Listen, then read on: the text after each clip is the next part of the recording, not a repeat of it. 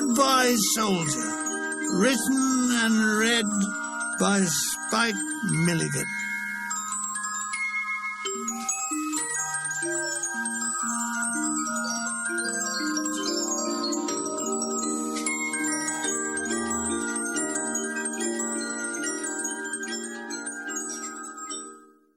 Romance.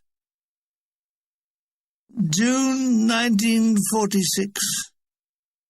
The Charabanc, with its precious cargo of bisexual soldier artists, seesaws through the narrow Neapolitan streets. It is a day of high summer.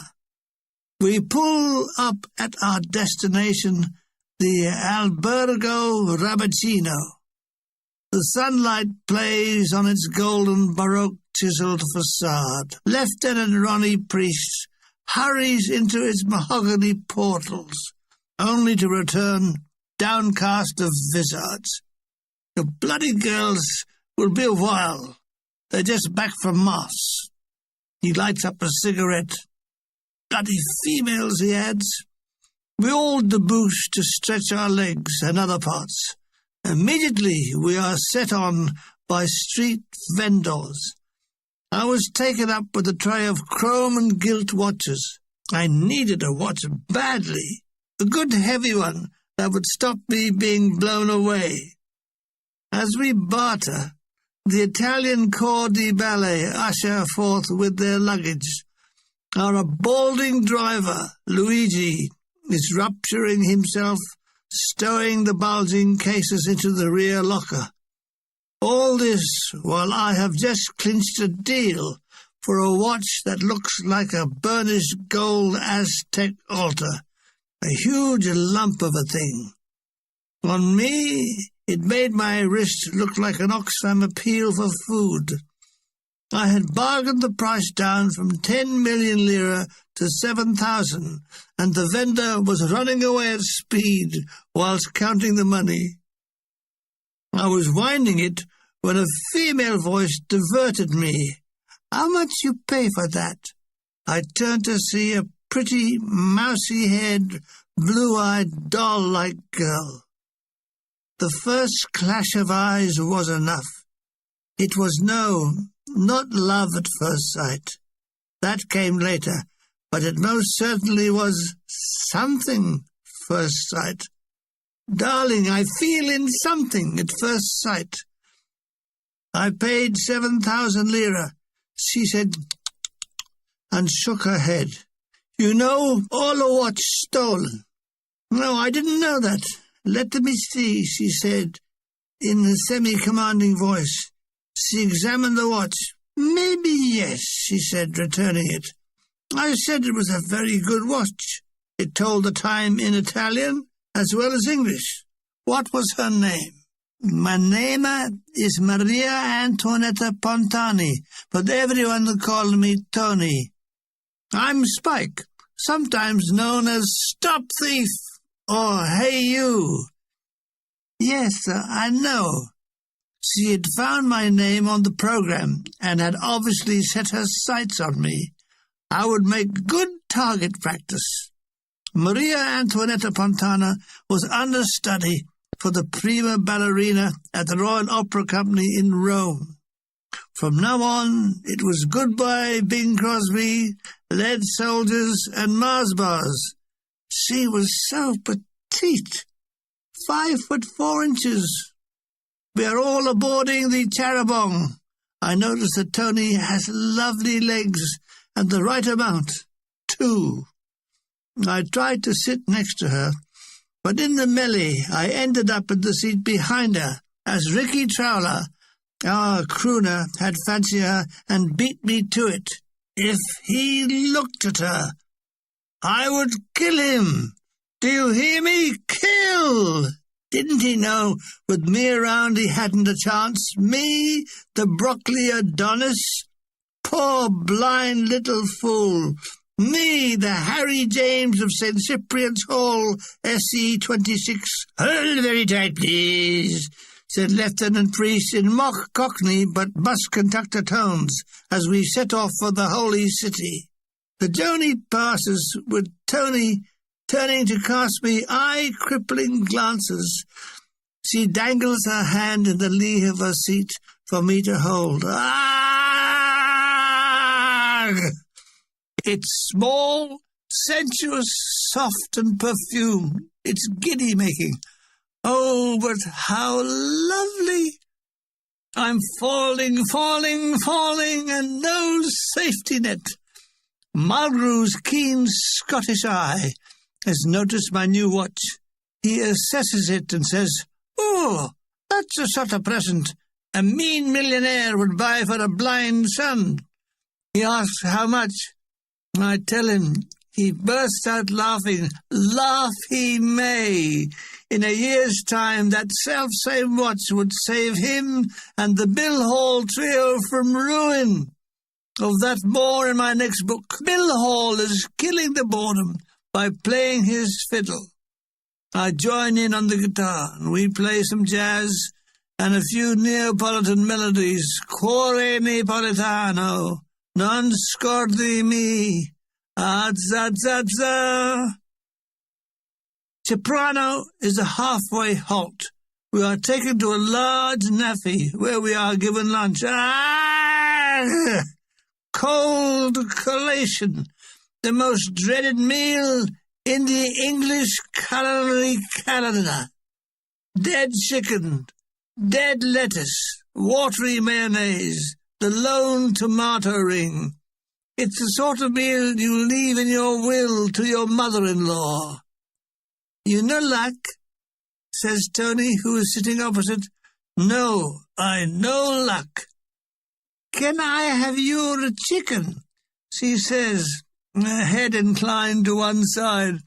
I watched as the dead fowl disappears through her delectable lips. I sipped the red tannic acid-ridden tea that must have been put on to boil the day before we landed at Salerno. Tony and I saunter out to the Tarabong. The journey continues. That swine trawler assumes his seat next to my Tony, the blind fool. Hasn't he noticed her adoring glances, my matchless profile from Brockley SE 26? Bill Hall is laughing. I've told him the price of the watch. So far, Bornheim has passed the journey immersed in the Union Jack newspaper. He walks down the Tarabong, swaying and bumping. He makes references to my new amour. "Is there something going on?" he said, nodding towards my Tony. I told him certainly there was a lot going on. I had just met her, according to my new watch, at 10:30 precisely. Yes, there was a lot going on, but as conditions improve, I'd hope for a lot coming off. He grins like a fiend. "The poor girl," he said, "you'd better not show it to her all at once." He slunk away, chuckling, the swine. This was not that kind of an affair. This was true romance. No tawdry thought entered my head, but it was entering the areas south of Rome. We lumbered through the hot, dusty villages. The grapes are heavy on the vine, and on sale are large, luscious bunches for a few lira. But I don't have eyes for the delights of the Campagna. Only Tony's glances and the squeeze of her little hand. Late evening, and the dusty, chugging Tarabong enters Rome through the Porta Maggiore. It's a Sunday evening, and the sunlight is turning to rose-petal pink. The streets are full of the populace taking their evening strolls. Elegant Romans are really elegant. They wear clothes well, but none of them are wearing sensible brown English shoes like me. More of them later. The Tarabong comes to rest outside the Albergo Universo. I'll help Tony with the luggage to her bedroom. Her mother wants her to go home, but because she wants to be near me, she lies and tells Mama The company rules insist he stays at the hotel. Ha ha! Love finds a way! I take me to my chamber, a very nice, no-nonsense double bedroom. Thank God, this time there's no screaming, chattering, farting Seacombe. No, he's in his hammock and 1,000 miles away. No, instead, I have the wino of the year, Trooper Mulgrew J., who, by just throwing his kit down, can make the room look like the Wandsworth Municipal Rubbish Tip. I hang up my civvies. Ah, this is the life, Johnny, I say. Oh, you've noticed, he said. To activate his Scottish mind, I say, I wonder what your folks in Glasgow are doing. And he says, a bank. He's looking at the ceiling. There's nothing there to tax his tartan mind. What's the time, he says, and I say, it's time you bought a watch that I can laugh at. From our floor, we take the lift. Che piano, says the aging lift attendant. La terra piano, says Mulgrew, who translated means the earth floor. The dining room is full. Another answer party has booked in.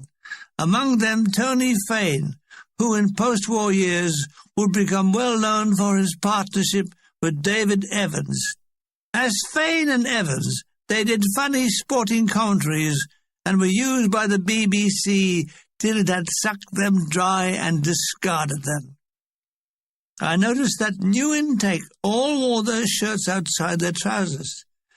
This struck me as amusing because, dear reader, during my boyhood days in India, we, the Raj, laughed at the Wogs for the self-same reason. What I didn't know is that this was the latest fashion from America. Suddenly, tucking shirts in was old-fashioned. I remember whenever Tony Fane passed me, there was the faint aroma of marijuana, for which he was later busted. I remember one dinner time when the smell of pot emanated from their table as I passed it on my way to bed. A pale Ensa female of some 40 summers grabbed the seat of my trousers and said, "Whoops! What-o, Monty!" and I fell face downwards into the soup. A lesbian javelin thrower manageress remembers me. Come sta, Terry? We chatted over coffee. Had I any spare tickets for the show? Of course. How many? She would like to bring the family, 32. She buys us a bottle of wine, and we discuss post-war Italy. The political scene was very woolly, with the Christian Democrats holding the wolf of communism at bay. She loves democracy, and have we anything for sale on the black market?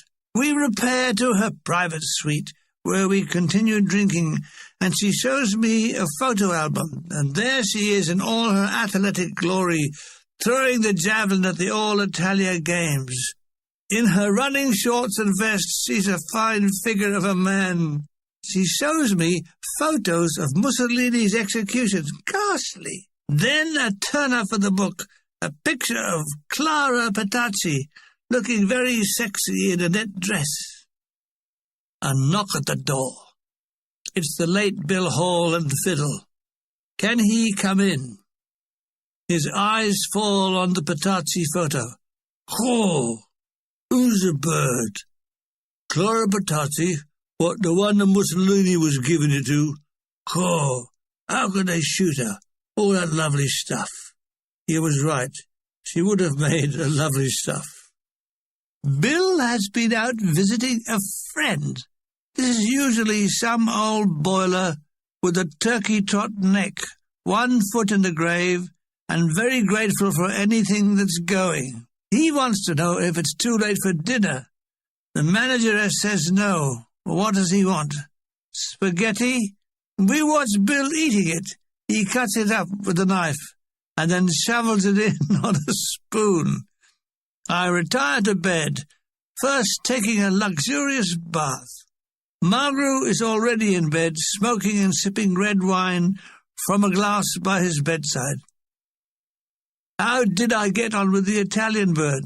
Italian bird?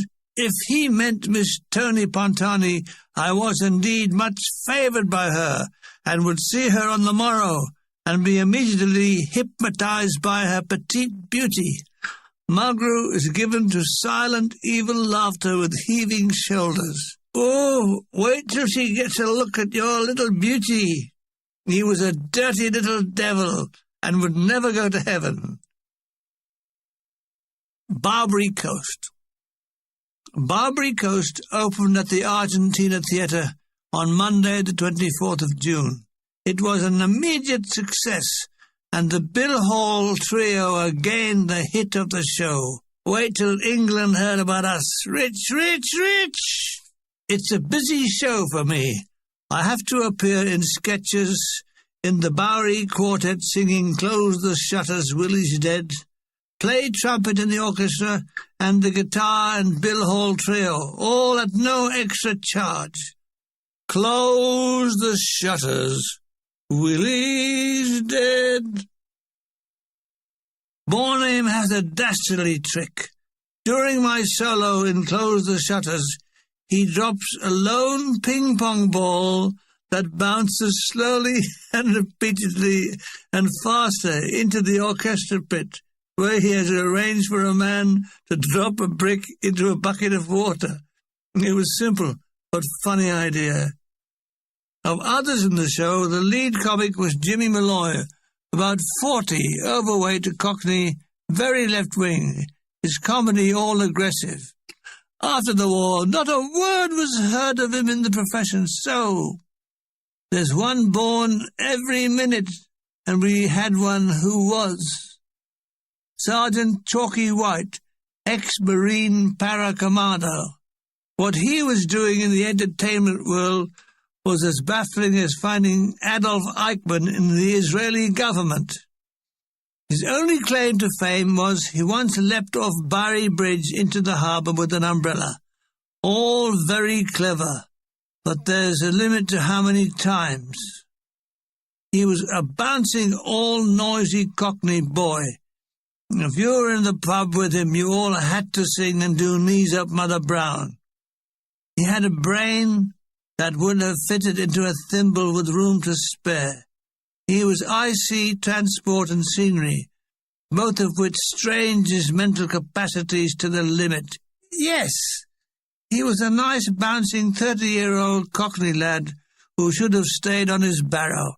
However, he was turned on by the bright lights and the birds of showbiz, so he wheedled his way into the show. He couldn't act, he couldn't sing, he couldn't dance, but he could fight. So for no reason at all, in the middle of the show, a mock fight breaks out, and we all have to pretend to be floored by Sergeant White. "Don't worry, I won't hurt you, I'll miss you by a whisker." This didn't work out. Every night he would miss time and render one of the cast unconscious. As I had boxed in the past, I rode his punches. Even then, to this day, I have a chipped front tooth and a scarred inner lip. Finally, after we'd all been hit, Lieutenant Priest had to put a stop to the fight. White sulked off. "He's professionally jealous," he said. White truly believed that after the war he would become someone. He did. A dustman. Maxie, just Maxie, was a short, squat mid-European. A huge head dwarfed his body, and his neck didn't exist, so much so that he couldn't turn his head, but had to revolve his whole body. He spoke very little English. His act consisted of bending iron bars on his head and shoulders, concluding with bending an iron bar on his forearm. Maxie had developed this special muscle that no living human has to develop. In this attempt, if he misses the muscle, he could break his arm, announced Malloy.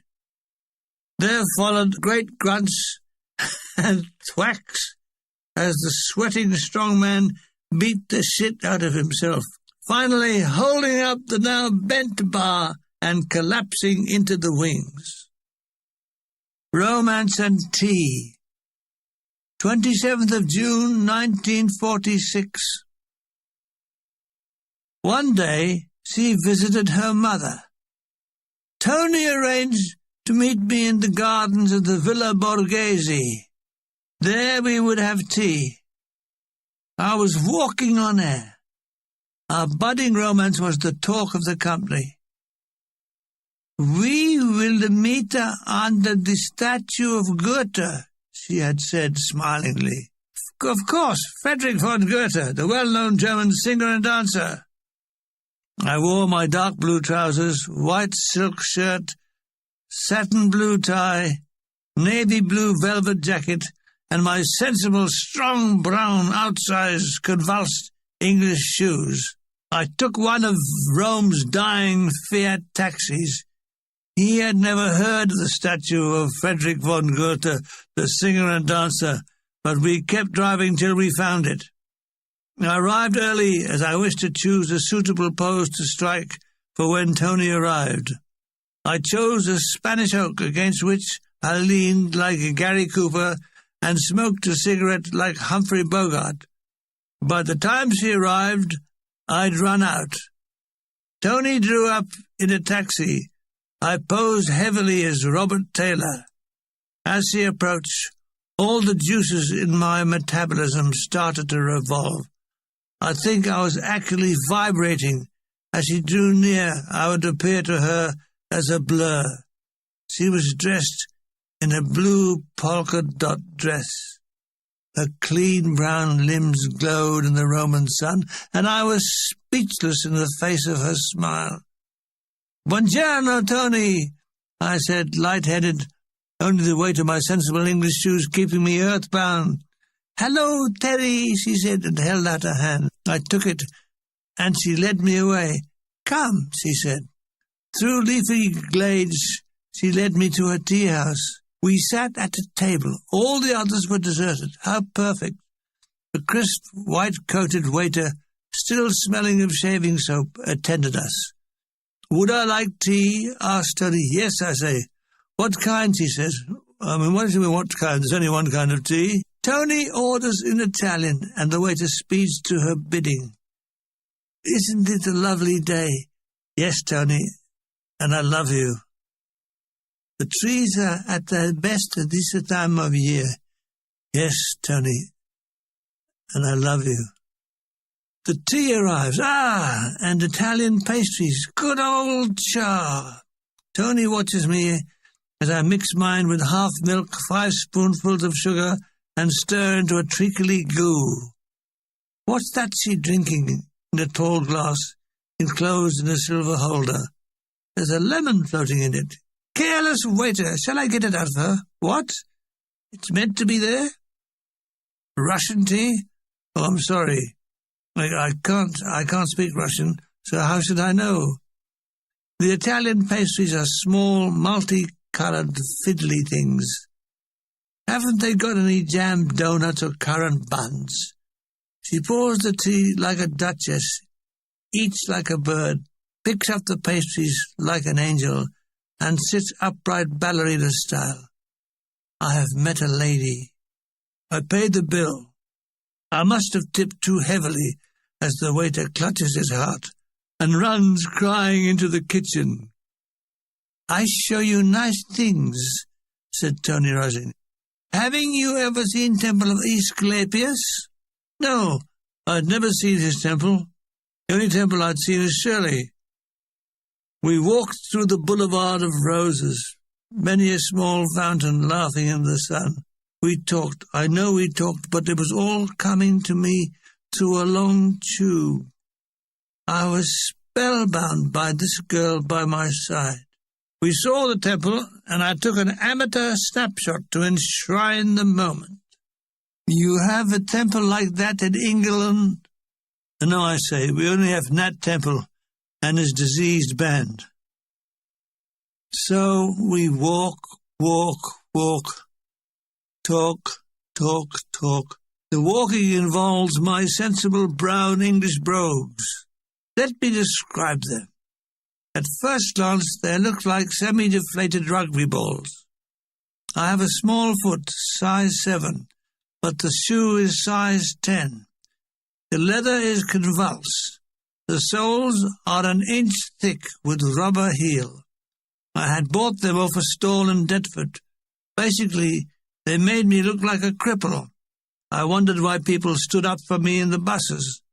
Now Tony, elegant Tony, has noticed them. I suppose to her Italian mind they would appear to look like two giant stale salamis with shoelaces inserted. She tried to be tactful. "Teddy, why you wear army boots with your nicer clothes?" "Army boots? What's wrong with the girl?" I told her these are my best shoes and the height of fashion in England in the 7 and 6 range. I was the talk of Deptford. She stifled a laugh with her handkerchief. She is wearing delightful featherlight Ferragamo shoes. "You only have one pair of shoes?" "Of course, that's all one needs. One sensible pair weighing 10 pounds each." "You must buy one more best pair," she said, and we left it at that. That magic afternoon wandered on and still does. We stop at a stall and have a lemonade each. We sit sipping them through straws. Tony points at the range of cakes and confectionery. "You have like this in England?" "Oh, yes," I tell her. "We have good sweets in England. We have spotted dick, rice and jam, plum duff, suet treacle pudding. Oh, yes, we have sweet things." I offer her a cigarette. No, she no like smoke. She thinks that smoking is dangerous to oneself. Is she mad? Smoking is lovely. All the film stars do it. Smoking never hurt anyone, I said. I smoke 60 a day, and I'm as fit as a fiddle. I said, coughing and bringing up a ton of it. We arrive at the Spanish Steps. The flower sellers fade into drabness among the urgently growing flowers. Red roses, of course. I buy Tony a small bouquet. I have never bought flowers for a girl before. I passed them to her. They glowed red in the afternoon sun. She took them, looking intently at me, as she did. Still looking at me, she withdrew one lone rose and gave it to me. It's a moment in time, frozen in my memory. I take the rose and try and put it into my buttonhole, but there isn't one, is there? So I stick it in my pocket. Tony giggles. It sounds like water splashing in a pond. My love is like a red, red rose that blooms in early spring. She smiled with her eyes. You write that? Yes, I said. If you're going to tell a lie, tell a big one. She holds her hand out and we are off up the steps to visit the apartment of Keats overlooking the Piazza España. A bored 60-year-old guide points out the items of interest. Keats's bed, his writing table, his chair, his Poe.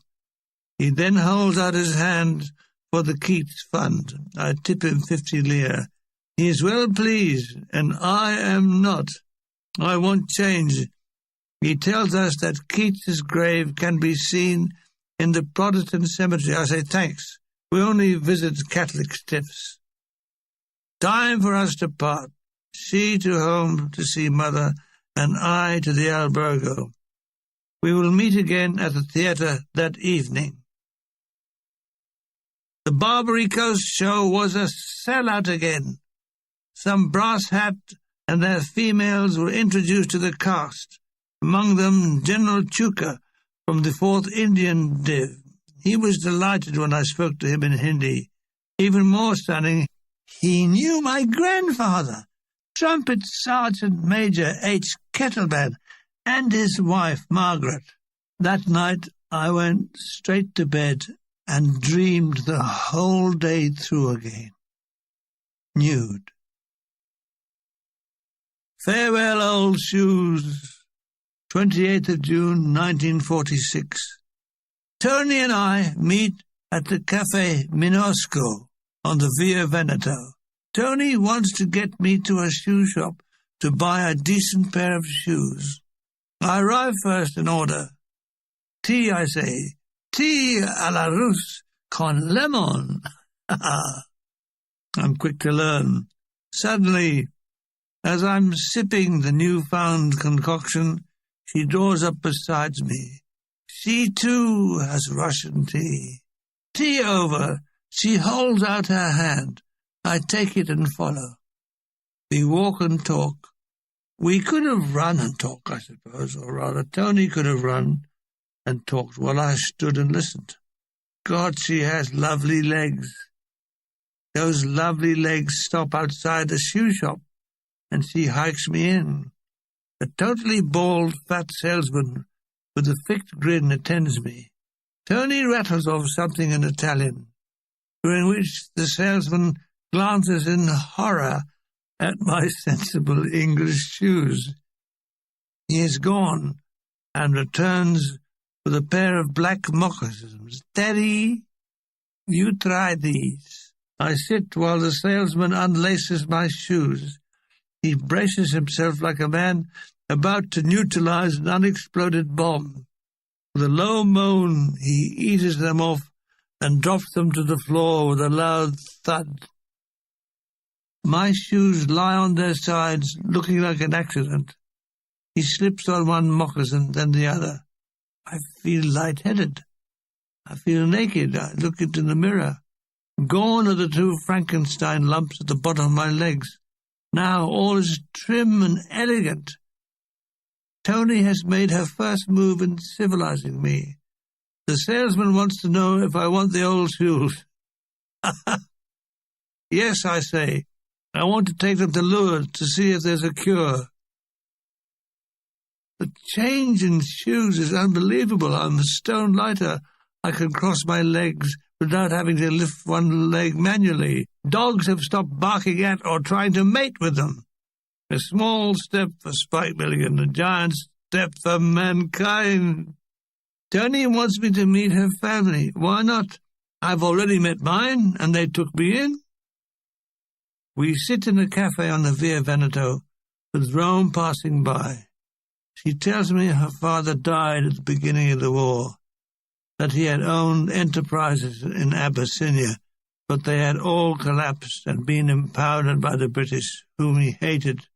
The main one was a soap factory. When they closed that, he had a heart attack and died. I had been out with a girl whose father was a mechanic in Norwood, and one who was a bookmaker in Crofton Park, and one who was a thief in Brockley, but never a soap factory owner. Till everything comes to he who waits. But before I meet her family, she must break the news to her boyfriend Arturo, who is an officer in the Alpini Brigade. She has already written to him, saying it was finito. I know him a little, she said. 29th of June, 1946. Saturday morning, and I take a taxi to 53 Via Apennini. Tony meets me, smiling at the door. Why she smiled at doors, I don't know. Hello, Terry. I have dressed in my battle dress with all my medal ribbons on. I wanted her to present a heroic liberator of her country image to her mother. So to the mother in the lounge, homely, chintzy, loose covers affair. This was the first time I'd had a loose covers affair. My mother is tall, fair-haired, blue-eyed, and I was soon to know that she was French by descent, like parachuting from the Eiffel Tower. She's very pleased to meet me, as is her younger sister Lily, who is the living image of Ingrid Bergman. The maid, Gioia, is introduced, and she is a giggle of shyness. She curtsies to me. I am to have a lunch of soup, then pasta and fish course with white wine. The latter must have been made from stewed guardsman's socks mixed with vinegar. Apart from that, it was a delightful lunch, with me acting up to Tony's mother. I think, as I was the first Allied soldier they'd met, they were all excited, including Gioia, who giggled every time she served me. I tried to avoid any amorous glances at Tony, so her mother didn't worry about what was going to be a real love affair. That night I stood in the wings and watched Tony pirouetting to Ponchielli's Dance of the Hours. It was all so romantic. It had echoes of Hemingway's Farewell to Arms, though I doubt if anyone who had judged the man with the clip-on moustache, long white nightdress, holding a candle and singing "Close the Shutters, Willie's Dead" was the boyfriend of the stunning petite ballerina on the stage. Tony liked Johnny Mulgrew and Bill Hall, but didn't like Bill's scruffy appearance and Mulgrew's drinking habits. It was her fear that I, too, would become like them. Bill is still disappearing for 23 out of the 24 hours, only appearing shagged out minutes before the act is due on the stage. Where does he go? Bornheim knows. He has to hop it sharp after the show. If daylight touches him, he turns into a werewolf and raids naffy dustbins.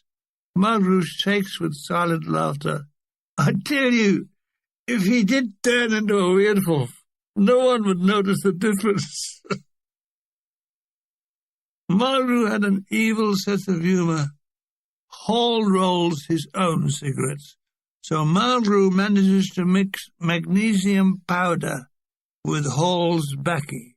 With blackened face and singed eyebrows, Hall walks the corridors with a stick and, all right, who fucking done it? Worse to come, Mulgrew, who by dampening brown paper had made a realistic Richard, that is Richard III, a turd, and placed it in Gunner Hall's bed with the note, "The Phantom strikes again." Oh dear, Maxie has overdone it. He thinks he has fractured his arm. I watched from the wings as it happened. Maxie, for a start, looked like a Neanderthal man. His forehead was every bit of 2 inches, and his arms reached below his knees. I think in his paybook it said place of birth, tree. He's telling the audience, "Ladies and gentlemen, I make a axo. I take a these iron bar, and I make a the bend by heating special muscle in my arm." Then he started this terrible thwack, whack, whack on his forearm, mixed with grunts and occasional screams. This night he staggers off, clutching his arm and moaning, "Oh, fucker," in Hungarian. He went off the show for 2 weeks. I think he convalesced in a zoo. After the show, I take Tony for a glass of wine at the trattoria next to the theatre. We sit at a table on the pavement and talk. What about? Anything. It's just lovely being with her, looking into those eyes, at that waspish smile, and listening to her small, childish voice. I'm falling head over heels in love. Padua, Sunday, 30th of June, 1946. All packed up and onto the charabanc. This time I sit next to Tony. Our destination, the ancient town of Padua. We're travelling on a Sunday morning, and families are coming or going to church. The sound of church bells hangs on the morning air. We pass several religious processions. "Oh, one thing about Catholics," said Gunner Hall, "they always play the full houses. Bornheim readers, all that free communion wine that they streak free, that gets them in. He who hasn't been inside a church since his christening day." I too have lost touch with my religion. I'd stopped going to church the moment I joined the regiment. No more could my mother nag me into God's presence. However, Tony was a practicing Catholic. Why are they always practicing? When do they become good enough not to? When I put that to Tony, she said, "I do not understand you." What are you talking about? I said I was talking about 20 words a minute. She didn't understand, but laughed and said, I love you, beautiful eyes. That's strange. All these years in the army, and my sergeant had never said I had beautiful eyes. Beautiful eyes, front? No, it doesn't sound right. We are driving across Italy from west to east. We can't make Padua in a day. It's some 600 kilometres away. We stay that night in a hotel on the sea at Riccione. It's a large, rambling hotel built in the 30s.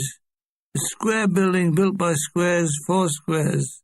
The rooms are comfortable. Strange, I've never found an uncomfortable Italian bed. We all hike ourselves off the charabanc, carrying our chattels.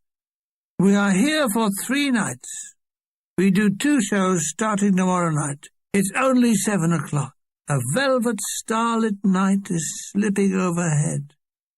I tapped at Tony's door. Would she like to go for a swim? Oh, yes, it's a warm night.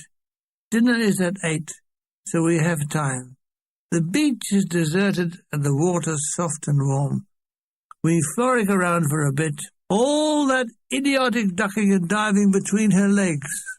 We run back to the lee of a fishing boat and dry off. Before the war, these beached very many people, she says, and it won't be long before there are twice as many people as there were then. I went back in 1965 on a nostalgia trip. You couldn't see the sea for people, and when you did see it, there was no room in it. Signs should have read, sorry, Adriatic full up today. We hold hands and lean against the boat, and I kiss her for the first time. There were love whispers in the all-embracing night. We returned to dinner in a nice airy room opening onto a veranda. Tony asks about the family. What do your father do? As little as possible. He's a soldier, a captain. He fight in this war? No, not this one. He's too old, vecchio. He fight in the last war. This one is an encore. And your mother? You look like her or your father? I think I like my father. Oh, he must be very handsome, she laughed. Yes, he was. Not so much now. You have sister brothers? 1 brother. Is he older or younger? He's younger. What he do? He's in the army in Germany. Before the war, he was studying to be an artist. Your family all artists? How you say, artistico? Yes, my mother was a trained singer and she played the piano. My father sang and danced. What kind of dance? Tap dance. Oh, like American Fred Astaire. Oh, yeah, little more like Bill Robinson. Who, Bill Robinson? Oh, dear. No. It was the conversation that millions of people make when they first meet. Looking at it these 40 years later, it looks boring. So what made it worthwhile at the time? The sound of her voice, the movement of her lips, the look in her eyes, and that peculiar tilt of her head when she spoke. Her hand gesturing to make a point. Yes, I suppose all these things, and the unexplainable biological call of matching chemistry that takes charge of you and dedicates it to another person. It's pretty miraculous stuff. It does wear off, but it will always haunt you. The sudden tune, the perfume, a flower, a word, and the ghost of all those yesterdays return for a fleeting moment like the wind's caress. Ah, youth. From the windows in the passage off our bedrooms, we can see the outdoor cinema, which is showing Nelson Eddy and Janet MacDonald in something like, Give me some men who are stout-hearted men. Tony and I stand at the window for a freebie. I have my arm around her waist. It's like an electric shock. We watch as Janet and Nelson shriek at each other face to face. I am thine forever! It ends with them kissing on a balcony. So, to bed. I kissed Tony goodnight, only to be caught by Johnny Bornheim. "Here, here, here," he cautions. "No kissing ballerinas between 6 and midnight." He pretends to produce a notebook and pencil. "Now then, how many kisses and what time?" Tony giggles and disappears into a bedroom. "Good night, Terry." Bornheim tells me he has found a grand piano in a room. Would I like to hear it? He was a superb pianist. Of course I would. I troop down with him and he plays Puccini, Ellington, and more Ellington. By then it's midnight. I hie me to bed, my head full of flowers and Tony. Oh, those kisses. There must be a word somewhere that explains the feeling. Spazonkled. That's it. It was like being spazonkled, spazonklified. I lay in bed smoking a cigarette and steaming with love. Where will it all end? I slept late, missed breakfast, couldn't find Tony anywhere. She'd gone with the girls for a swim. I find an Italian cafe and order cafe latte and a brioche, which I wolfed down. Bornheim appears at the door. "Missed breakfast," he said. "Oh, you little Sherlock Holmes," I said. "Not with Tony?" he went on. "No, not with Tony. Very good, very observant." He settles down to a coffee. "Seen the theatre?" "No, I hadn't." "Very nice. Small, but very nice, called La Galleria." "Been for a swim yet?" "Yes, last night with Tony." "Oh, you dirty devil. Midnight swims, eh?" Bornheim doesn't understand the purity of this romance. "When are you going to give it to her?" he said, and I shudder. I'm above all this. I'm no longer lecherous Gunner Milligan, but nice Terry Milligan. Bill Hall thinks we need to practice and think of some new ideas. So we retire to my room for 2 hours, playing those jazz standards. I still love Georgia Brown, Poor Butterfly, What's New, Sophisticated Lady. We get carried away and the practice becomes a swing session. Lovely. The show that night, as per usual, with glances between Tony and me whenever we passed as we rushed to change for the next scene. It's a very warm night and the smell of frangipani is wafting through the window of our dressing room. All very nice. Fiola Silenzi, a name to conjure him. She is our monumental Italian soprano. She and her smaller husband, Fulvio Pazzalia, sing excerpts from opera and popular ballads. Violetta! Fiola is in her early 40s and must have been very pretty in her day. Alas, I wasn't in town that day. She's overweight but insists on wearing skin-tight clothes. Layers of fat poke out all over the place as though she's wearing a series of bicycle inner tubes. She's not far off, looking like the Michelin Man. She's billed as Frisco Lil, and with that name launches into One Fine Day. Tonight, as she and Fulvio are going for one of those last high screaming notes, her dress rips across her abdomen, with the resultant raw soldier laughter from the audience. She is furious and storms off into her dressing room, where we can hear her yelling at her innocent little husband.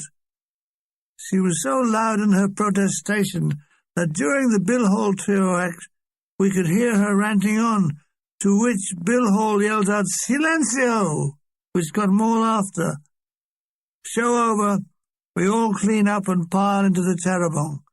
Tony's already in and pats the place next to her. Each time I sit next to her, there's a sort of howl from the males in the coach.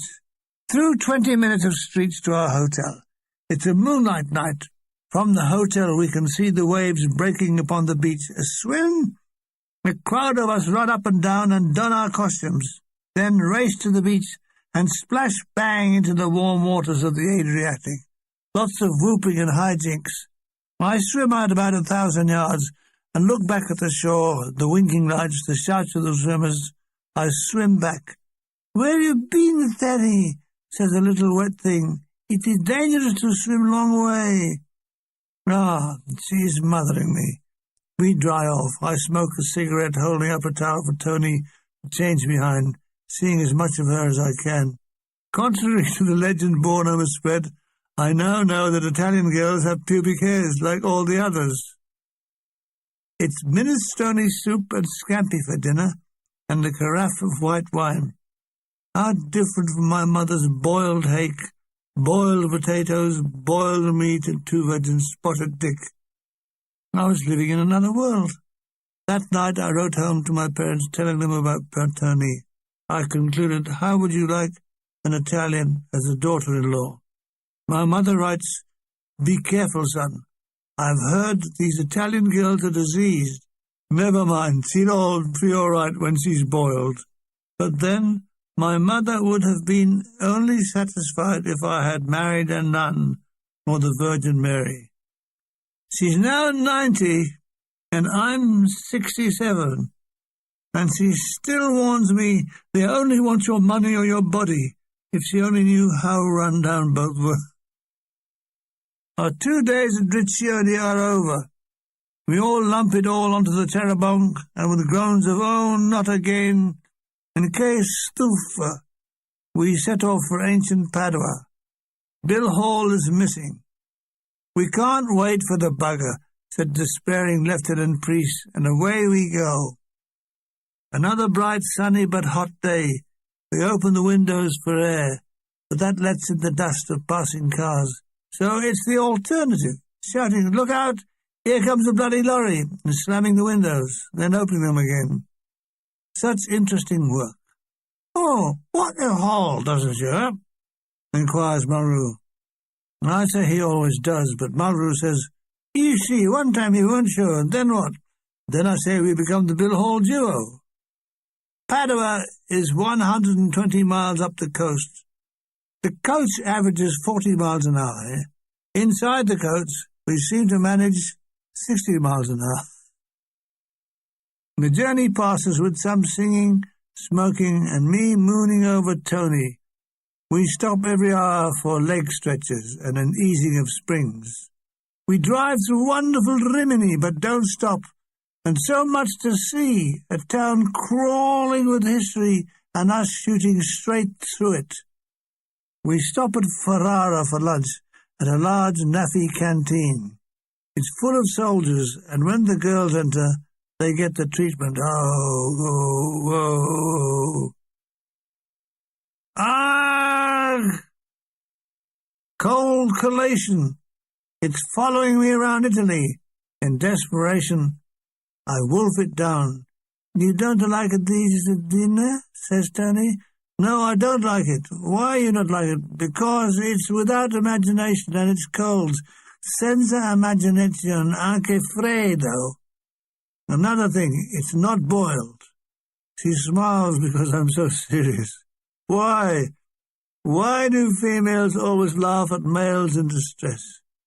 Whenever my father struck his head on a beam in the cellar, my mother, her sister, and my grandmother burst into hysterical laughter and locked themselves in the sewing room so father wouldn't hear. Is it the ultimate triumph of woman over man? Did Eve laugh when she first saw Adam's willy? No! I loathe cold collation, mainly because it's the English answer to shutting the kitchen early so the chef can get to the boozer before 11. A number of nights I've been trapped in a boarding house with just me alone with cold collation in an empty seaside dining room. The horror still lingers. How could Tony ever understand? There was only one thing worse than cold collation, and that was the bloody awful Warsaw Concerto. When the meal was over, several of the cast came and congratulated me on eating it. Oh, then to Padua and away from the reek of cold collation. Oh, never go to Ferrara, the curse of the nation. It's known to weary travellers for serving cold collation. Do not then you wonder at travellers' faces stricken, at lettuce, leaf, tomato half, and lump of long dead chicken. Tony is telling me how she always wanted to be a ballerina. She had started at 11, when she must have been 2 inches high. She was trained by Madame Cold Collation. No, I'm sorry, dear reader. It's that terrible meal twisting my mind. No, not Madame Cold Collation, but Madame Esteve. Under her strict supervision, it was considered impolite to smile without placing a handkerchief over your mouth.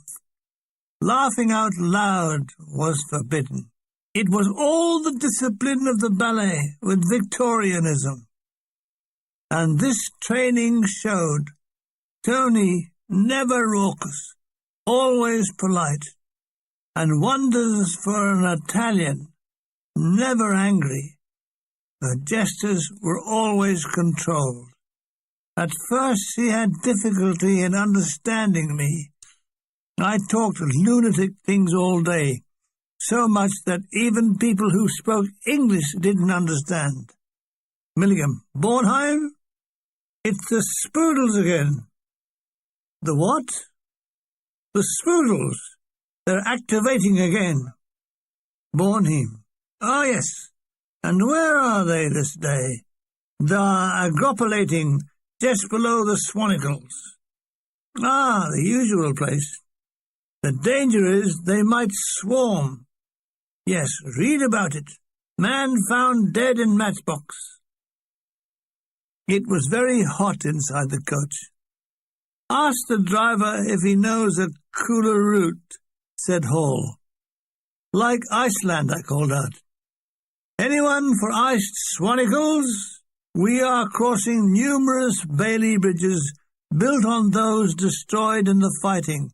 The odd sign still says, you are crossing this river by courtesy of the 202 Royal Engineers. I reflected on how much blood was spilt in building them. Tony is fanning herself with a piece of card. Que stufa. Indeed, it's very stufa. Through the village of Polcella, the towns of Rigigo and Strangella, the names roll by on city limit signs, past old Mussolini slogans fading on the walls, murals of the deceased dictator with his jutting jaw, now vandalized, flashes of red which are tomatoes ripening on the walls. Not long now, says Lieutenant Priest in a cheery voice. Lots of things aren't long. Maru wasn't very long. Maxie at 5 feet 5 inches was even less long. There was indeed a great shortage of longs. Padua. Let me see, what did I know about Padua? There was St. Anthony's and Giotto, and some mural in the Palazzo del Regione. So, I didn't know much about Padua. If only the coach stopped in Catford. I knew a lot about Catford. There was the 50 shillings tailor, where I had ordered a dreadful suit that made me look deformed. It was like something you got on prescription from a doctor. It's evening when the dusty Charabong, with its passengers singing, Hey, Jira, Jira, Jirica, shudders to a steaming halt outside the Leone Bianco Hotel. Ah, Leone Bianco, said Bonnie, the blancoed lion.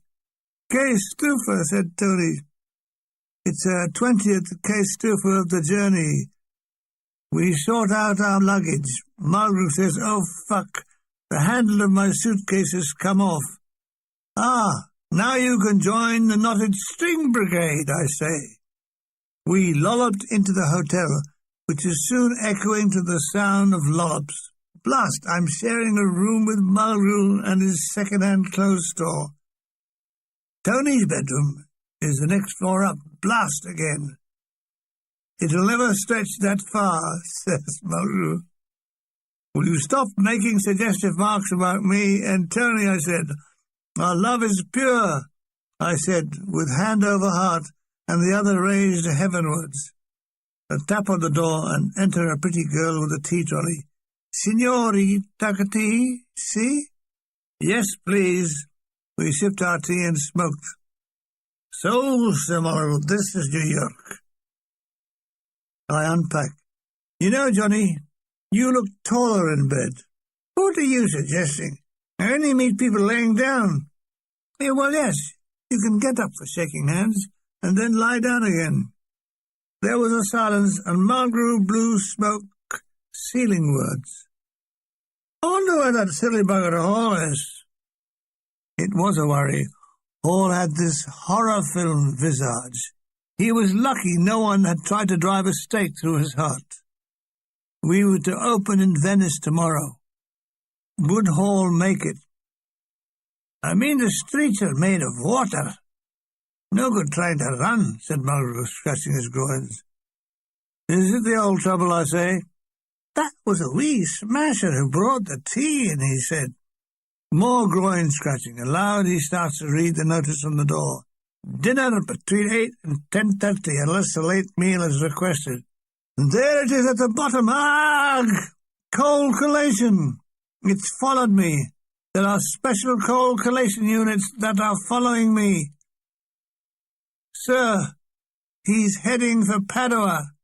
Quick, send a dispatch rider with several cold collations and hurry. I run a bath. I undress in front of the mirror. The more clothes I remove, the more I look like a Belson victim. I immerse what is called a body in the bath. I sing merrily, adjusting the taps with my toes. I spruce up and take the lift up to see Tony, who's walking down the stairs to meet me. I go down to meet her. She comes up to meet me, and so on until we make it. A lover's stroll through the town. Being a university town, there are numerous bookshops and cafes are full of students talking excitedly. Tony stops the sweet shop and buys coloured sugar almonds. The blue ones are for your eyes. Gad, I must have been lovely then. One thing for sure, she must never see me naked. I had a body that invited burial, that and my ragged underwear.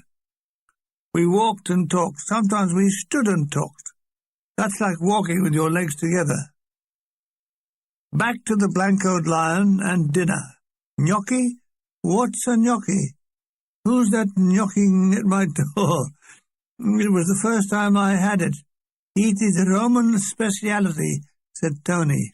She asked me if I've been to Venice, and I say no, but I've seen it in a book. All city built on, how you say, piles, I said. Yes, the whole of Venice suffered from damp piles. She doesn't understand. Lieutenant Priest approaches. Is everything all right? Yes, molto buona. He tells us that Chalky White had gone forward with the scenery, which will be transported to the theatre by barge.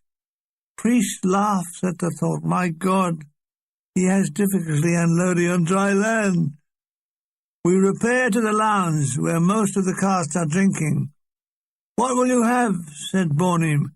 I'll have a cognac, and Tony will have a lemonade. Well, I'm sure the barman will serve you, he laughed. The swine. Sorry, Spike, I'm broke. You'll have to lash out. You sure Boredom isn't a Jewish name? I said. So what'll you have? Of course, it's double whiskey, isn't it? Wait, what's this? Through the door, covered in dust, unshaven, with his fiddle case under his arm, is the late Gunner Bill Hall. Here. They didn't bleeding wait for me, he said. I've been catching lifts all day. My bloody thumb's nearly coming off. He wants to know if dinner is still on. I gaze at my Aztec gold watch, and holding it in a position for the whole room to see, I tell him he's just on the right side of 10:30. He departs, him and his reeking battle dress. The jacket is open from top to waist, over a crumpled shirt, off-white shirt. Because of his thin legs, he wears 2 pairs of trousers. They billow out like elephants' legs. God, what a strange man, but a genius of a musician. When he died a few years ago, I realized that a genius could die unsung. So, as the surgeon said, we're opening tonight. All excitement. We're on our way to the Theatre Fenici in Venice. Tony gave my arm a squeeze, but nothing came out. And now she says, "These is for you." It's a small tissue-wrapped package. Oh, how lovely. It was just what I always wanted. A tissue-wrapped package. I removed the tissue. It's a silver cigarette case. I look for the price tag. "Now you throw away that dirty tin, eh?" No, I can't throw it away. That tin has been under mortar fire and shell fire with me, danced with girls with me, even had an attack of piles with me. From now on, I'll have to keep it out of sight. Venice. The charabanc is taking us through medieval masonry and onto the causeway. The sun bounces off the yellow waters of the lagoon. On the right, the blue-grey of the Adriatic, neither of which look clean. We debus in the Piazza Roma, where a CSE barge is waiting. Oh, the fun! "Hello, sailor," I said to a deckhand. I lift my guitar case carefully on board, then turn to help Tony. Blast! The deckhand is helping her. I'll kill him. He touched her. My broccoli SE-26 blood boiled. He's lucky to be alive! We glide down the Grand Canal. On our right, the magnificent palace Vedrami in Cagliari, its mottled stone catching the sun, pigeons roosting along its perimeters. We slide under the Ponte Rialto and look up people's noses, the sheer leisure of water travel. Tony and I are in the back of the barge by the rudder. I look into the brown waters to see the romantic discharge from the sewer. Slowly we are coming to a landing stage for the theatre. Our dressing rooms are wonderful. Red plush with gilt mirrors, buttoned furniture. "Och, no! Och, more! This is more like it," said Malraux. What it is och more like, he doesn't say. That bugger Bill Hall is missing again. Will he turn up? Malraux shrugs his shoulders. Suddenly he notices my new cigarette case. "It's from Tony," I tell him. An evil grin on his face. Malraux says, "Oh, is that for service as lender? How dare he? Now he wants to borrow a fag. God, Malraux, you're always on the ear hole. What do you do with your faggots? Didn't you know? I smoke them." A pause. "Are you thinking of marrying her?" "Hardly. I mean, my worldly savings is £80. Malraux claws the air like a beggar. "Rich," he says. "Oh, rich!" I can't take Tony from all this to a steaming sink in Deptford. Why not? It's good enough for your mother. My mother's used to it, but this girl is upper middle class. They've got a maid. Then, he laughs, marry the maid. She's used to it. As he speaks, he is undressing. He's down to his vest when there's a knock on the door. "Just a minute," he says, and pulls the front of his vest between his legs. "Come in." Lieutenant Priest sticks his head round the door. "Any signs of your vagrant?" he said. "We need notice of that question," says Malraux.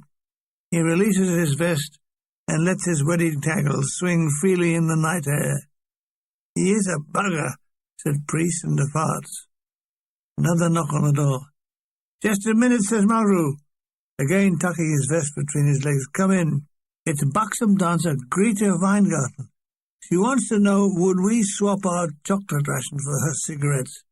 Alas, we have eaten it all. She departs, and again Mulgrew lets it all swing free.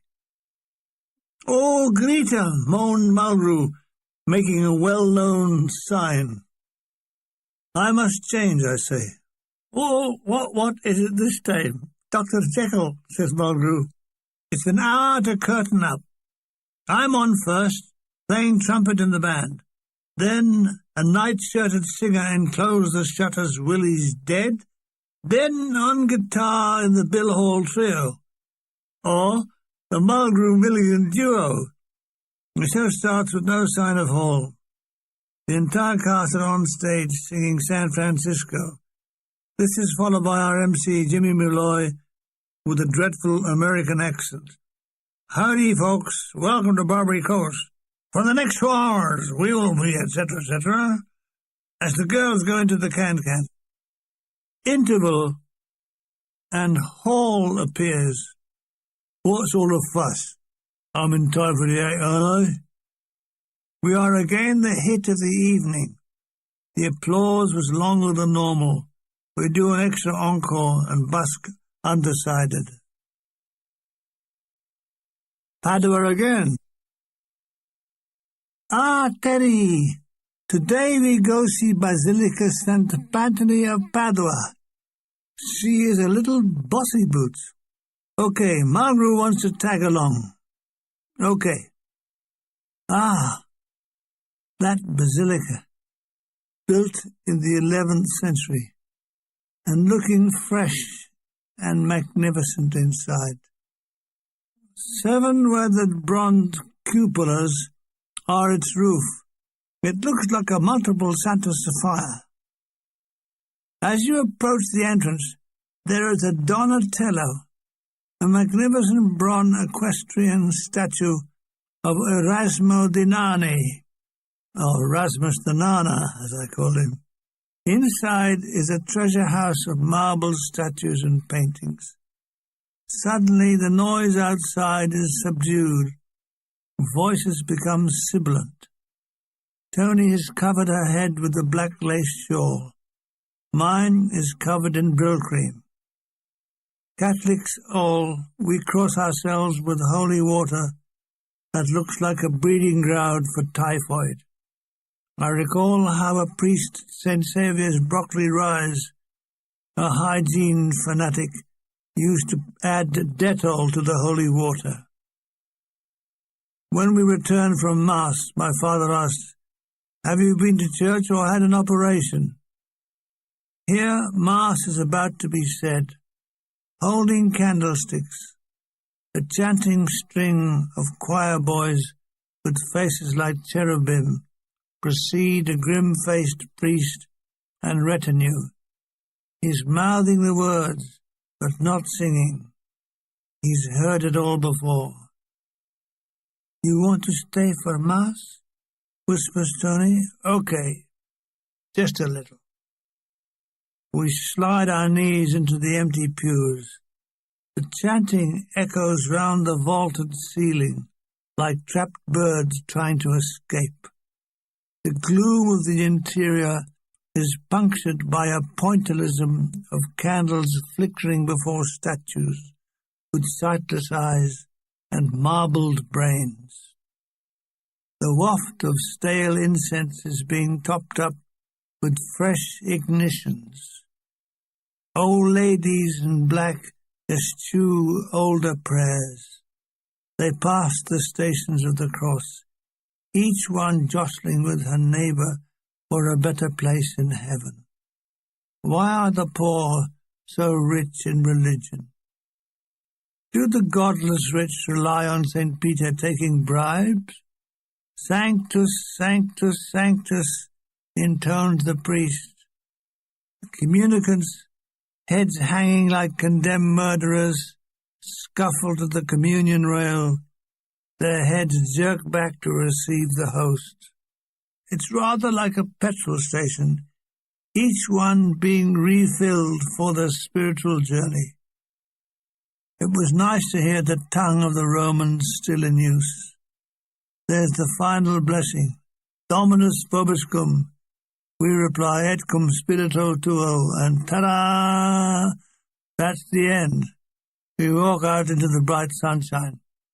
Mulgrew is gasping for a fag, especially one of mine. I open my silver cigarette case. He takes one out. I snap the case shut like Bogart. I tap my cigarette on the lid, and with a flick, I send the cigarette up my nose. That's the first time I've been in a Catholic church, said Mulgrew, a lapsed Scottish Presbyterian. I promise I won't tell anyone, I said. Tony wants to tidy up her hair. Let the lace shawl catch in my hair. She got Mulgrew to hold her mirror. The occasion is marred by rain. We run for the covered walkways by the shops and finally make a dash for the blancoed lion. Ah, there's some mail. My folks have sent me a parcel of books and magazines, so I settle down for an afternoon's read. I can read we now have a Labour government with Clem Attlee as Prime Minister, and after that wonderful man Churchill, we now have someone who looks like an insurance clerk on his way to a colonic irrigation appointment. I asked Mulgrew what he thinks of Attlee. I never think of Attlee. Do you think of any politician? I sometimes think of what Bessie Braddock looks like with her clothes off. It's therapeutic. Something else. Politicians should only be allowed to make speeches with their trousers down. It would be a test of their sincerity. Is Mulgrew mad? Could Churchill have made his blood, sweat and tears speech with his trousers down? Speaker. Will the honourable gentleman lower his trousers and answer the question? I'm sorry, Mr. Speaker, but I've forgotten my underpants. Venice again. The rain continues. Thunder added to the downpour. I read Mulgrew bits of spicy headlines. Nude trombone player in Bath mystery. Film star swallows oil slick, etc., etc. The Daily Mirror win the prize with its headline about a vicar molesting choir boys. Reverend Smith, go unfrock yourself. It was in deluged conditions that we set out for the theatre. The windows steamed up, the roar of the rain incessant. Christ said Boredom, we'll end up on Mount Ararat, two of each animal. He peers through the windows. Boredom enjoyed a good peer.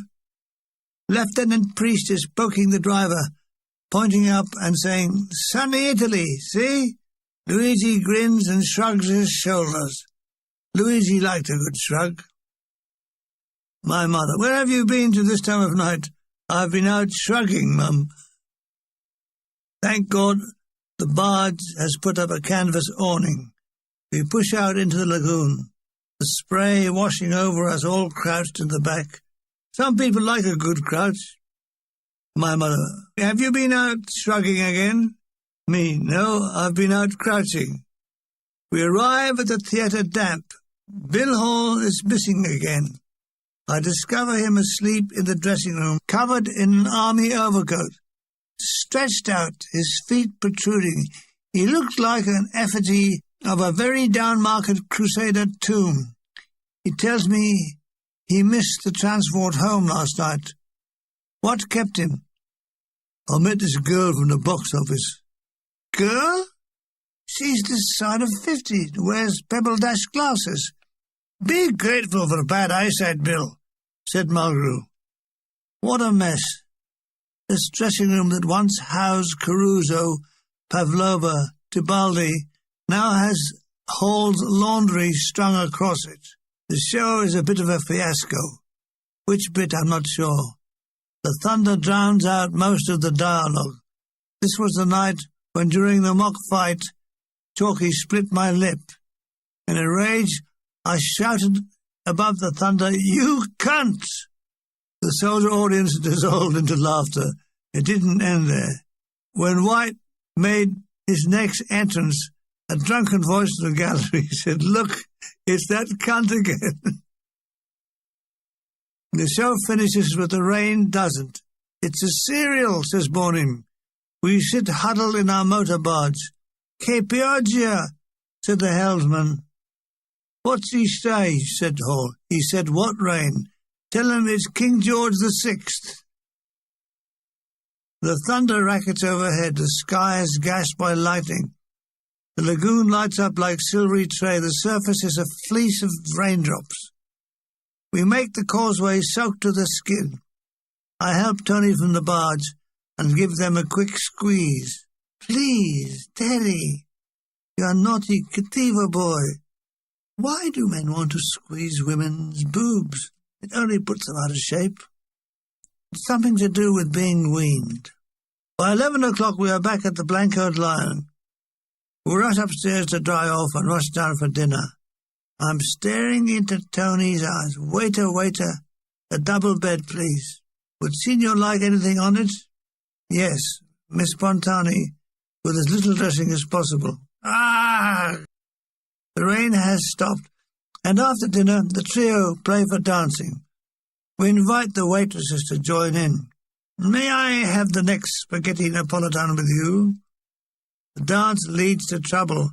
Some of the local yobs have started to gather outside the large glass window and now start shouting threats at the girls for dancing with Allied soldiers. They make the nasty sign of cutting women's hair. We stopped the dance as they were trying to break in, so we phoned the military police. We blocked the doorway, standing shoulder to shoulder. Terry Polizzi, a Cockney Italian, was remonstrating with them. There's a lot of barging chest to chest. Maxie, our strongman, bodily picks up one of the mob and hurls him back into the crowd. It stems the tide long enough for the redcaps to arrive in a jeep and disperse what could have been a nasty situation. And so to bed. First, a tap on Tony's door to say good night and give them a squeeze. "Please, Teddy." Next day is bright and sunny. We are awakened by our nubile waitress with a tea trolley. What a luxury! She has nice legs and a wobbly bottom with the consistency of Chivers jelly. Mulgrew lights his first cigarette of the day and has a fit of coughing that sounds like a plumber unblocking a sink. With a confused face and eyes watering, he says, "Oh, lovely. The best fag of the day." He then falls back exhausted on the pillow. Tony has gone on the roof to Sunday. "I want brown all over," she says. "If you come up, you make a noise. I promise I will yodel like Tarzan." Some more mail has caught up with me, and a parcel from my mother. My mother's letter is full of warning about show business. It can ruin your health and knock yourself up. How does one knock oneself up? Instruction: take up the normal standing position. Clench fist, then start to rotate arm, getting faster and faster. When going at a good speed, thud fist under chin and travel upwards. Terry Polizzi is leaving today to beat the mob. He asks us all to have a farewell drink, so I say farewell to my drink and swallow it. I asked Terry, was it awkward being an Italian by descent, having to serve in the Allied army and fight his own people? That's the way the cookie crumbles. I'm an eye-tight Cockney. In the war, you got to be on somebody's side, so I was on somebody's side. Your relatives living here? Yeah, in Cattolica. I went to visit them. It was funny. Most of them were in the Allied army, and I thought, here. He started to laugh. One of them might say, "You shoot at my uncle." Terry had been in the 7th Fort Mediums, the sister regiment to the 56th Heavy. They used me as an interpreter. I did well with R-type POWs. I tell them first thing they had to give up was their watches. I made a bomb on them in Tunis. Need Bradish's an expensive chronometer. R-type colonel, he said. He asked me for my home address, and promised to contact me when I returned. He never did. In 1976, I phoned him. Is that Felice Cafe? Yeah, who is it? You wouldn't know me. I was killed in the war. Who is that? Gunnerman Spike. I've been meaning to write to you. 30 years she'd been meaning to write to me. We finished the booze up and Terry gets on this Naples-bound lorry. First I take a posed picture of him sorrowing at his departure. Tony, she should be nude by now. I tiptoe up the stairs with Bornheim and my camera ready to click. She must have heard us because by the time we got there, she had her petticoat on. That night, during the interval, Lieutenant Priest comes round with wages, or, as Hall called it, the dibs. We signed the dibs receipt. Hall puts his money in the rosin compartment of his violin case, and I think Mulgrew put his on a chain in a money belt in his jockstrap. After the show, I planned for Tony and me to go out to dinner. First, a trip in a gondola on a clear, starry night. The gondola man can see we are loved, so he sings, "Lay that pistol down, babe." It's midnight. Tony and I are at a corner table in the Ristorante Veneziana, alas, now defunct, possibly now the plastic pizzeria. It's all candles and Victoriana, and dusty enough without being dirty. There are chandeliers with the odd teardrop missing, and white apron-weighted, lubricated by the growing tourism, are grovelling and bowing at the going rate. The guitar and mandolin are trilling through Paolo Tosti and Puccini. I sent 100 lire with a request, "Don't play, lay that pistol tub down, babe." Tony and I, talking pre-dinner things, we watch the dancing calligraphy of the ruby and the wine on the tablecloth. We hear the waters lap as the gondolas pass the window. Please, God, let me die now.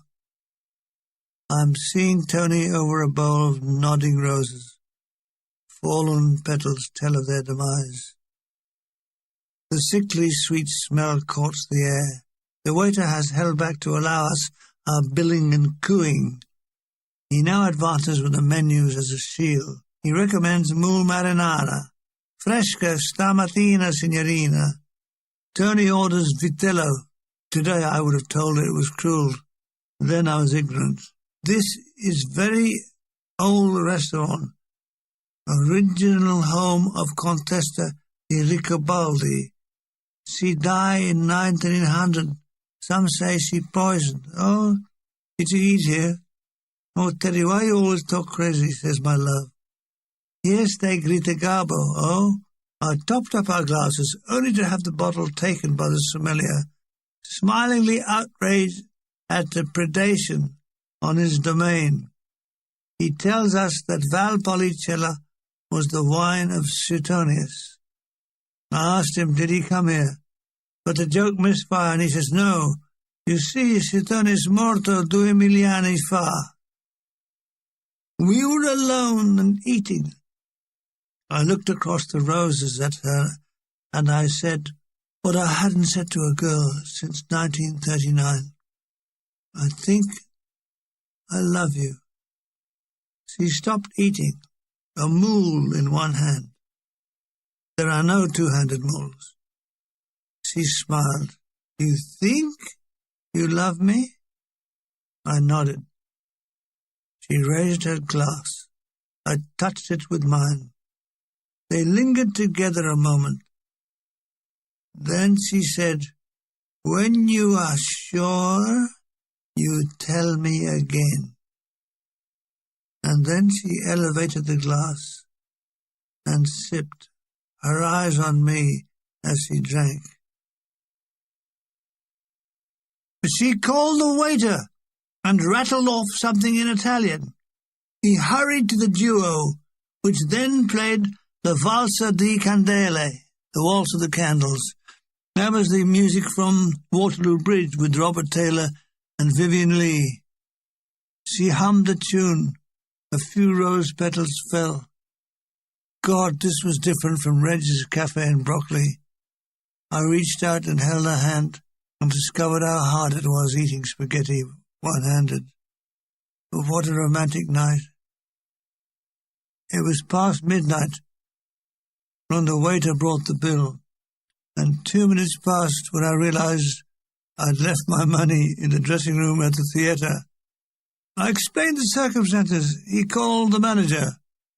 I explained the circumstances. He called the police. I explained the circumstances. It ends up with me leaving my silver cigarette case and my watch. They were all returned the next night when I paid the bill. The manager, now all effusive with smiles. The cigarette case was empty. The bastard had smoked the lot. Like my father said, life is 6-4 against. The Carnival of Venice. Yes, tonight Venice is to have a carnival. First one since the war. Before the show, Tony and I sit at an outdoor cafe in the Piazza San Marco. Pigeons are wheeling in the sunset and the lights falling on the Ducal Palace and the Basilica.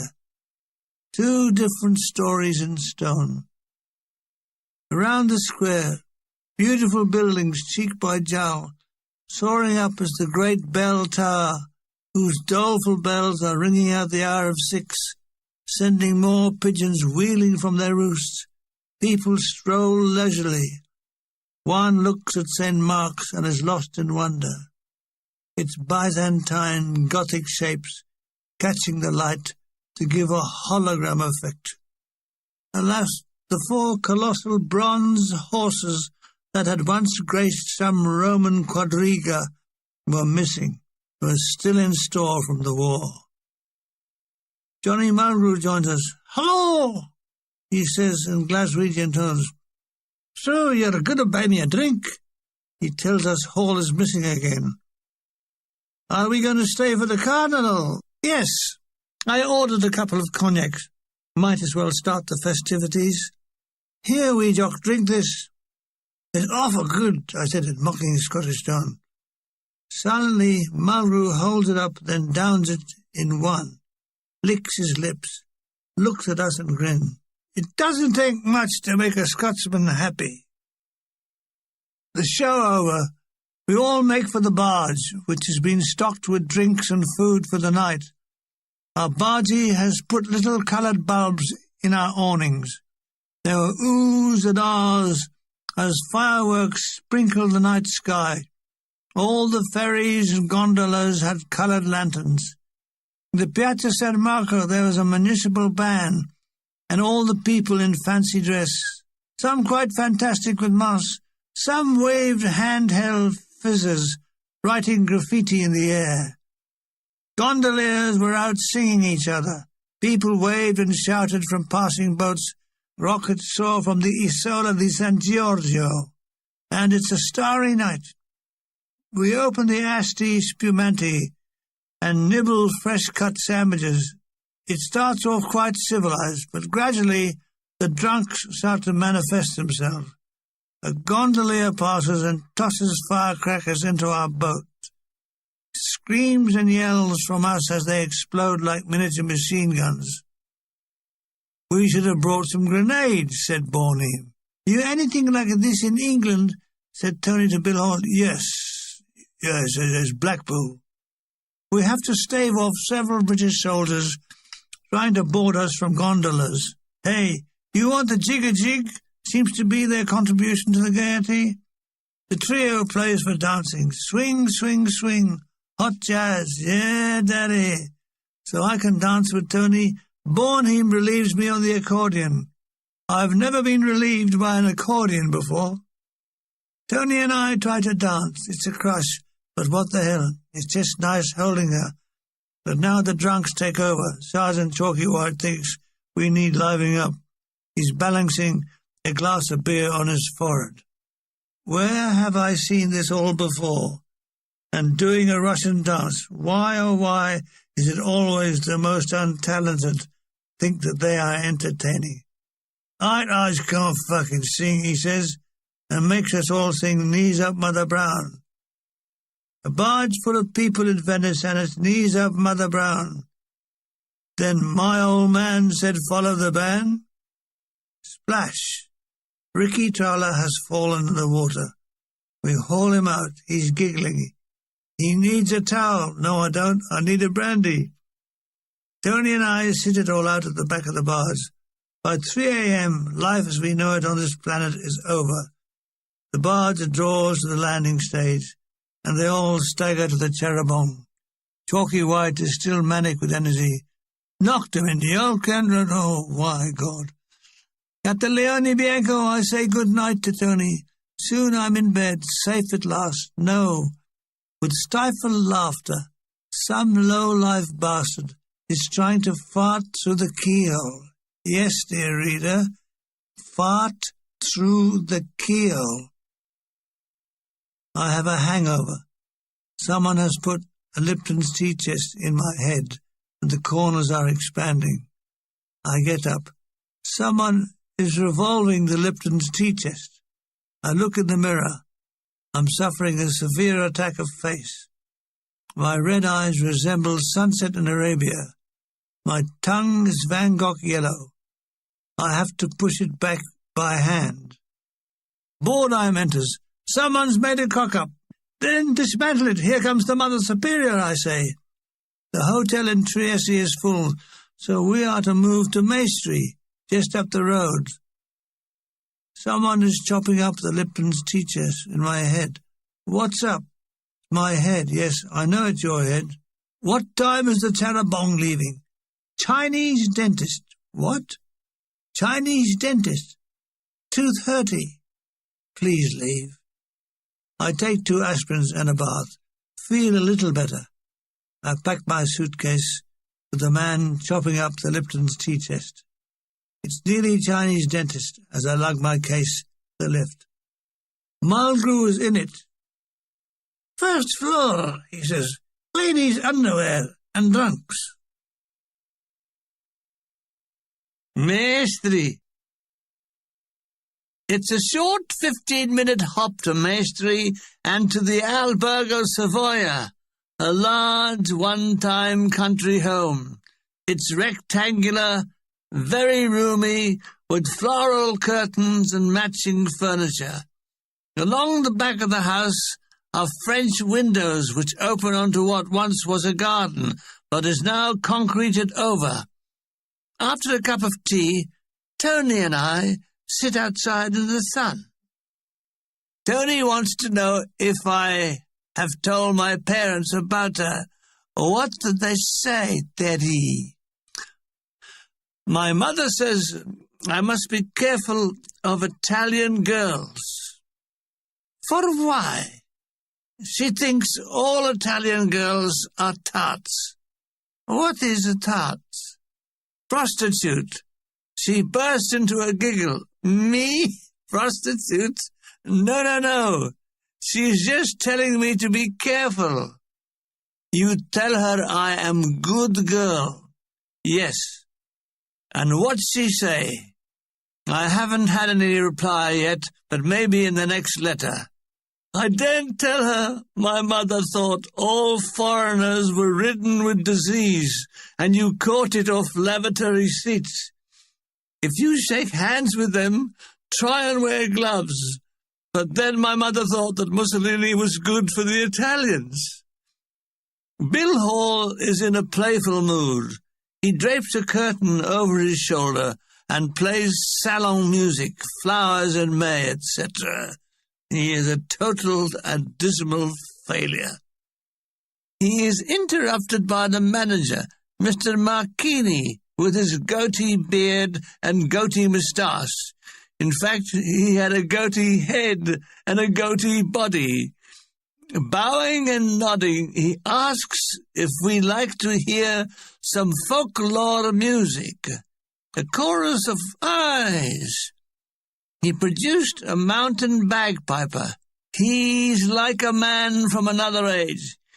He wears a Tyrolean hat, a red shirt with a brocade waistcoat, navy blue breeches to the knee, then leggings bound with goat hide straps. He played his bagpipes that sounded like the sweet-sounding Northumbrian, and gives us traditional tarantellas, marches, etc. It was an hour of great music, and I realized that I was watching the last of the old Italy that was to be swamped with tourists, deafened by pop music and lambrettas. Eventually, Bill Hall joined in on the violin. It was great stuff. When he finished, we had a whip round for the piper, and he departed well pleased. Mulder thinks he is a Scottish soldier on run, on the run from the military police. It's a perfect disguise, he says. I tell you, the hills around here are full of squaddies on the trot from the police. You see those Italian women with hairy legs? They're squaddies on the trot. We are left to fossilize in masonry while the powers that be plot our destiny. Meanwhile, we live a sybaritic life, just mooching around all day. Mother: where have you been out at to this time of night? Me: I've been out mooching, Mother. I think they've all forgotten us, says Hall. Forgotten us? Forgotten us, says Boredom. They've never heard of us. I break the boredom by trying to snog with Tony whenever the opportunity presents itself, which is only all the time, and that doesn't seem enough. Lieutenant Priest tries to find out what the score is. He phones Army Welfare Services in Naples, and this is what it sounded like. Yes, sir. Yes, sir. Maestri, sir. But, yes. Sir, yes, yes, sir, yes, sir. Yes. Very good, sir. He hangs up. Christ, he said, that was Colonel Ridgway. When do we go to Trieste? Says Hall. Everything is in order, says Priest. We leave for Trieste tomorrow. The news is well received. I watch fascinated as a dewdrop runs along Hall's nose and extinguishes his dog end. I suppose that someone, somewhere, loved him. Trieste. It's another bright sunny day as we board our by now dodgy charabanc. Lieutenant Priest has a quick roll call and has a heart attack when Bill Hall answers his name. Trieste is a combustible city on the Adriatic. The Allies have a large force there to deter combustible Marshal Tito, who is claiming that Trieste is Yugoslavian. It's 100 miles to go as we settle down for the trip. Our route runs across the Gulf of Venice, all agricultural land, very green, very lush. The cattle are fatter up here than their scrawny cousins in the Campania. Behind me on the bench seat, Bornheim says, "Who said, what the fuck was that?" I don't know. The Lord Mayor of Hiroshima. They should never have dropped it. What else can you do with a bomb but drop it? Can't keep it in the fridge? They asked for it. What? You mean asked for it? You'd think they phoned up Roosevelt and said, "Please, Honourable Sir, drop Honourable Atom Bomb." Okay, what would you have done to end the war? Well, something else.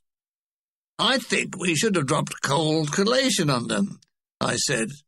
That, or watery custard. Can't you see the headlines? Cold collation destroys Hiroshima. Thousands flee custard. If they'd have got it, you can be bloody sure they'd have dropped it on us. It still wouldn't be right. What about us and Casino? What about us and Casino? We bombed it, didn't we? There were Germans in it. No, there weren't. So the argument raged. From atom bombs to wages is a big jump, But that was what they were on about next. In a sotto voce, Hall is telling Mulgrew and me that he thinks we should be on more money. Aren't you satisfied with £10 a week? No. We are the hit of the show. It's £10 a week all found, I said. I never have found anything, said Mulgrew. We should be on £25 a week, says Hall. If you're going on what it should be, why not £50, said Mulgrew. Why stop at should be 50, I said. How about should be 100? And that was the end of the should-bes. Bill produces his violin and launches into an insane version of a very bad musician playing jazz. He crosses his eyes, puts on a fixed, maniacal grin, with his head shaking like a speeded-up metronome and playing Honeysuckle Rose, every note exquisitely sharp or flat. To musicians, it's hysterically funny. He plays and sings Irving Berlin's tune, What'll I do when you are far away and I am blue? What'll I do? Kiss my bottle and glass. It's a charabanc full of lunatics. Boredom starts to conjure up tunes that have just missed being winners, like That's Why the Lady is a Trampolinist, or Honeysuckle Nose, or St. Louis Brown's, Tea for One, We'll Meet Occasionally, On the Good Ship Lolly Bang, and so on. He reverts to his Union Jack. It has a report on Dachau. How can there be places like this and there be a God? I told him that my mother used to answer that question by saying God works in mysterious ways. 7 million Jews dead. That's not mysterious. That's bloody cruel, said Bornheim. 7 million Jews killed. I couldn't get it in perspective. Perhaps it is God's will, says Hall. I never knew he left a will, I said. The coach comes to a halt in verdant countryside. We are just outside the town of Portogruaro. We are here for an hour for a lunch break, says Lieutenant Priest. We carry our packed lunches and the thermos of tea to the verge that backs onto a vineyard that is delirious with grapes. In the opposite field, a plough with great white oxen. They are identical to the cattle I saw in Roman sculpture. They're bullocks, said Bornheim. What exactly is a bullock? Inquires Mulgrew. It's when they've had their knackers off, said Bornheim. Who would do a job like that, I said. Anyone on a farm. They do it when they're young. Why do they have to be young to chop 'em off, I said. Oh, the bullocks, Milligan. The bullocks must be young. Caw, what a job, said Hall. I can see his card now. Jim Dungley. Knackers neatly nipped. £2 100. Yes, mused Mulgrew, but I wondered what he'd put in the shop window. The entire cast are now deep into sandwich munching, and it's amazing how bovine they look. John Ango, our character actor and vegetarian, is trying to swap his sandwiches. Anyone swap beef for cheese and tomato, he shouts out. In those distant days, a vegetarian was looked on like a freak. Some of the cast are bleating and mooing at him. Don't worry, there's a lovely field of grass just waiting for you. Poor Ango. He specialized in makeup. He would spend up to 2 hours putting his old man makeup on. Alas, he didn't look a day older. Mulgrew has a reddish stain around his lips. He appears to be drinking from a brown paper bag. The swine has got a bottle of wine in there. What's the idea? He tells us that Harry Lauder always drank from a bottle in a paper bag. It gave him an air of respectability. They're all bloody strange in Glasgow, says Hall. As for Harry Lauder, he was a mean bugger. If he was a ghost, he'd be too mean to give you a fright. He's still top of the bill, mate, said Mulgrew. Hall disagrees. I think he's bloody awful. Well, says Mulgrew, I saw him at the Glasgow Empire in Highland Follies. He was great. The best thing I've seen him in was Woolworths, concludes Hall. Bonim asks Mulgrew for a swig of wine. Before giving him it, Mulgrew says, You haven't got any disease of the mouth, have you? Bonim assures him that he hasn't. Well, said Mulgrew, I have.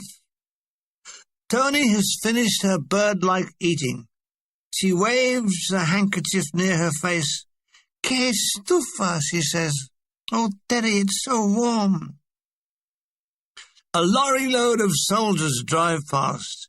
At the sight of our females, they whistle and wolf howl and make certain signs. Oh, no, we all groan, as Luigi, the driver, waves his arms in the air. Una punctura, he says. He, who has holy pictures pinned to his dashboard and a rosary affixed to the steering wheel, has a bloody puncture. He must be praying to the wrong saints, said priest. We all lend a hand.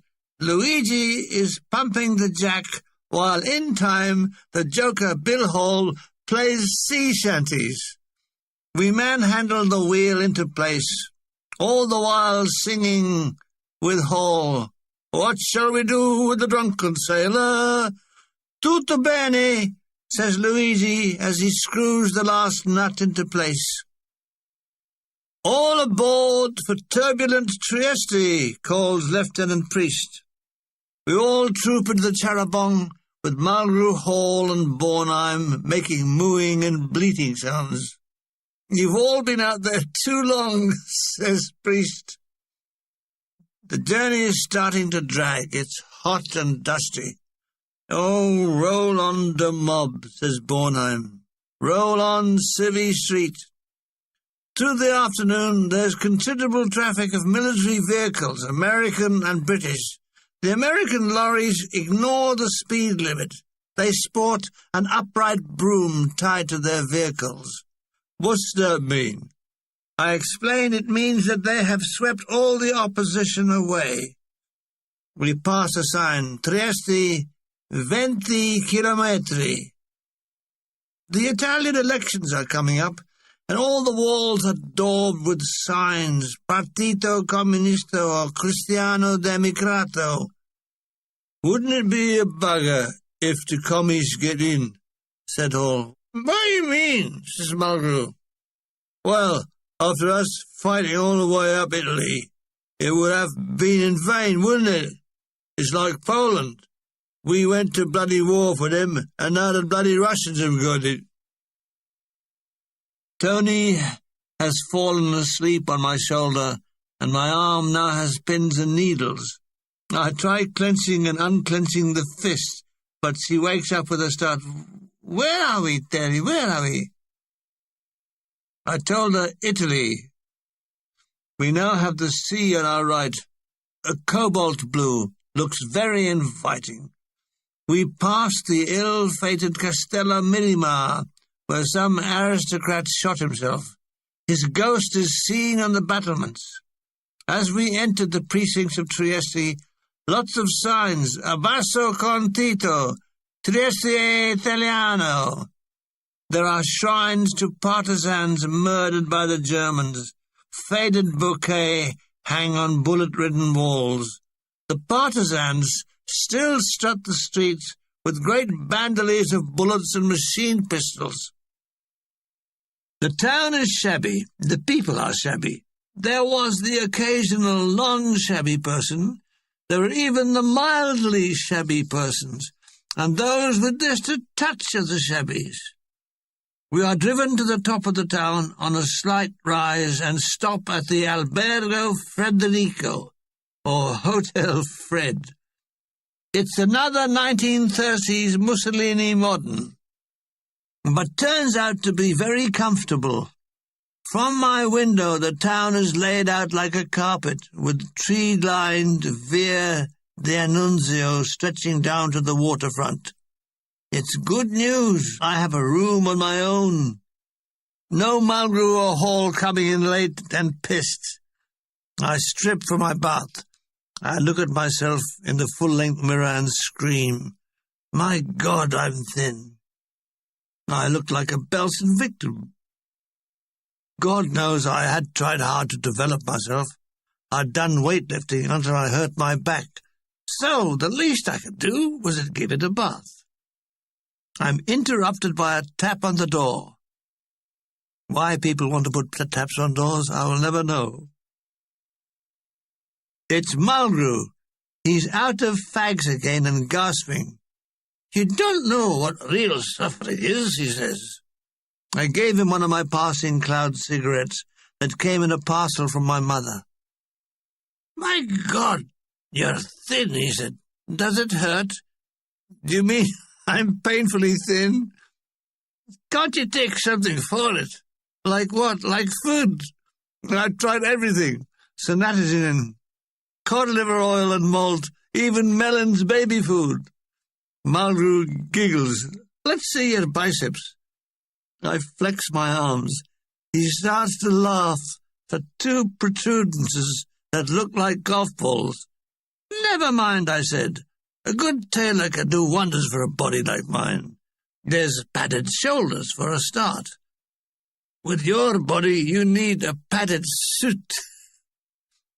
I repair to the bathroom, while Mulgrew lays on my bed, blowing smoke rings. I scrub my body, all the while singing like Bing Crosby. At the same time, I am laundering my vest and underpants. I hear Mulgrew coughing his lungs up. Don't you bring that up in here, I shout. Oh, wah, says Mulgrew. I'll take 4 more cigarettes. I'll pay you back on Nuffy Day. I'm really into Bing Crosby now. The bells of St. Mary, la-da-da-da-doo, la-da-da-da-doo-doo-doo. I sang, refreshed. I toweled down. Next I lacquered my hair with Brill cream till it glistens like a fly tap. Now a little read before tea. Boo-boo-boo-boo-boo-doo. Oh, yes, I was definitely as good as Bing Crosby. I lay abed reading a poem by Francis Thompson, To a Snowflake. What heart could have thought you? Past our devisal. O filigree petal, fashioned so purely, fragilely, surely from what paradisal, imagineless metal, too costly for cost. I didn't understand a bloody word of it. Boo-boo-boo-boo-boo-doo-doo-doo, the bells of St. Mary, da-da-da-doo. Yes, there's no getting away from it. I was the equal of Crosby. I sing as I dressed. Singing and dressing at one and the same time, ladies and gentlemen. I pick up the intercom. Pronto, says the telephonist. Possibile parlare con camera 22? Soon Tony is on the phone. What do you do, Terry? I'm reading poetry. I come down. We both have a tea. Yes, yes. And Tony, what?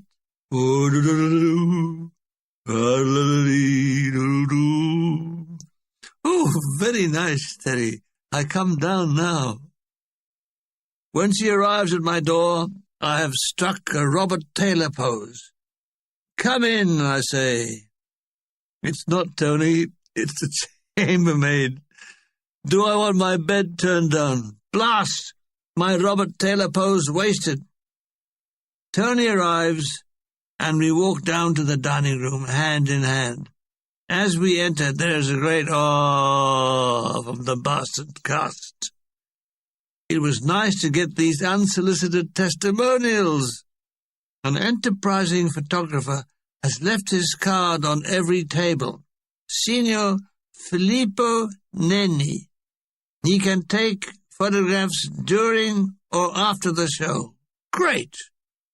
He can do my Robert Taylor profile and a couple of Humphrey Bogart with a cigarette in the mouth pose. Today is Sunday. Back in England, my mother will be on her knees before the altar of the Madonna, praying that her son won't catch anything in Italy and save his money, that her son Desmond will get a commission, and that my father will stop swearing. After tea, Tony, Malru, Marisa, one of the ballet girls, and I take a walk down the Via d'Annunzio.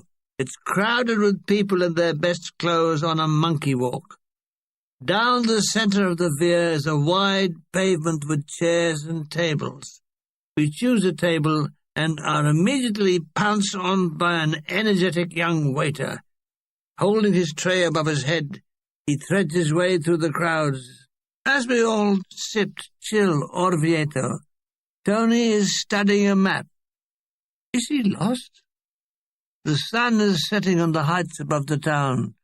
Oblique rays are shafting through the plane trees, causing dappled, dancing shadows.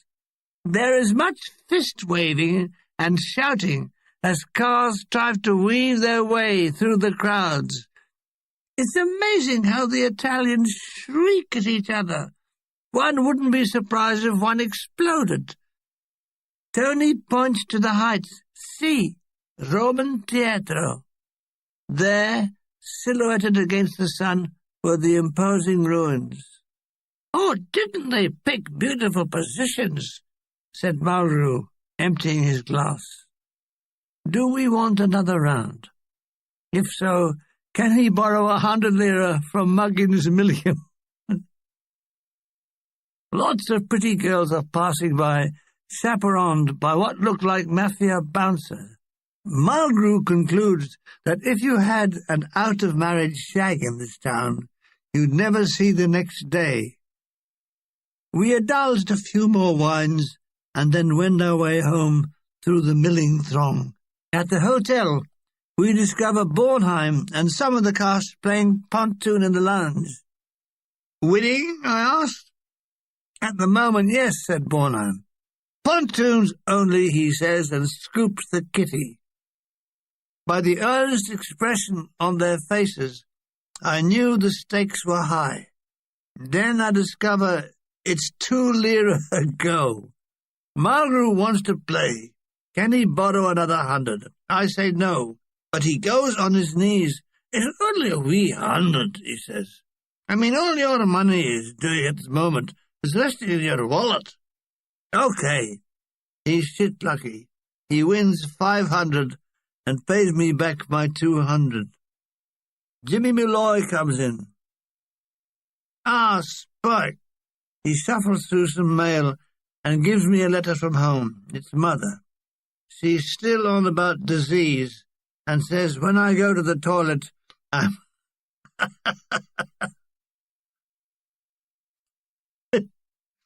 must put paper about the seat.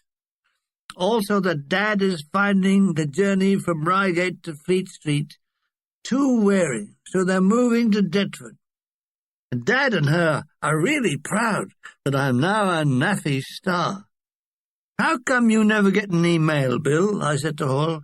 "It's simple. The buggers don't bother to write." "Are they illiterate?" "No, it's just they've got nothing to say." "Do they know you're alive?" "I think so. I mean, they haven't had any notification from the War Office that I'm dead." I have dinner with Tony. What did my mother say about her in the letter? I told another word about her, but a warning about lavatory seats. Do you think that if I write that, it would be good? Yes, I think so. Most important is you say you are a Roman Catholic. Dinner over. Tony says she is tired. She's going to bed. I accompany her in the lift and kiss her good night in the door. Can I come in? She says no. Last. I return to my room. Boo, boo, boo, boo, doo, doo, doo, da, da, da, dee. It's love in bloom. Yes, definitely as good as Bing Crosby. There is a general cast called 11 o'clock. So into the Terrabon. En route, Italians keep banging angrily on the side.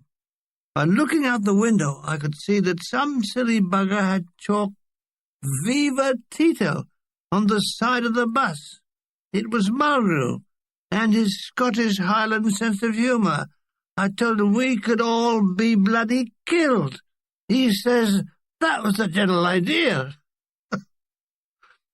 As we debus at the stage door of the Theatre Fred, there's a loud explosion. A bomb has gone off. Civil and military police start whizzing by in jeeps, all armed to the teeth. Some were only armed to the throat, some to the knee. The theatre was built for opera. It has an excess of Italian kitsch. We are assembled on the stage, and Jimmy Malloy says that parts of the show are slack, so we are going to run through those bits. John Angove is not feeling well. He's taken to the medical officer, who diagnoses that he has measles. Measles? At 25? He is put into a quarantine ward and out of the show. I wonder if they are always caught in the plural. Patient. What is it, Doc? Doc, you have caught a measle. Just one? I mean, bronchitis is in the singular. Patient. What is it, Doc? You have caught bronchitis. We try out a new gag for the show. I announce that I will fire the slowest bullet in the world. Mulgrew stands at one side holding a water biscuit. I, from the other side, take aim and fire. There's a count of 5, and then Mulgrew crumples the biscuit manually with a cry of, "Hoi! Hopla!" In our dressing room, there are signs of occupation scrawled on the wall. Harry Seacombe was here. Norman Vaughan was here. Ken Platt was almost here. We dutifully add our names. The manager, a voluble fat Italian, tells us many famous people have been here, including Eleonora Duse. He tells us the story of how, after she had had a leg amputated, she returned to the stage, and people wondered how she would manage on an artificial leg. On the first night, the theatre was crowded with the conoscenti. It is the theatre custom to bang a mama's pole thrice behind the curtain. When the audience heard boom, boom, boom, one critic said, "My God, here she comes now." The first night was packed theatre and big business. The town major has invited the cast to the officers' club. Great. It turned out to be a large, glass-fronted building overlooking the sea. Italian waiters move among us distributing drinks.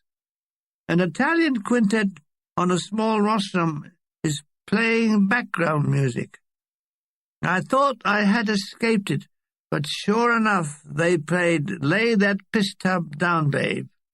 All the girl dancers are being pounced on by young officers. Lieutenant Johnny Lee fancied Tony.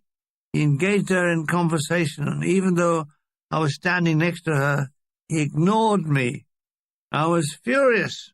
My skinny body trembled with jealousy. Fool of a man! How could he compete with me? Boo, boo, boo, boo, boo, boo. Boo, boo, boo, boo, boo. And there was more where that came from. The swine has taken her onto the floor for a dance. Not for a moment did he realize that I was once the winner of the Velita concert at the Lady Florence Institute, Deptford, and the best crooner with the new era rhythm boys at the New Cross Paladie dance. If he wanted credentials, I had them. She'd come begging for me to take her back, you'd see. The evening wears out, and we are all on the charbon back to the Hotel Fred. "He want to see me again," said Tony. "Oh, yes," I said, as near to Humphrey Bogart as possible. "Yes, I told him no. Of course you told him no." There was no other answer.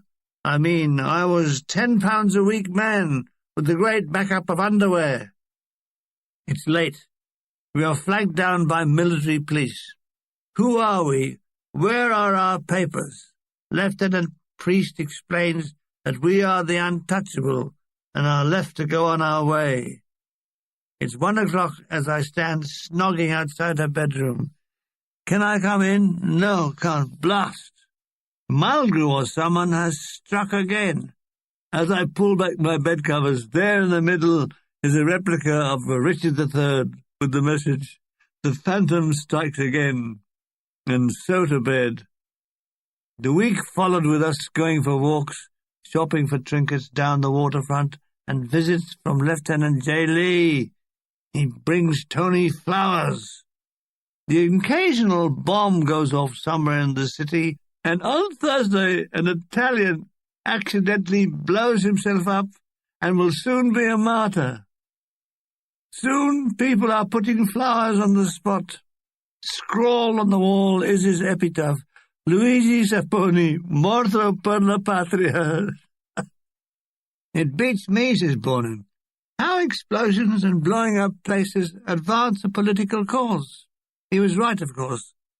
There are other ways to draw attention to your cause. Standing naked outside tube stations would hit the media, or anonymously posting people a bread pudding with the warning, "Give up, or you'll get another." That, or nocturnally digging a fish pond stocked with goldfish in people's gardens with the same warning. Better still, attack political figures by sealing up their front door keyholes and letterboxes.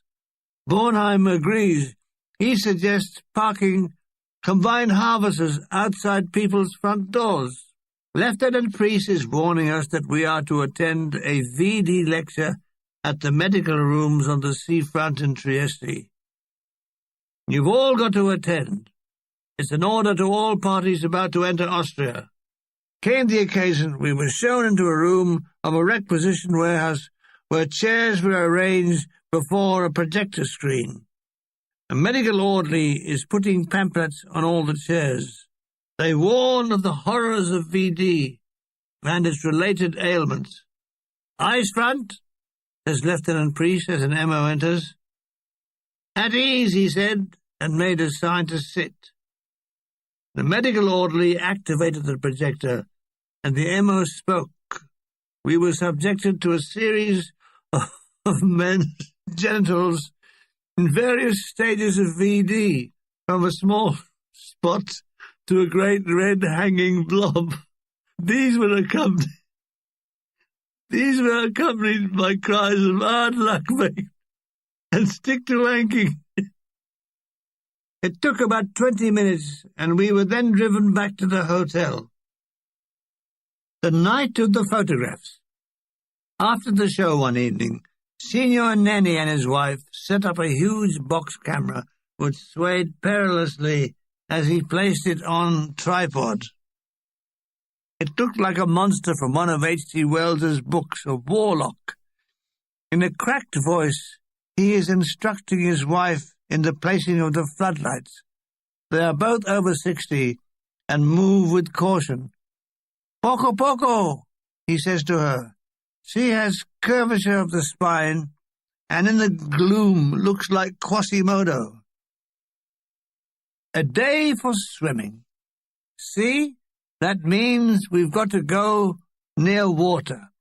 We are taken to a beach adjacent the ill-fated Castello Minima. Tonley enlightens me about the legend.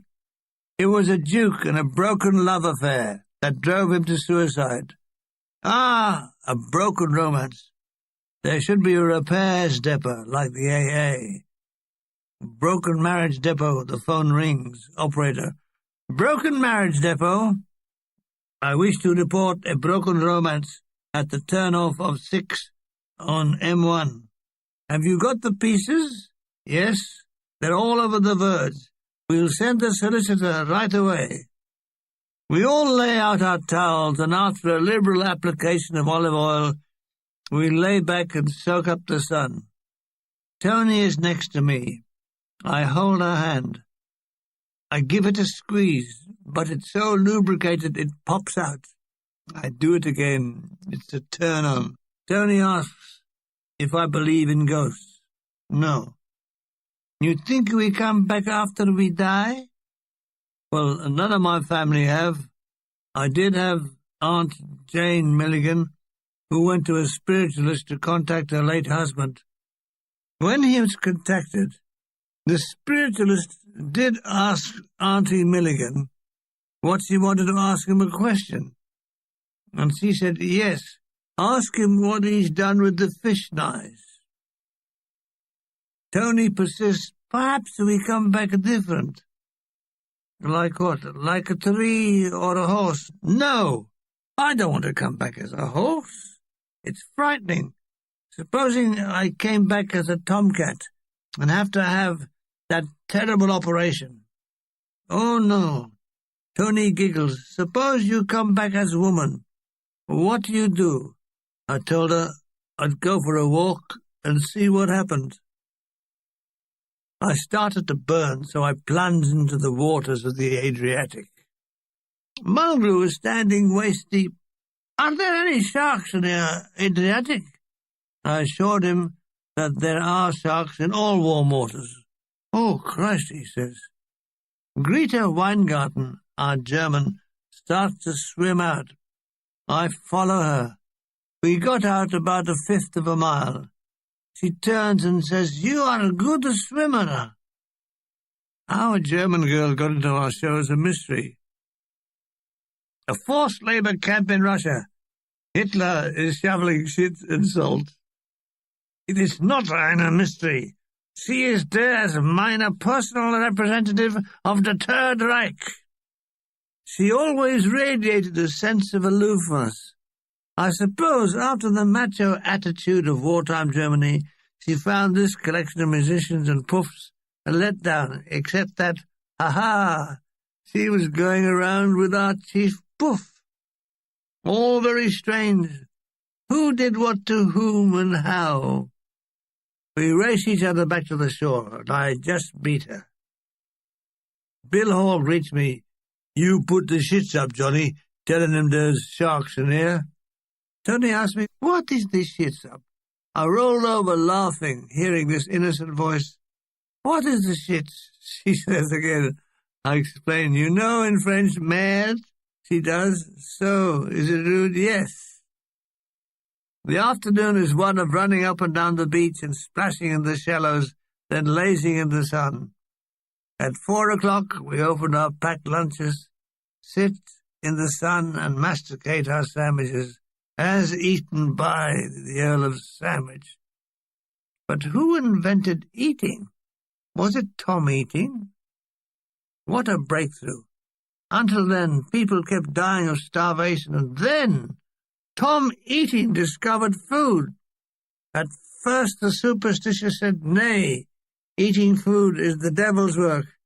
Many eaters died for their beliefs, but in the end food won through, and Tom Eating was beatified and became Saint Eating, patron saint of food. So ended a lovely day. The night just after the show, boom! A bomb explodes near the theatre. We all rush out, some of us still in costume. The crowd have gathered. There are angry shouts. They suspect Yugoslavian extremists. Tony says to me, did that give you the shit stuff? She knows it's rude and laughs. It's not as exciting as it should be. There's no blood, no dismembered bodies. An Italian partisan, smothered in bullets and a machine pistol, stands on one of the bomb-shattered tables, and with veins standing out like whipcords, making an impassioned speech. He said, "No Yugoslav is going to take Trieste as long as he has breath in his body." The table collapsed, and he is pitched, still shouting, into the crowd. The American police arrive, the Italian police arrive, and true to form, last is the British police. They start to ask questions and are highly suspicious of all of us in costumes. Lieutenant Priest explains that we are travelling mummers and all is well. For all his patriotic utterances, the partisan is taken into custody and is driven away in a jeep, still declaiming that Trieste is Italian. It had been quite a day, but there was still the night, and with it, Bill Hall's nocturnal desires. Somewhere in Trieste, some old boiler of a woman will get his attention. "Listen, everybody," said Lieutenant Priest. "Tomorrow is a day off. The Charabanc is going to Grado at 10 for swimming. We give him a cheer. This night, Tony says I can come into her bedroom. Aha! We start snogging on the bed. So far, our affair has been quite innocent, but this time it starts to get serious. She pushes my fumbling hands away. "You give me the shits," she says. It doubles me up with laughter. But we are getting serious. All those little biological bugs inside are egging us on. Help! I'm on course to severely seduce Miss Pontani. Grado. Next day, we are all in the Charabanc, looking forward to the day at Grado. We are singing, "Why Are We Waiting?" In this instance, it's Bill Hall. He finally appears, blinking in the unaccustomed sunlight. Luigi lets the clutch in, and we are on our way. Grado is a spit of land, accessible by a causeway. It's apparently a fisherman's paradise. Not so much a paradise for us. The beach is brown, and so is the water. It's all due to a muddy bottom, of which I've seen a few. However, it's a clear blue sky and hot. Tony and I hire a boatman who rows us to where the sea turns blue. We dive over the side. It's like swimming in champagne. You can see the bottom. We sun ourselves and take a few snaps. We sat in silence, holding hands, watching the wake of the boat. The boatman smiles. He knows we're in love. "Buona, eh?" he smiles. Plimping, yes. Plimping on the sea are fishing boats, small two-men affairs. And let's face it, these days, two-men affairs are not that frequent. It was all very stimulating. The salt water drying on our body, the tranquility and being in love. Our time is up. The boatman heads for the shore. Malgru greets us. "Ahoy there! Welcome to Grado." "You're welcome to it too," I said. Malgru has buried Bill Hall in the sand and shaped it like a woman's body with huge boobs. Alas, I lost the photo. "How much was the boat ride?" he says. I tell him 100 lira for half an hour. 100 lira! He says, his Scotch face wincing with pain. "Why, you can get 3 bottles of wine for that." I agreed, but I said they wouldn't float as good as a boat. There's a sort of beach cafe with straw-matted roof. Tony and I sit on high stools, sipping fresh orange juice. Margot has a lemon juice. "It's got more vitamins in." "What is a vitamin?" said Tony. "Oh, you know, vitamins, A, B, C, D.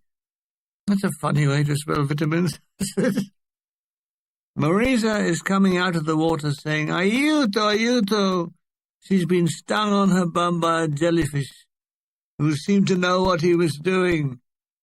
From then on, no one would venture into the water. Tony and I walked along the beach about a mile, stopping at rock pools and looking at fish trapped by the tide. Sometimes we'd splash our feet in the shallows. It was like being a child again. The sun is setting on the sea as it lowers itself into the Adriatic. Dancing waves catch the deflective light and semaphore in silver and scarlet flashes. It's been a wonderful day. The beach cafe wants to know, do we want dinner? If so, they can make us sardines and rice. We asked the all-in price, and Lieutenant Priest thinks it's reasonable, so okay. We sit eating as a new moon, like a lemon slice, appears in the eastern sky, and there's the sound of Bill Hall's violin, and soon the Italians are singing Vaccina mare, vaccina amore.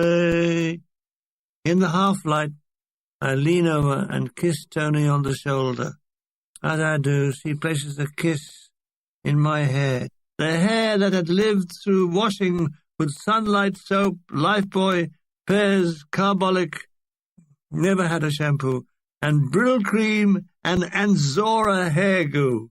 Yes, she kissed all that. We quaff white wine. Some of the boys collect driftwood and make a fire. We sit in a circle, watching our dreams burn into the embers. The tide rises and washes away our footprints in the sand. Sand from a shore that neither of us would see again. Already that sand was running out. Wow, good writing. It was 11 when we drove back to the hotel, pleasantly tired. Tomorrow? Who cared about tomorrow? The forced labor camp in Siberia. Hitler is shoveling shit and salt. I cared about tomorrow. You see, von Rundstedt and the 10th Panzer Army will break through and rescue me. The thought of Hitler shoveling shit and salt. I kissed Tony goodnight. Buonanotte e domani. So passed the week in Trieste. This morning we all embark for Austria. Austria, land of Strauss and the naughty waltz. Men and women dancing face to face. Land of Franz Joseph, the hussars, the woods, and the liver sausage. I massage my clothes into my suitcase. I sit on it and finally lock it. It looks pregnant. I've got half an hour to get breakfast. I dash down to the dining room. Tony and the girls are at the table laughing and giggling. Oh, Teddy, you're late. You must hurry. I wolf down marmalade and toast and a cup of lemon tea. Krumpendorf. Yeah. Oh, Teddy, says Tony, you choke yourself. What a headline. Man strangled by marmalade. Lieutenant Priest is rounding up the latecomers. Come on, we haven't got all day, he fusses. Aboard the Cherubong, everybody is excited by the thought of Austria, especially Greta Weingarten. Now I will be able to speak in my own language, she says with an air of superiority. Tony is in her drab khaki clothes, her hair in a bandana. She looks shapeless, but aha, I know what lies underneath.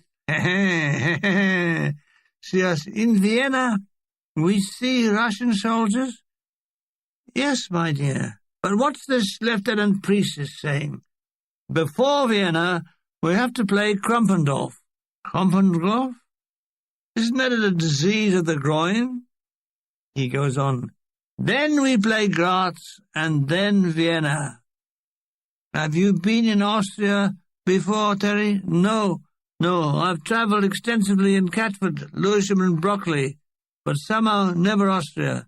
The trams don't go that far. Oh, no, the coach engine is faltering.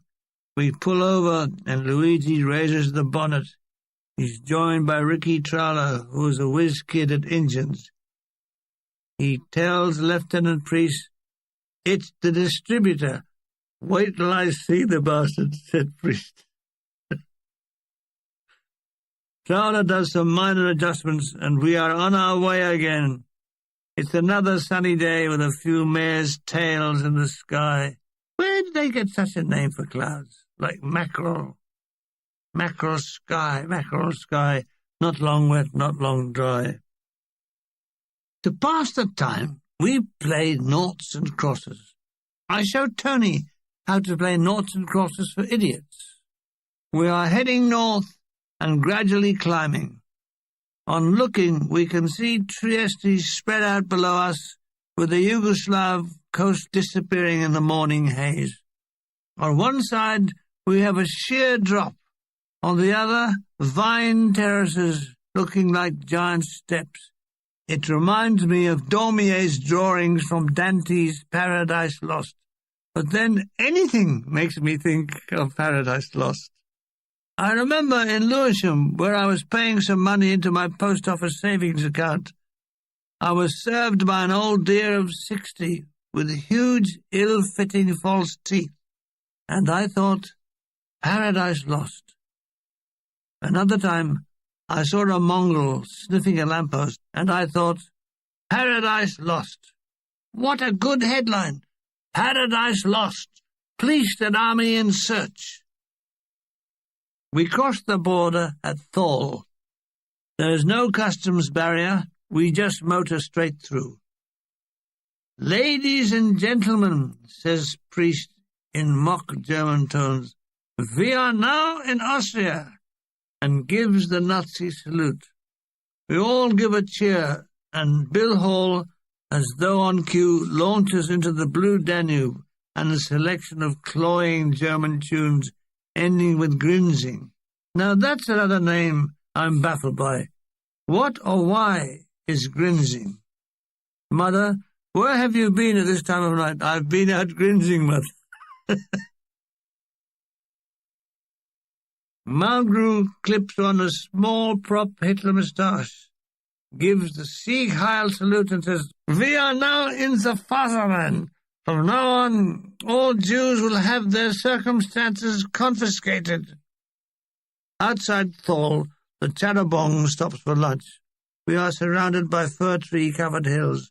I climb up a hillock and get a wonderful view. I call to Tony to come up, then do a few yodels a la the Von Trapp family. Tony starts to climb up, and I take a photograph of her. Mulgrew has heard me yodel, so he yodels back. Others join in, and soon the hills are alive with the sound of yodeling. We are looking down on a valley with a torrent running through it. Anything done in this stream today will arrive in Italy tomorrow. It was very pretty. Tony and I stood enjoying the view. Help! They are breaking out the lunch rations. If we don't get down, the bloody lot will be gone. They see us running down the hill, and they're eating as fast as they can. But we manage to intercept some cheese and pickle sandwiches. Lunch over, Lieutenant Priest herds us onto the Chadabong, all bleating and mooing. The Chadabong lurches off with the promise of more distributor trouble. But it doesn't materialize, and the engine settles down as Luigi crosses himself with relief. Now we are seeing Austrians. Some diehards are wearing lederhosen. Greta Weingarter points them out, saying, "Yeah, it's good, yeah?" "I bet they're all bloody ex-Nazis," said Bill, rolling a cigarette.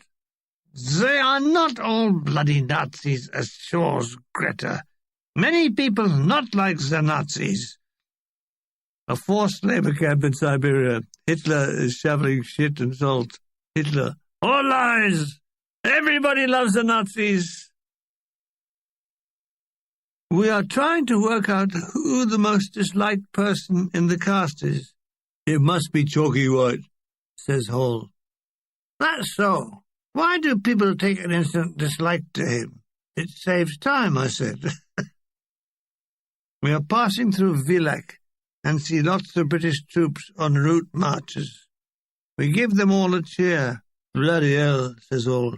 Still marching? Don't they know the bloody war's over?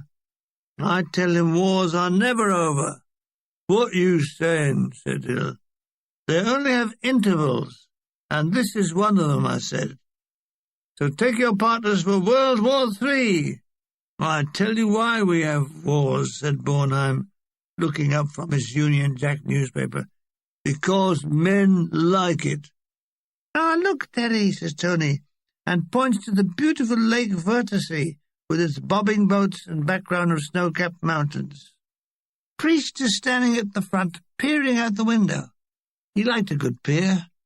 Ah, this is it, folks, he says, as the Terrebonne pulls right off the road in front of a large guest house surrounded by chalets.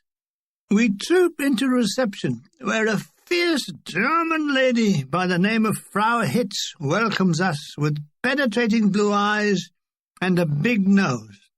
Welcome to the Krumpfendorf guest house, she says. Your rooms are all ready for you. Wonder where the gas chamber is, said Mulgrew, his shoulders heaving with silent mirth.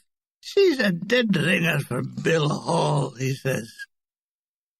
We all check in. Hall, Mulgrew, and myself have a chalet to ourselves. We dash to it to get the best bed.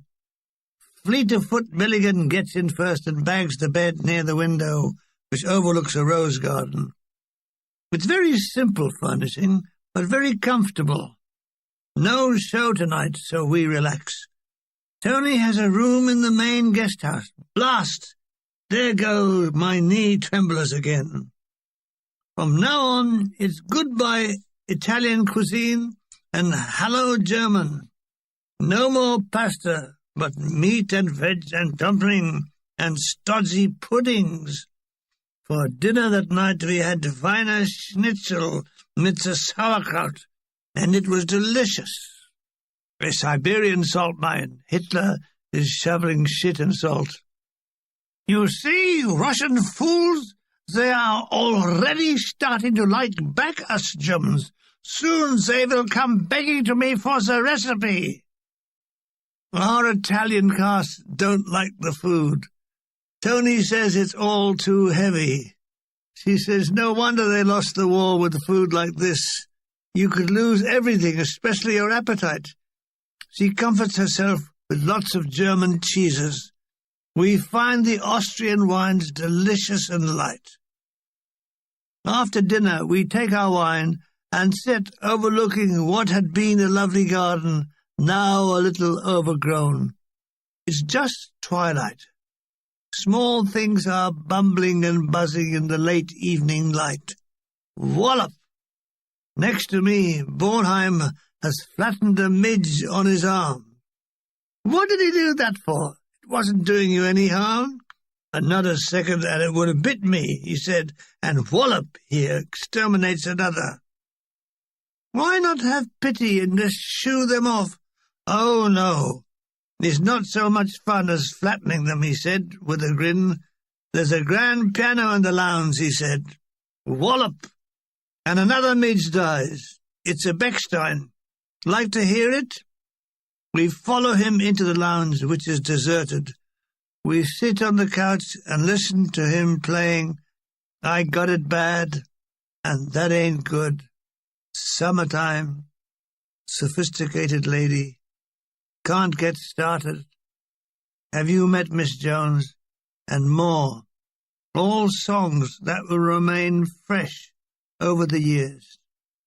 Do you know Catelby's bells across the meadows? Yes, he said, good. Bring them in, they're getting rusty. Tony is tired and wants an early night. No, I can't come in. Blast. We say good night, and I retire to the chalet, where I find Mulgrew in bed reading with a bottle of red wine. I undress and ease myself between the sheets. Ah, bed. Soon I'm in the land of Nod. I'm awakened at about 1 a.m. by Hall tiptoeing into the room. I sit up. "Oh," he says, "you still awake?" "No, I always sleep sitting up. I've been to the Garrison Theatre. I saw a Charles Boyer film where he drives his wife mad." "Oh, Gaslight?" "Yeah, Gaslight and Coke, something like that." "Well, good night." "Good night." From Mulgrew comes a low, "Thank fuck." I had one of the strangest dreams. It's Oxford Circus in the rush hour, and a man with knickerwarden on his shoulders is holding a long stick with a mirror on it, and he's looking up women's skirts and only lets them cross when they're wearing knickers. I suppose Freud would have said something like it meant I wasn't getting enough carrots. Next day is another fine one, the cloudless sky. After breakfast, Tony and I take a walk to the Wörthersee. I climb a tree to take a photograph of the landscape and another of Tony. I'm not saying that you have to climb trees to take photographs, but it does make you look taller. The lake is heavily overgrown with bulrushes, and it is difficult to get access to the water. "Ahoy there, young lovers! It's Mulgrew and Ango, and this should be fun. They have a fishing rod." We all stroll along looking for a break in the rushes. We finally find an old boathouse. "Ah!" says Mulgrew, "the gods are smiling on us." I point out that the boat looks as though it was about to expire. They heed the warning not. With caution, Angrove and Mulgrew get into the boat with a plank of wood.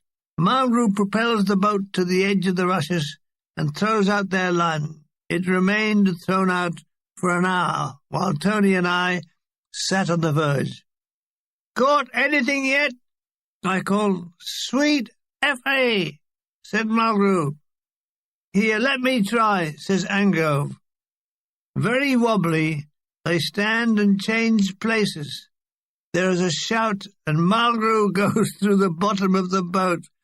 It sinks immediately, and Angrove joins Mulgrew up to their waist in water. They issue forth from the water with a mixture of swearing and laughter, with mud up to their knees and great cakes of mud on their feet. "The gods have stopped smiling," I said. "Oh, Christ," said Mulgrew. "We better get back and get this lot off." Alone again, Tony wants to sunbathe. She strips down to her bathing costume. I get her to do a camp pose against the skyline. "You no sunbathe?" said Tony. "No, I'm still sunburnt from Grado. Apart from which, I was not wearing a bathing costume, and the thought, stripping down to my underpants, filled me with terror." Tony wants to know more about England. I suppose it's on the assumption that one day I might marry her. "Tell me, Terry, you have what you call frog?" "Frog? Oh, you mean fog. All time?" "No, it just seems that way. No, we only get it in the winter." "It is always cold?" "No, in summer it's very nice." The morning passes. We are totally alone, almost like the last people left on earth. We snog in the warm grass. Time is meaningless. In the passionate embrace, Tony suddenly says, "It is the time for lunch." I swore I would never get that hungry. Tony dresses and we walk back to the guest house. Chalky White is in the lounge holding a housey game. I get a card and play a few games. Italians and Austrians alike are baffled by the language. "Number 9, doctor's orders, legs 11. All the sixes, clearly click, Kelly's eye. I don't win a thing, so we go to lunch. A beaming fat bald Austrian in an ill-fitting suit greets us and shows us to our table. He introduced himself. "I am Ludwig, the Herr Ober." We order a couple of salads. "Thank you," he says. He smells distantly of cod liver oil. He keeps checking the diners. All is good, he said, and nods approval. After lunch, it's weekly naffy ration. In Jimmy Malloy's room, there's a lot of bartering, swapping sweets and chocolates for cigarettes. There are also toothpaste and bootlaces for sale. I don't see the connection. Why not toothpaste and potted shrimps, or toothpaste and tinned carrots? Old debts are repaid, but only after reminders. Come on, Malgrou, you owe me 6 cigarettes. Oh, I only borrowed 5. It's with interest. I have no interest, he said, and gave me 5 cigarettes. We carry all our goodies back to the chalet, where lovely Bill Hall is washing his socks in the sink. Naffy up, I tell him. He drops the socks and hurries from the chalet. Malgrou sits by the window and writes letters. How do you spell sophisticated, he said. I don't. I only say it. I spend the afternoon reading Edgar Allan Poe's mystery stories, then have a doze. I wake at tea time and meet Tony in the dining room. Hello, Teddy, you like my hair? She revolves to show a new hairstyle. Very nice, I say. It's a good thing to say to women. Cream buns and tea, lovely. These make you fat, Terry. If only they would. Oh, for a few ounces of fat on my emaciated Belson body. That night the show passed uneventfully, except for a string on my guitar, breaking in the middle of the act. Manfully, I played on with the remaining 5 strings. After dinner, we sit in the lounge drinking coffee and listening to Bornheim play the piano. I'm looking at Tony. Tony's looking at me. It's like electricity. What do you think? She said. I think I love you. Love? I'm besotted with her. Bornheim stops playing. Get this, he announces.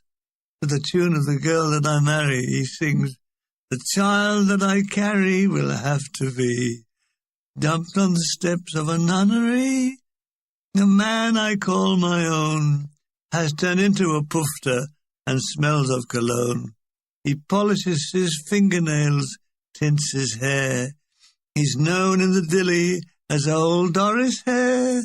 Instead of flitting, he sits knitting for a sailor who comes from Tenditon. I once had a lover, he loves my brother, not me. So much for Irving Berlin. Time for turning in.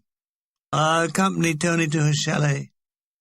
A good-night kiss at the shadows, and I'm off to my own bed, bent double with erections.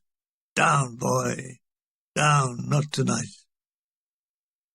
Sun, snow, sleigh. Next morning, I'm up first, and it's down, boy, again. Malgrou and Hall are both still asleep, both sharing what sounds like the same snore. Hall's laundered socks, now stiff as boards, swing gently in the breeze from the window. Ah, the poetry of an Austrian morning. I take a vigorous shower, singing boo-boo-doo-doo-doo, da-da-da-dee. Oh, yes, as good as Crosby. Spike, it's Malgrou. You're trying to sleep. What? I said, how dare you try and sleep when I'm singing? I'm looking forward to breakfast and backward to sleep. Eh? I leave the slumbering duo and make for Tony's chalet. I tapped on the door. It's me, Tony. I'm coming in. There are shrieks of no, no. I push the door ajar and see Tony and her companions clutching towels to hide their nudity. Look, I come very quickly, she giggles. Breakfast is very British. Egg and bacon. Tony joins me halfway through. You are a naughty boy, she says, drawing to the table. She must have a coffee. She can't start the day without one. Tony sips it with a look of ecstasy on her face. What shall we do today? Today, She can't see me. She has lots of washing and letters to write. My problems are solved. The Charabanc will take those interests to Conselbahn, a skiing resort. Great. We pile on the Charabanc, which threads its way up a mountain or a hill. That's the point. At what height does a hill become a mountain? The sun is shining ferociously, even after we reach the snow line. We are met by a sergeant ski instructor. He fixes us up with skis and leaves us to it. So it's fun on the slopes. There must be a record for falling over, and I hold it. I strip to the waist. Even in the snow, I'm perspiring. I rub my body with snow and feel exhilarated. The sergeant makes some tea for us in the out-of-season cafe.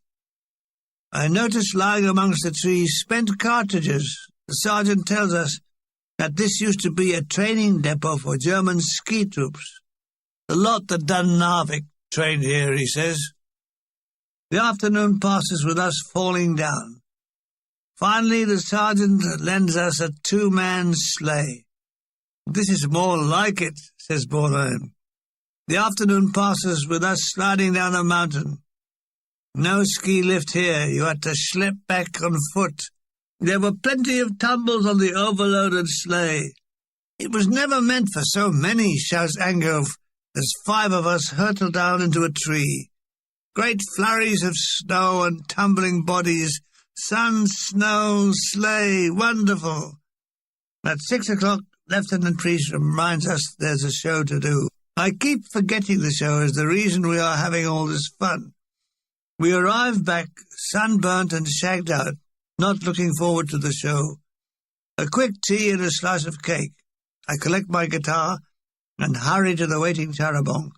"Teddy, you all sunburned," says Tony. I told her that all day I missed her and longed for her on skis next to me, with the wind blowing through our hair as we raced down the mountain. I stand up in the bus and start to declaim for all to hear. What a fool I was to leave you, darling, to do the laundry, while I, a young Celtic god, was coursing down the White Mountains in a rapture of speed, wind, and other things. I kneel down and start kissing her arm. "Oh, forgive me, my beloved, my little laundress. It will never happen again." Tony is laughing with embarrassment, and the cast give me a round of applause. Greta Weingarter is saying, "Have we noticed how clean Austria is after Italy?" I agree with her. I'll say this for Hitler. I bet before he shot himself he put on clean underpants. In the dressing room, Hall and Mulgrew get into an argument about women. "I look for women with experience," says Hall. "I choose women who make the act of love last." Mulgrew guffawed, "Bloody hell. Some of the old boilers I've seen you in don't look like they'd last the walk home." "Looks aren't everything," intones Hall. "I mean, most of these young tarts. Show 'em a prick and they'd faint." Mulgrew is laughing. "Oh, no wonder. When I saw yours, I nearly fainted. For a start, it's got a bend."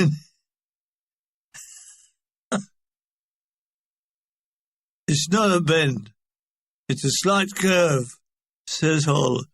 "Curve? It nearly goes around corners." I was crying with laughter. Barrack room humour. There's nothing quite like it. After the show, Major Hardacre, the town major, comes backstage with 2 young officers. They congratulated us over the show. It was jolly good. They seem interested in the girls, whom the major has a slight tendency to handle. He's very interested in Tony. "My Tony!" He shakes her hand and holds it overlong. He'd better watch out, or I'll have his Hardacre on a slab, sliced like a salami, and stuffed up his married quarters. Oh, God, I was jealous. In love and jealous, it was like being on the rack. After dinner that night, we have a dance. The trio plus Boredom on the accordion supply the music. Tony dances with Maxie. He dances splay-legged as though he had messed himself. Tony, she was so doll-like. Strange. When I was a boy in India, up to the age of 8, I liked dolls. My father was a worried man. Was it Tony's doll-like image that attracted me to her? Forward, the resident analyst. I have the last waltz with Tony. Boredom plays the Valsa di Candela. He knows that it's our tune. I hold Tony close, and the room seems to go round and round. Very difficult for a square room. By midnight, the dance had broken up. Tony and I went and sat on a bench in the neglected rose garden. We talked about each other. Were we sure we were in love? The answer seemed to be yes. So what to do? Do we get engaged? I think if I had asked her, she would have said yes. You see, I never thought about marriage. I was a day-by-day person. If at the end of a day everything was okay, then we were set fair for tomorrow. Why ruin it by planning, say, 6 months ahead? I'll tell you, whoever planned my head should have got 6 months. I was a woolly thinker. Tony and I would go on forever. There would be no end to the tour. We would ride in the charabanc eternally and never grow old. Bloody awful. Next day, after breakfast, it's a real hot day. I tell Tony we must try and get a swim in the Vertissea. We take our costumes and make for the lake. But everywhere it's reeds, and where there is excess, it's mud. So we settle for a sunbathe. Oh, the heat. Tony so close, covered in oil, almost frying her. Terry, some more oil on my back, please. Oh, Terry obliges, taking his time to rub the oil on her satin skin. Oh, the heat. Oh, the oil. God, we all need a button on us that says sex on off. Right now, I'm fumbling for the off switch. Through the lazy afternoon, we talk with our eyes closed. Sweet nothings that would bore anyone but us. Being in love. Everything seems important. Small thing. God, why did I have a small thing? What's going on here? I opened one eye to see Bornheim and Mulgrew. The latter, who hasn't learned his lesson, is holding a fishing rod. You know there's no mixed bathing allowed in the long grass, he says. Go away, Mulgrew. Weren't you ever young? Aye, he said. It was on a Thursday. It's tea time, so we give in, and the 4 of us head back to the guest house. I need a shower to get the oil off, and a cold one to reduce the swelling. Tony came down to tea in an all-white dress to show her suntan, and lovely she looked. How lovely. The show that night was pretty hysterical. A lone drunk in the middle of the hall started to shout out, "It's bloody awful! Bloody awful!" It took a time to evict him. Then, in the second half, he obviously somehow got back in, because he shouted from the gallery, "It's still bloody awful! Bloody awful!" Again he was thrown out, only to reappear through a front-row fire exit direct from the street. "It's bloody awful from here as well," he shouted before doing a bunk. It caused great laughter in the audience from the cast. It wasn't the last of him, my God. As we were about to drive back to the billets, he was thumping on the sides of the charabanc. "You're all bloody awful! You're all bloody awful!" Bill Hall rolled down the window and blew a thunderous saliva-draped raspberry at him, causing howls of glee in the truck. "Perhaps we are bloody awful," said Boredom. "I mean, how many of us would a West End audience come to see? I mean, they'd pay to see Bill Hall Trio, but the rest of us..." This started a real row till we got to the hotel. Everybody was suddenly in a star class. Of course, the West End audiences would pay to see Chalky White hitting people. There was a lot of laughter as each artist defended himself against the bloody awful label. The fact is, none of them were ever heard of again. At dinner, the argument breaks out again when Bornheim plays the piano.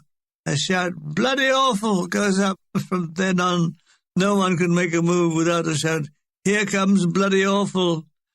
The Italian artists couldn't get the gist of it, but when they did, they took up the cry. Tony asked me with a perfectly straight face, "Tell me, Terry, we are bloody awful, yes?" The next morning broke sunny and warm. Across the road from us was a little Austrian beer house, so at lunchtime Bornheim and I toddled over and sat outside. We ordered a bottle of white wine and some cheese, then another bottle of white wine.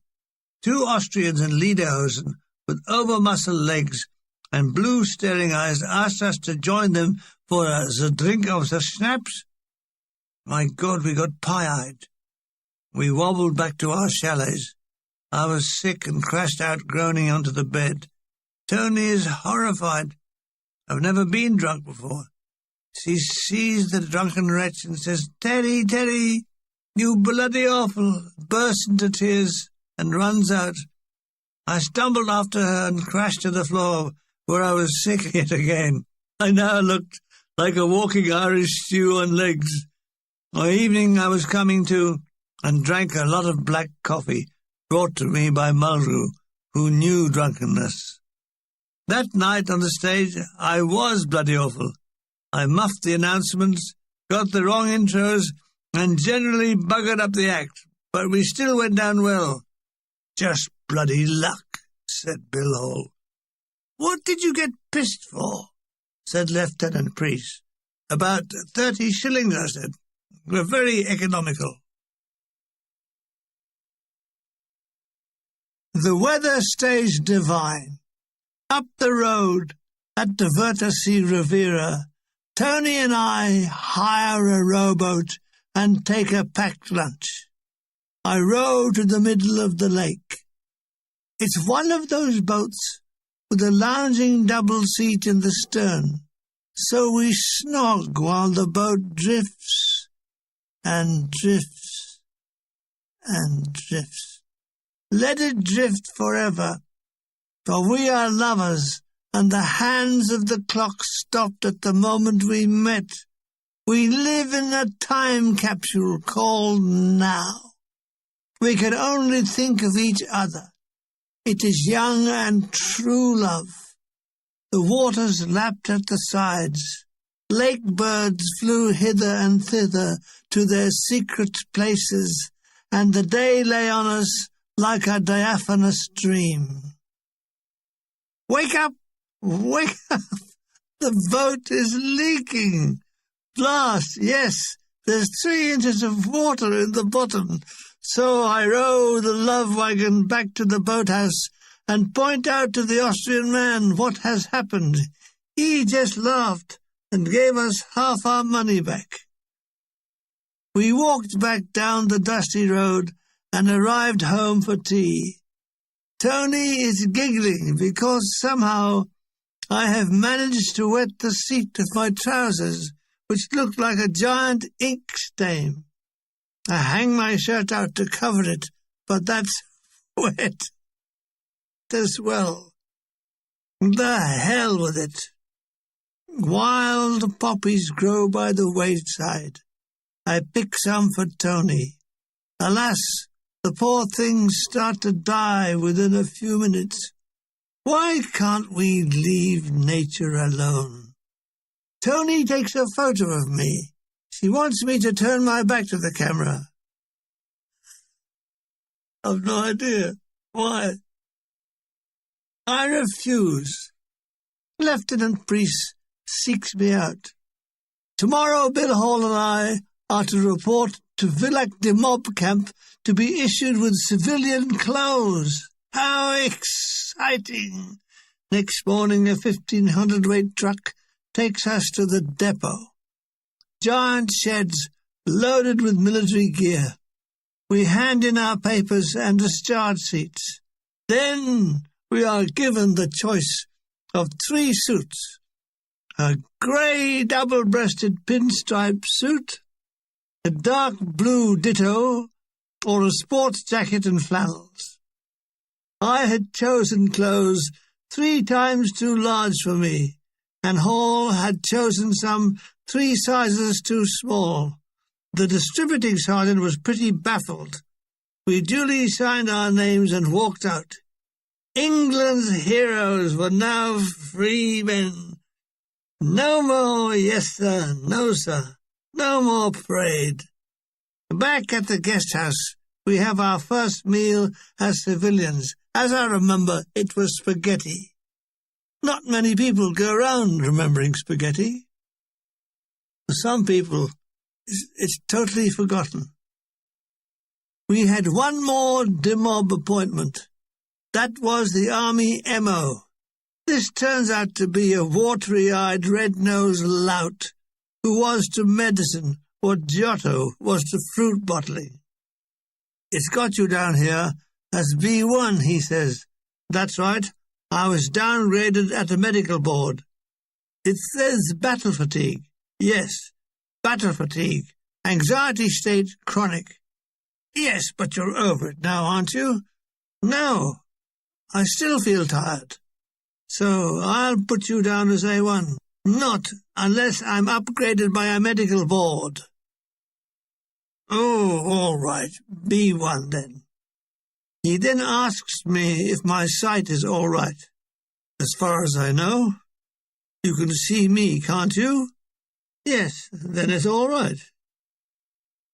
It ended with him signing a couple of sheets of paper and showing me the door. Why didn't he show me the window? It was a very nice view. That was it. I was a civilian and B1. Sunday, day of rest and something. On Monday, we will travel to Graz and do the show. In the morning, I lie abed smoking. "What's it feel like to be a civvy?" said Mulgrew. Well, I felt myself, and I felt fine. "A lucky bugger. I've got 2 months to go," he said, coughing his lungs up. "It sounds as if you're going now." Bill Hall stirs. "What's the time?" I tell him, "It's time you bought a bloody watch." Lying in bed, Hall looks like an activated bundle of rags. Poor Bill. He too had been to the creep M.O., who had passed him out as A1. He didn't know it at the time, but he had tuberculosis, which will one day kill him. So much for bloody army doctors. I take a shower and sing through the cascading waters. Can it be the trees that fill the breeze with rare and magic perfume? What a waste, singing in the shower. I should be with Tommy Dorsey or Harry James. Mid-morning, Hall, Mulgrew and I agree to give a concert in the lounge.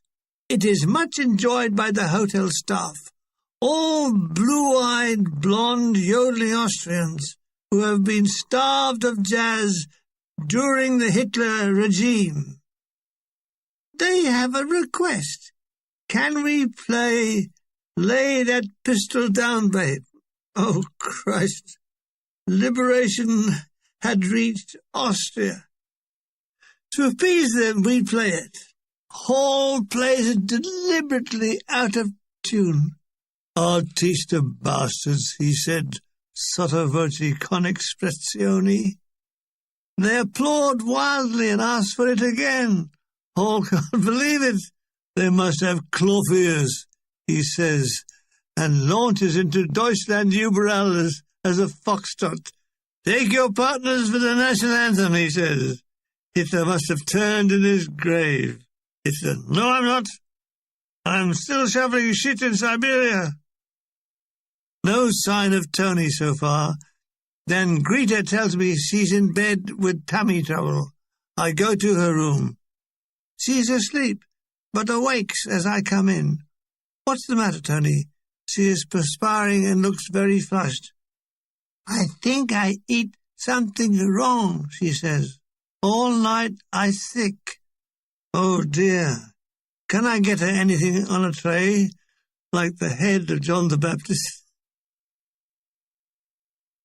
"No, I just want sleep," she says in a tiny voice, so I leave her. That afternoon, Lieutenant Priest has arranged a picture show just for us all. We all go to the Garrison Cinema in Klagenfurt to see the film Laura with George Sanders and Clifton Webb. It has that wonderful theme song, Laura, after which I would one day name my daughter. We are admitted free under the banner of the CSE, that is the Combined Services Entertainment. The cinema is empty, so we do a lot of barracking. "Watch it, darling. He's gonna murder you." "Watch it, he wants to have it away with you, darling." "Look out, mister. Watch your ring, he's a puff." Having destroyed the film, we return home like well-pleased vandals. Tea is waiting, and Tony is up and dressed. She feels a lot better. No, she won't eat anything except a cup of coffee, so I get her a cup of coffee to eat. I light up my after-dinner fag and pollute the air. Tony flaps her hand. "Oh, Teddy, why you smoke?" Doesn't she know that Humphrey Bogart never appears in a film without smoking? We spend the evening playing Ludo with small bets on the side. Suddenly, I feel sick. The same as Tony. Soon I have both ends going. I take to my bed and only drink water. That night I have a temperature. What a drag. I fall into a feverish sleep. Graz. Next morning, I'm still discharging both ends. Wrapped in a blanket, doused with Aspros, I board the Terrebonne. "How you feel, Terry?" "Terrible." I semi-doze all the way to Graz, showing no interest in food or drink. When we arrive in Graz, I hurriedly book in and make for my room. It's a lovely hotel with double glazing and double doors to the rooms, so it's very quiet except for the noise of me going both ends. I take a hot bath and take to my sick bed. I get visits from everyone.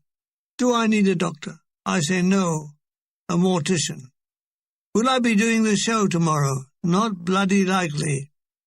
Bornheim will have to take my place on the squeeze box. I am delirious. Tony visits me and tells me she loves me. That's no bloody good. I love her too, but I've still got the shits. Can't she hurry and leave the room as something explosive is coming on? I fall into a deep sleep. I awake in the wee hours to do a wee. I'm dripping with sweat. What's the time? 3 a.m. I take a swig at my half bottle of whiskey. When I awake in the morning, I seem to have broken the back of it. It feels as if I've also broken its legs and arms. 24 hours had passed away, but I hadn't. In 2 days, I'm back to my normal, healthy, skinny self. How did the act go with Bornheim deputizing for me? It was great. Curses! So I rejoined the fold. The show is at the Theatre Habsburg, a wonderfully small, intimate theatre, one massive gilded carving of cherubim. This night the trio get rapturous applause from a mixed audience of Austrians and soldiers. Hall is stunned. "Bloody hell," he said, "we aren't that good." "Rubbish," said Morgan. "They weren't good enough for us." The dinner that night was a treat. First food for 48 hours. It's Austrian-Irish stew. Bill Hall tells the waitress that his meat is very tough. She calls the chef, a large kraut. He asks, "What's wrong?" "This meat is tough." "Oh, you are the only one complaining." "That's 'cause I am the only one who got all the hard bits, mate." "It is the luck of the draw," says the kraut, who takes it away. The waitress returns with a second portion. "Ah, this is better," says Hall. The excitement is unbearable. I'm convalescing, so I have an early to bed. I'm reading Elizabeth Gaskell's The Life of Charlotte Bronte. First, I'm delighted to find that the father was Irish. The interesting figure in the story is Bramwell Bronte, the piss artist. He's amazing. He writes reams of poetry, can paint, and also write with both hands at once. How's that for a starter? Yet he was the failure of the family. My eyelids are getting heavy. I lay the book aside and sleep peacefully until the morning, when there's a bird-like tapping at my door. Oh, it's morning fresh, Tony. She kisses my eyes. "You very lazy. Hurry up. Breakfast nearly finished." She will see me after breakfast in the hall. We go for a nice walk. It's cold but sunny. We are quite high up here. I have a quick shave and shampoo. I just make breakfast.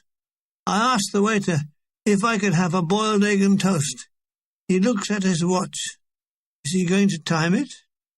With an expression on his face as though his balls are being crushed in a vice, he says, "Okay." Tony is waiting in the foyer. She is wearing a tweed coat with a fur collar and looks very pretty. We start our walk by strolling along the bank of the River Mur. Mur? How did it get a name like that? Our walk is lined with silver birch trees. We cross the Mur Bridge, and I wonder how it got that name. Mur. Through a large iron gates into a park built on the side of a hill called Das Murgarten, and I wondered how it got that name. Mur. We walk up a slight gradient, flanked by rose beds. It was then we did what must be timeless in the calendar of lovers. We carved our names on a tree, inside our hearts. We carved our hearts on a tree in Graz, and the hands of the clock stood still. Tony had found 2 heart-shaped leaves, stitched them together with a twig and scratched "I love you, Terry" on them. They still lie crumbling in the leaves of my diary. Ah, yesterday, where did you go? I lean over and pick a rose, only to get a shout, "Oi, nicht gut," from the gardener. We climb higher to a lookout platform overlooking the Mur. How did it get that name, Mur? From here, we walk into the Fabelstrasse, the Bond Street of Graz. As we cross the Mur Bridge, each of us tosses a coin into the water. "That mean we come back," said Tony. We never did. We never will. We window-gazed. Why are women transfixed by jewellers, handbag, and shoe shops? The moment Tony stops at a jeweller's, I feel that I should buy her a trinket. "Isn't that beautiful?" she says, pointing to something like the crown jewels, priced thousands of shillings. "Yes," I said weakly, knowing that as I stood, my entire worldly value, including ragged underwear, was £90. The torture didn't stop there. She points, "Oh, look, Terry, a fur coat valued at millions of shillings."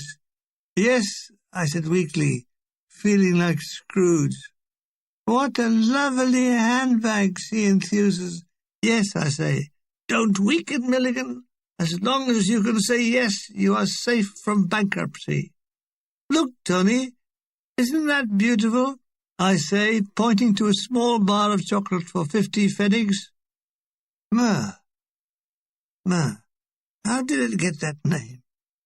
So, nibbling 50 pfennig chocolate, we walk back to the hotel. During the night show, Fulvio Pazzalia and Teola Silenzi had a row. Trained singers, their voices projecting, can be heard on the stage. She empties a jug of red wine over Fulvio and his nice white jacket. Hurriedly, he borrows one that is miles too big. His jacket was huge.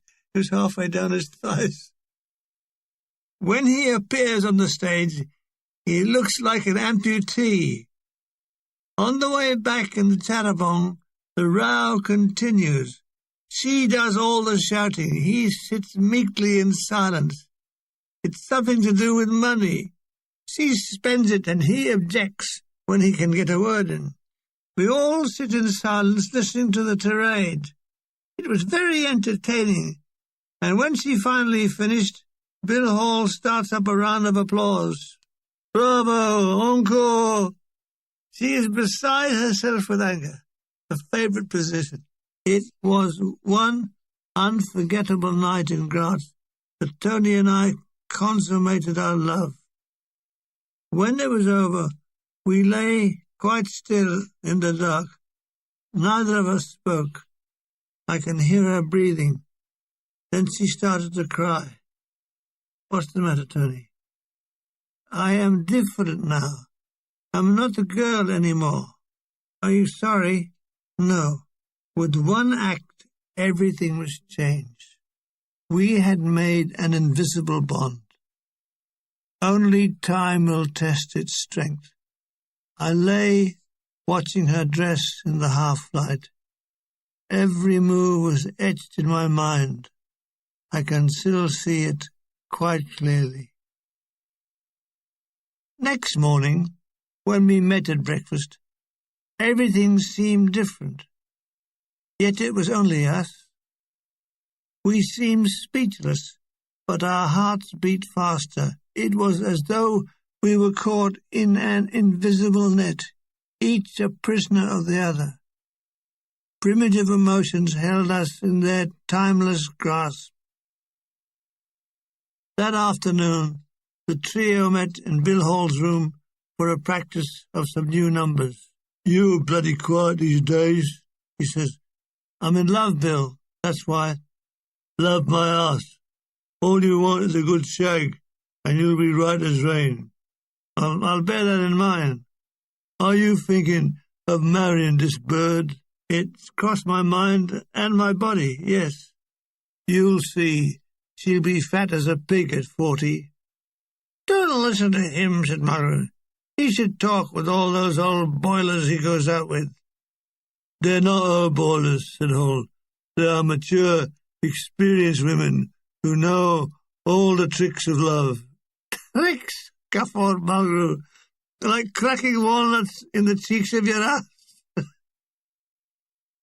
The session over, I rose to leave the room. "You'll see," says Hall, who is now playing the Trout Quintet. "At 40, you'll be able to roll her home." I am writing home asking my folks for razor blades and pile ointment. At the same time, telling them that I'm considering marrying Tony. My mother's reply is full of advice. I mustn't marry till I have a decent job and have settled down, whatever that means. Two can't live as cheaply as one. She knows. She's tried it. Even one can't live as cheaply as one. My £90 savings won't go far. I don't know, though. It got as far as the post office in Lewisham. My mother said, "Talk. In the days of the British Raj, her father was dead set against her marrying my father. He chased my father through the Pune cantonments on a bicycle. my father escaping in a tonga. Like all long-running shows, we are getting sloppy again. Lieutenant Priest assembles us all in the lounge. Look, he says, it's getting to be like a private joke. It may be funny to us, but not the audience. We're going to have a full dress rehearsal tomorrow morning. He is right, of course. We are all taking liberties. For instance, when Ricky Tralla is singing Let the Rest of the World Go By, he is barracked from the wings with raspberries and shouts of drink up. In Close the Shutters, Willie's dead. Numerous ping-pong balls are bounced on the stage from each side. I think it's funny. Priest doesn't.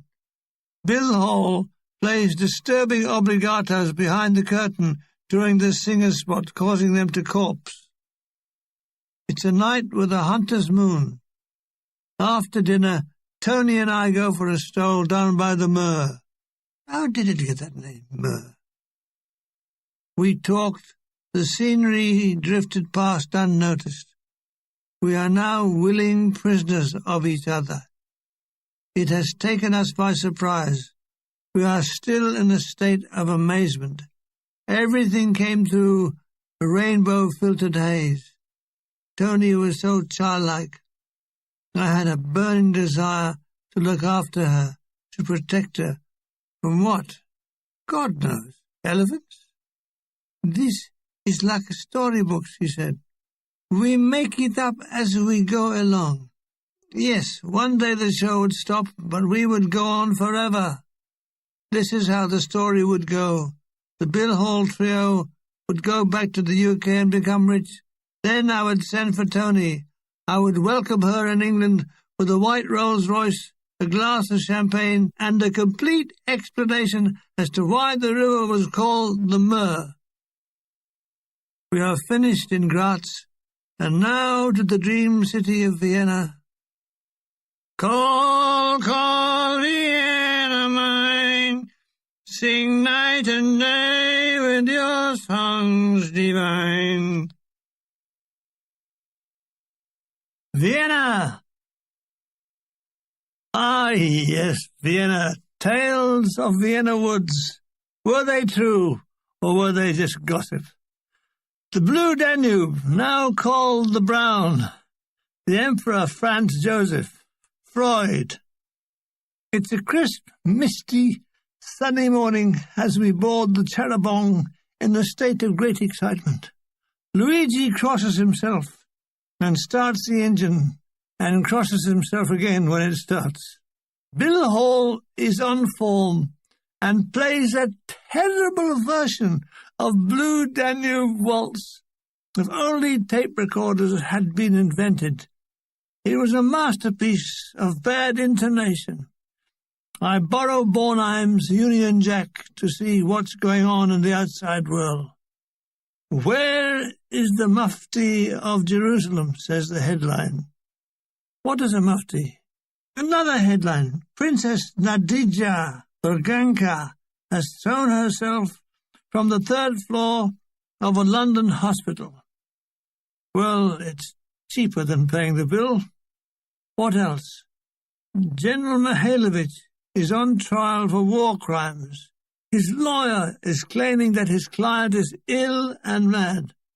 Mihailovich says he isn't, which, says his lawyer, proves that he is. The mist is lifting, giving way to sunshine.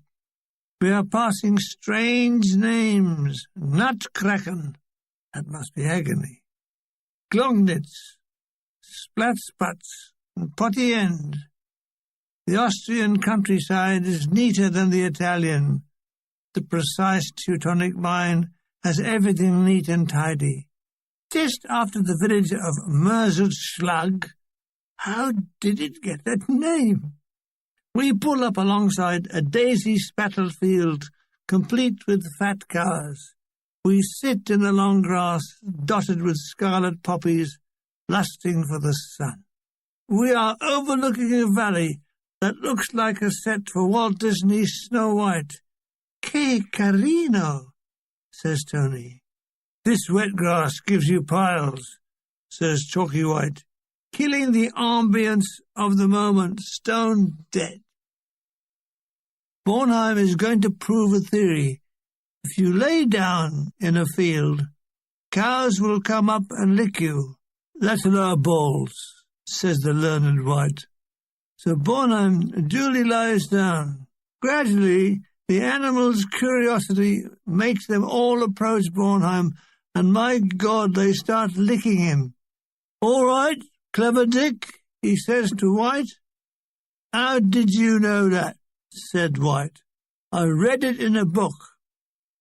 We're all munching our way through cheese and tomato sandwiches, and Lieutenant Priest wanders among us to see if we are all satisfied with the ration. It's very peaceful, very little traffic on the road, save the occasional military vehicle. "Watch, Tony," I say. I pluck a dandelion that has gone to seed. I blow the seed, and like little parachutes they float away. "You have to make a wish," says Tony. I make a secret wish that I'll become rich. It must have been a faulty dandelion. This is 40 years on, and I'm still not rich. Lunch over, I lie back, light a cigarette, and watch the smoke curl heavenwards. What is up there in that blue vault? I'm looking into infinity, and it's empty. What is it all about? What are we all about? Well, I was about 29. Chalky White has gone to the middle of the field to repeat Bornham's experiment. It works, except White has unwittingly lain in a cowpat, most of which stuck to his back. "That's lucky," says Bornheim. "What's lucky about cow shit?" moans White. "It's lucky I didn't get it." "All right, let's be having you," said Priest, mustering us back to the charabanc. We all give off our customary bleating and mooing, only to be answered by the cows. "I wonder," says loony Bornheim, "do they moo in German?" The journey passes uneventfully. Hall and I occasionally break the monotony by playing some jazz and lead a few sing-songs. Towards the late evening, we reach the outskirts of Vienna. It's rush hour in Vienna. The streets are crammed with commuters all hurrying home. The city is unfolding itself. It is a bounty of grand and stately buildings, palaces, and fountains. We pass in the shadow of St. Stephen's. I tell Tony this is where Bach played the organ. She doesn't like Bach too much. He too, how you say, mathematica. She likes the dolce music like Puccini. "You like Bach?" she said. "I don't know. I've never met him," I said. Street lights are coming on. It's fun to see trams again. There is evidence of quadrilateral occupation. American jeeps and the green-grey of Russian lorries with po-faced Russian soldiers. We pass the giant Ferris wheel that has survived the war. There had been a move to dismantle it, as it was a focal point for bombers. On we trundle through busy streets. We get lost several times, but no one notices the difference. We stop, and Lieutenant Priest flags down a British military police patrol, which turns out to be lost itself. "We are looking for the Franz Joseph Hotel in Gustavstrasse."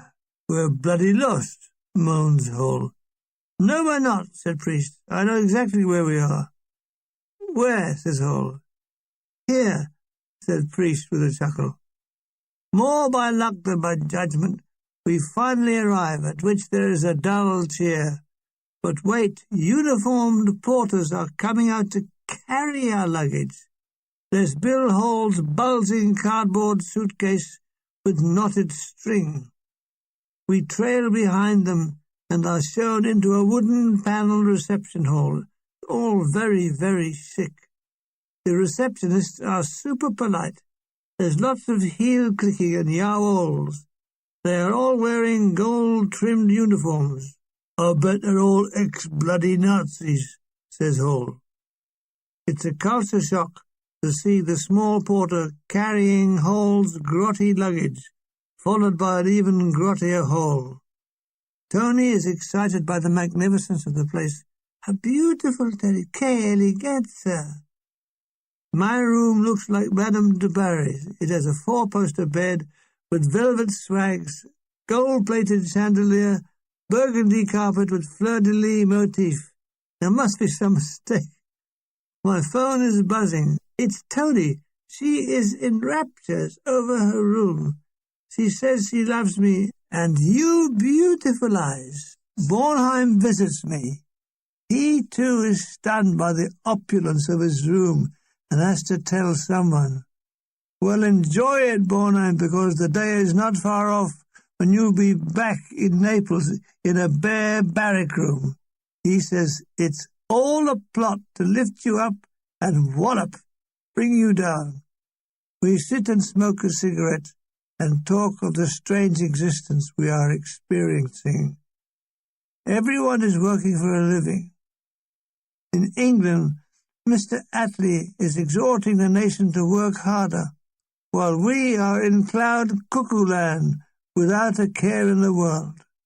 We'll never have it as easy as this again. It was a prophecy that came true. Bornheim departs, saying, "It's all a dream," his hands clawing the air. I bathed in my rose-coloured marble bath with gold-plated taps. I was disappointed when only water came out. The bath is twice normal size. Should I dive in? I'm so thin when I get in the bath, it looks like someone's thrown a pair of braces in. My father always said, "Don't worry, son. You'll fill out one day." Did he think I was hollow? And there's nothing wrong with being thin. Look at Gandhi. I didn't want to look at Gandhi, but he reminded me of me. No, I want to look like Johnny Weissmuller and sing like Bing Crosby. The combination would be infallible. I mean, swinging from tree to tree, singing Love in Bloom, must be a winner. Who's that at the door? Lieutenant Priest with 2 letters, one from my father and one from my brother. The latter is now stationed in Cyprus. Dear Harry, I'm in the land of Aphrodite. After Germany, it's paradise. It's mostly guard duties. I'm a sergeant now, stationed at Decalia. We are all under canvas and under a puffy OC. We're just outside Larnaca. The girls are heavily chaperoned. It's easier to lay eggs than lay one of them. Some of them are beautiful. If things get worse, the men will start to look beautiful. Dad seemed settled back in Fleet Street, and Mum is still boiling all his food to death. On my nights off, we go to Larnaca, pulsating with 12 40-watt bulbs. A few smoky dens sell eggs and chips. A couple of Greek cinemas with subtitles help to alleviate the monotony. They want to put me in for a commission. I'll see. I hope your new career goes well. What's this about you marrying an Italian bird? Loving brother, Des. So, the news of Tony and me has reached as far as Cyprus. Well, well. Whereas my mother balks at any reports of me marrying, my father is the reverse. There are not many reversed fathers. He says it's fine, and why don't we get married by the Pope? I hurry down to the dining hall. I hear the strains of Strauss. Well, wow, there's a quintet playing in the dining hall, which is as sumptuous as the rest of the hotel. Great chandeliers, very large and very busy. Tony, sitting small and petite at the distant table, waves to draw my attention. "Oh, Terry, what do you think of this place?" I tell her it's marvellous. I'm as overwhelmed as she is. There's a menu a mile long. Mulgrew and Bornheim join our table. We enjoy a splendid repast of Weinerbäckerhen, chicken, and after we retire to the lounge, where a pianist is playing Chopin. The waiter brings us a coffee. We're all feeling rather splendid. I even ordered a cigar. "Don't go mad, Milligan," says Bonnet. "We're all going to suffer withdrawal symptoms when we leave here. We're only here for 4 nights, so make the best of it." We were doing just that. The State Opera House is a 2,000-seater. When I think of all those bums making contact. The dressing rooms? Well, you could have lived in them. "This is better than the house my folks live in," said an amazed Hall, but reflected that anything was better than the house his folks lived in. In London, Hall lived in a room with a gas ring that served as A stove, B, a heater, C, decoration. Our first night had a very mixed audience: Americans, Russians, British, Austrians. The Russians are in a box, and we are chuffed when they laughed uproariously at the trio. "If nothing else," says Monroe, "they've got a sense of humour." "Sense of humour? Have you read what they did to the women when they captured Berlin? Very funny." "They weren't the only ones," said Monroe. "I've seen some of our squaddies and GIs behaving pretty abominable." "You saying we're as bad as the Russians?" "Given the opportunity, yes. Listen, they raped everything from schoolgirls to grandmothers." "Listen, mate, some of the grandmothers were very grateful," said Mulrew, with a sadistic chuckle. These Hall versus Mulrew arguments never got anywhere. Both were implacable. Their arguments ranged from who should turn out the light when neither bed was more than 3 paces from the switch, to why the Conservatives had lost the post-war election. "Churchill was going gaga. That's why," insisted Hall. "Rubbish," retorts Mulrew. "He's in his prime. Attlee has the personality of an overlaundered vest." Next day, Tony and I set out to see the sights. Tony has a small booklet in Italian telling what to see. Under her guidance, we visit Krasnerstrasse. Help! It's the most expensive shopping centre in Austria, and me down to my last few shillings. Help! She stopped at the window with a magnificent tulle wedding dress. "Oh, Terry, look how beautiful." "I couldn't wear it," I said. "It's the wrong colour." It was another one of my jokes that didn't register. If there was a graveyard for failed jokes, it would be overflowing with mine. Seen a joke mortician shop, me. "I've come to bury a joke." Mortician: "I'm sorry, sir. The graveyard is full. It's been a good year." Me: "What do you suggest?" "Cremation, sir. You can have the ashes of your favourite joke in an urn. In moments of depression, you can take the lid off and have a good laugh." After miles of shops, we repair to a coffee house. "Zwei Tass Kaffee bitte," I said in badly spelt German. The place is crowded with people leaning forward and speaking in hushed tones, looking like trainee Balkan assassins. "I like it very much, Vienna," says Tony. "I'm very happy." The coffee arrives along with the cake only the Austrians can make, called Schackertort.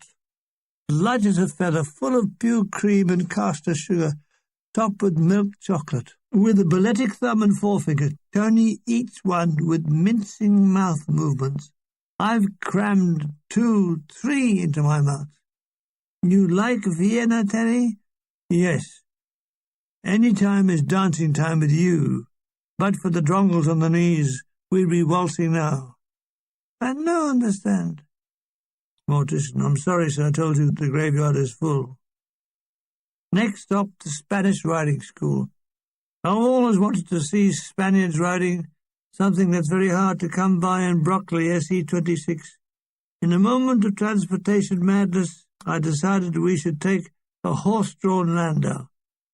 I tell the driver, "Mein Herr, Spanish riding school, verstehen?"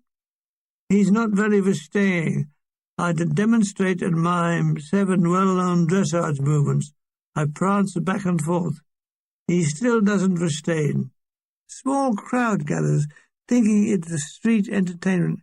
Then I remember, like Paul on the road to Damascus. I see the light. I remember the breed of the white horses. Lipinzana, verstehen? A smile of recognition lights up his face that is nearly falling off.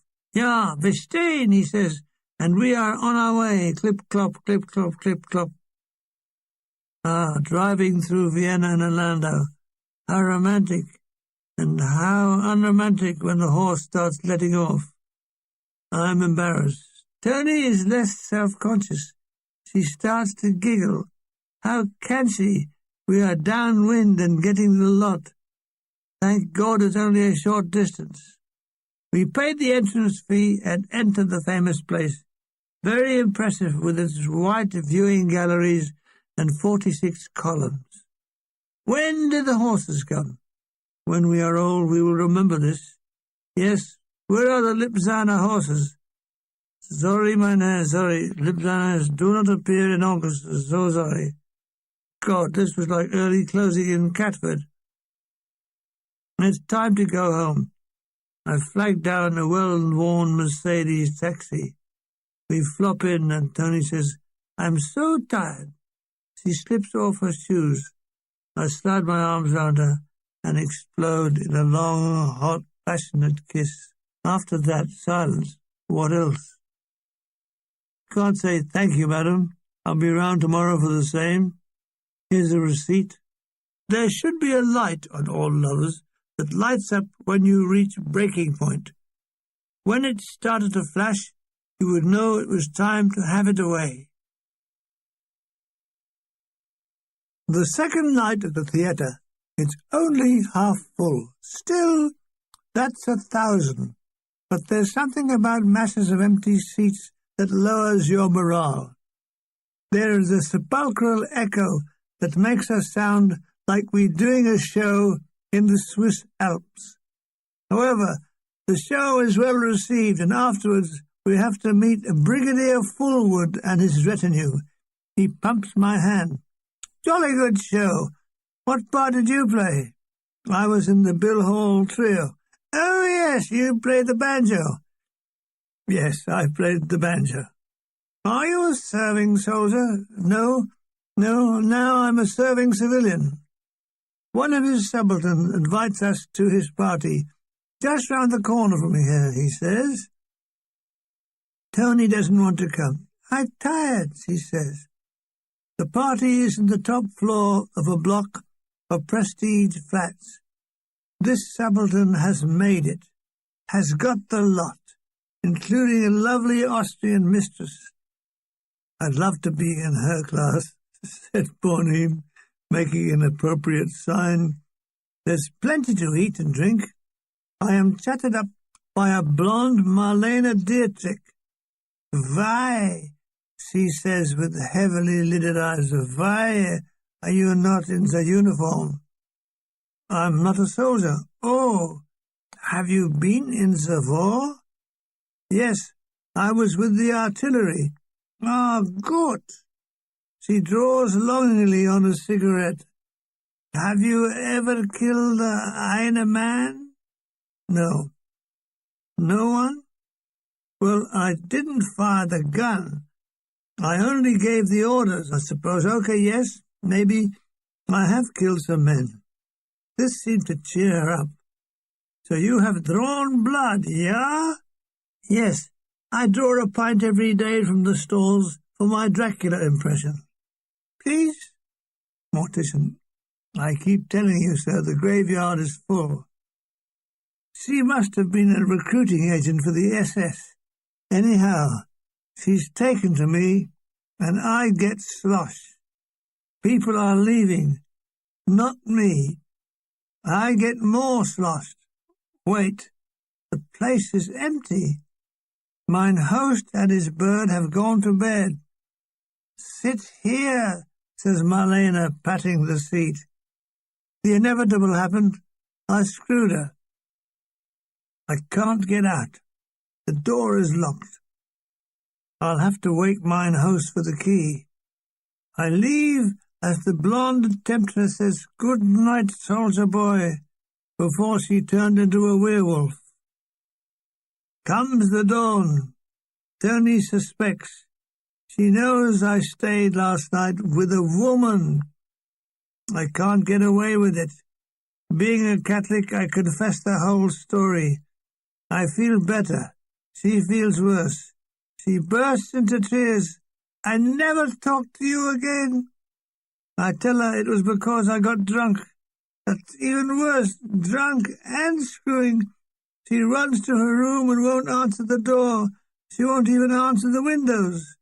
Soon it's common gossip among the cast. "Cattivo," says Teola Salenzi, pointing an accusing finger at me. "So you had a shag," said Hall, tuning his violin. "What's she worried about? There's worse things in life." "Why did you tell her?"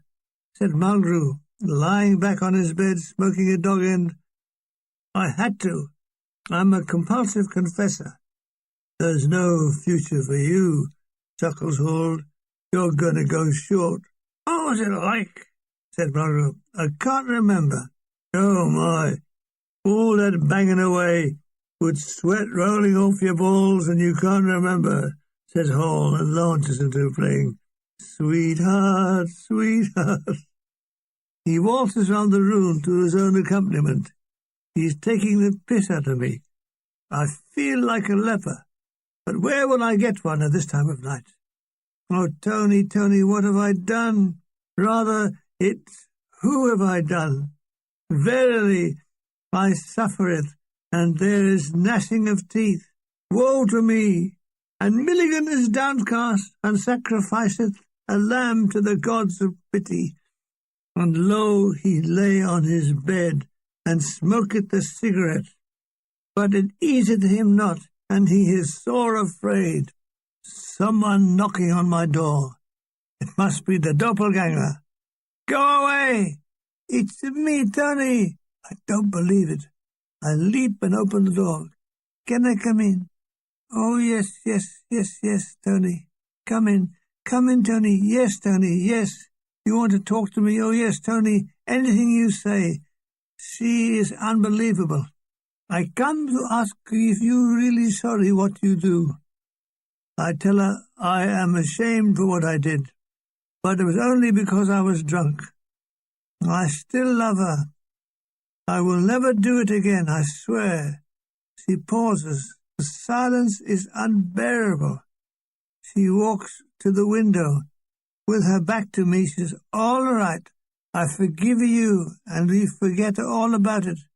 "Of course, I'll forget all about it. Yes, Tony." We kiss and everything falls back into place. What a relief! I can cancel the sackcloth and ashes. It's mid-morning.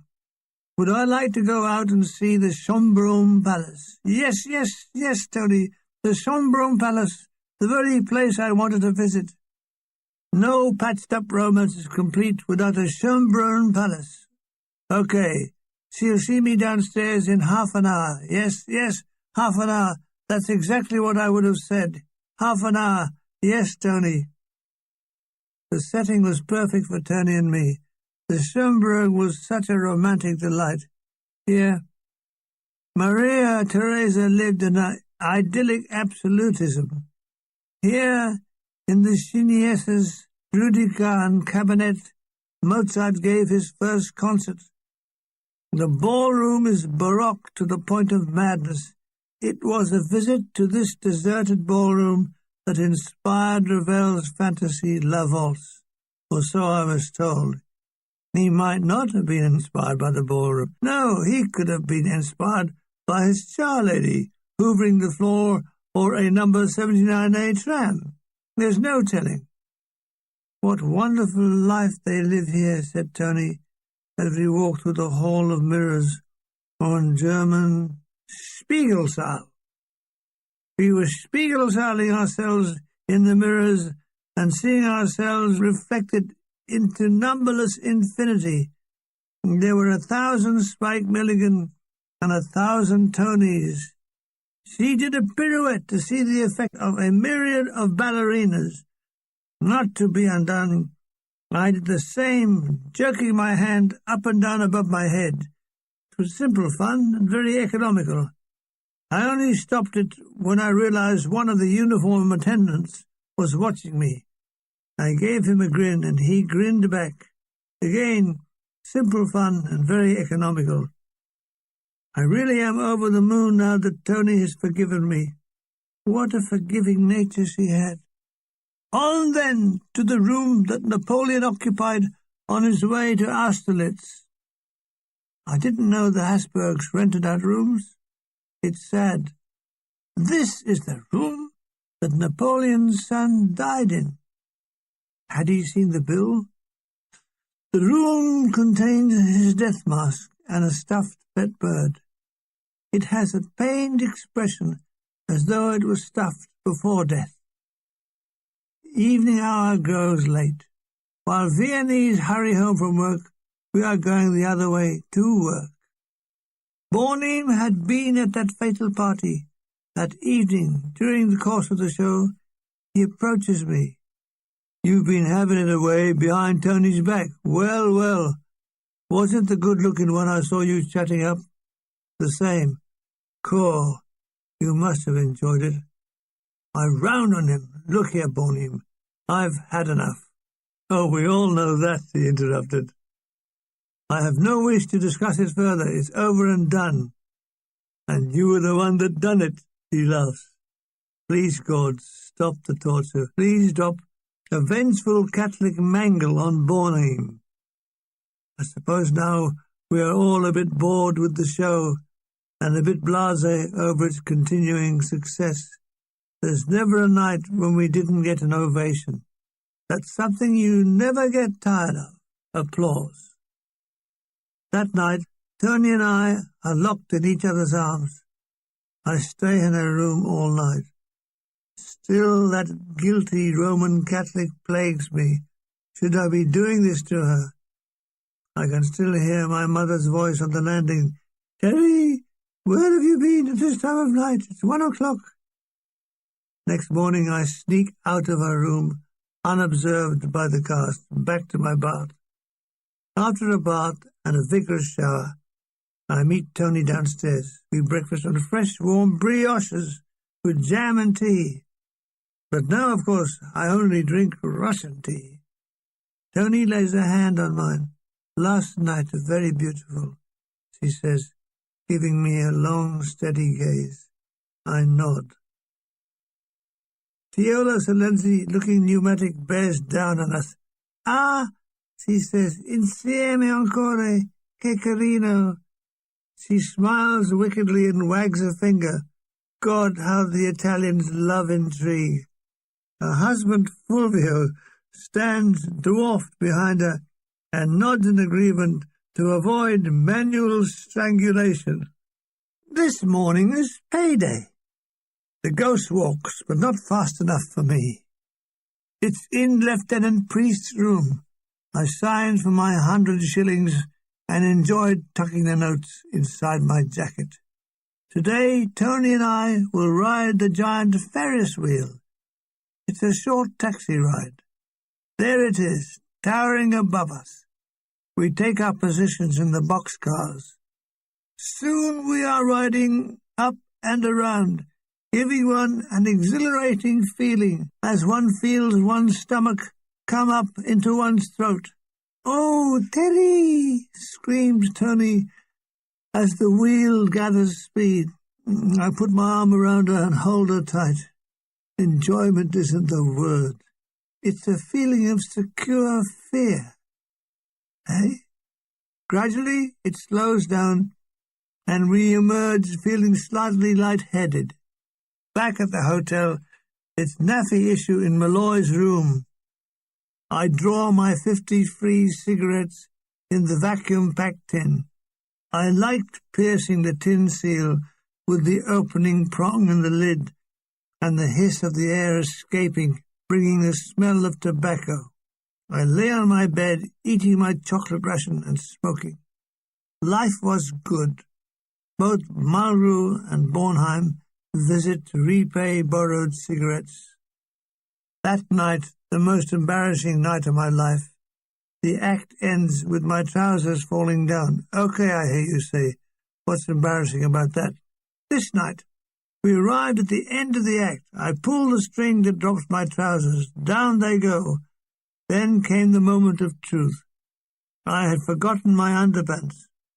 My shirt just covered my willing, but people standing in the wings can see the lot. Two of the ballet girls, Luciana and Marisa, call out, "Bravo, Teddy! Che bellino! Well done! What a beauty!" And who was I to disagree with experts? However, it was a near-run thing. That night, Tony, Mulgrew, Bornheim and I dined together. It's Bornheim's birthday. He splashes out in a bottle of champagne. It's Austrian, called Schlocknut, which sounds like the part of a diesel engine and almost tastes like it. "Don't you like it?" he inquires. "Not much. It's too dry for me. It almost sucked my cheeks together." "How old is he now? Can we guess?" He gets a selection. 29, 26, 27. No. Hold on. One more guess. 60? Silly bugger, Milligan. No. I am this day 25. We wish him bon voyage on his journey through life as a farrier in Leeds. What more can a man want of life than being a farrier in Leeds? We eat our dinner to the accompaniment of the quintet, who are playing as usual waltzes.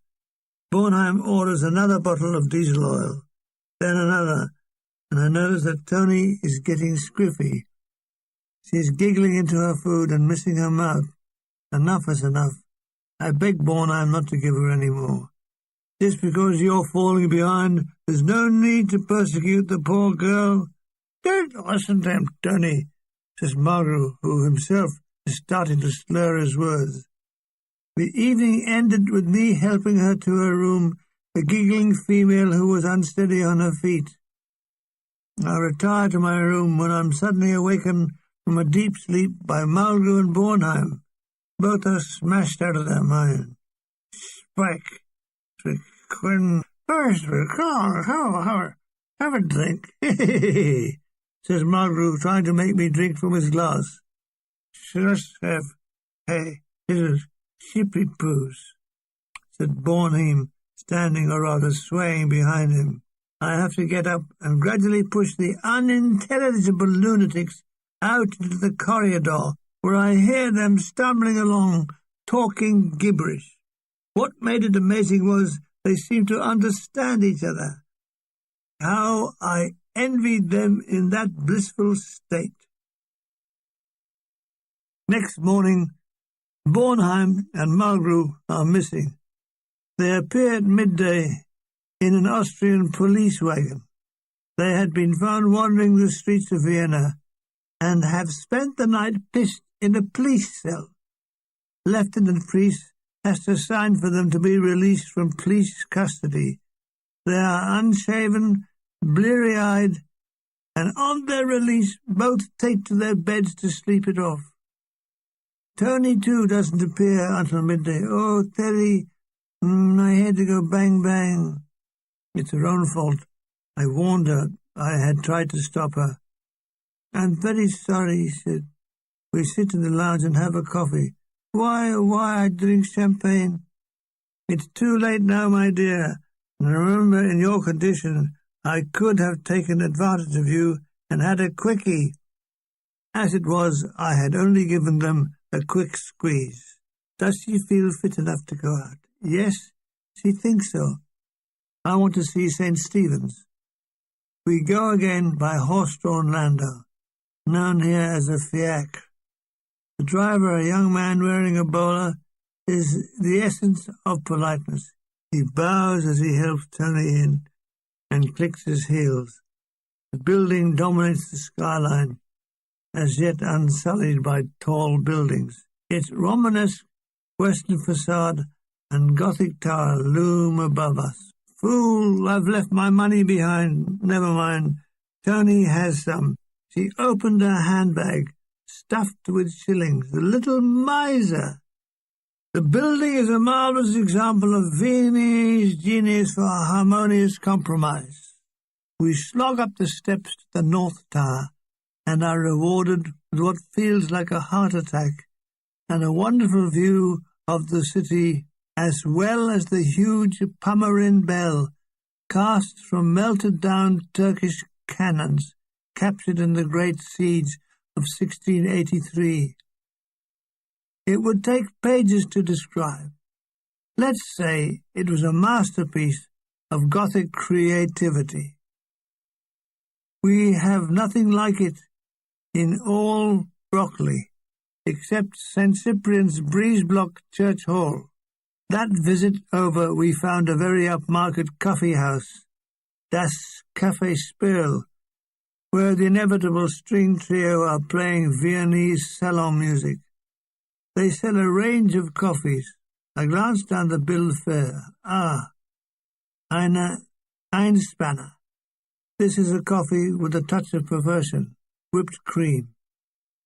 Tony has eine kleine Mocha, like Joe Louis, strong, pungent, and black. Tony, Avis-like, is sipping the scalding drink.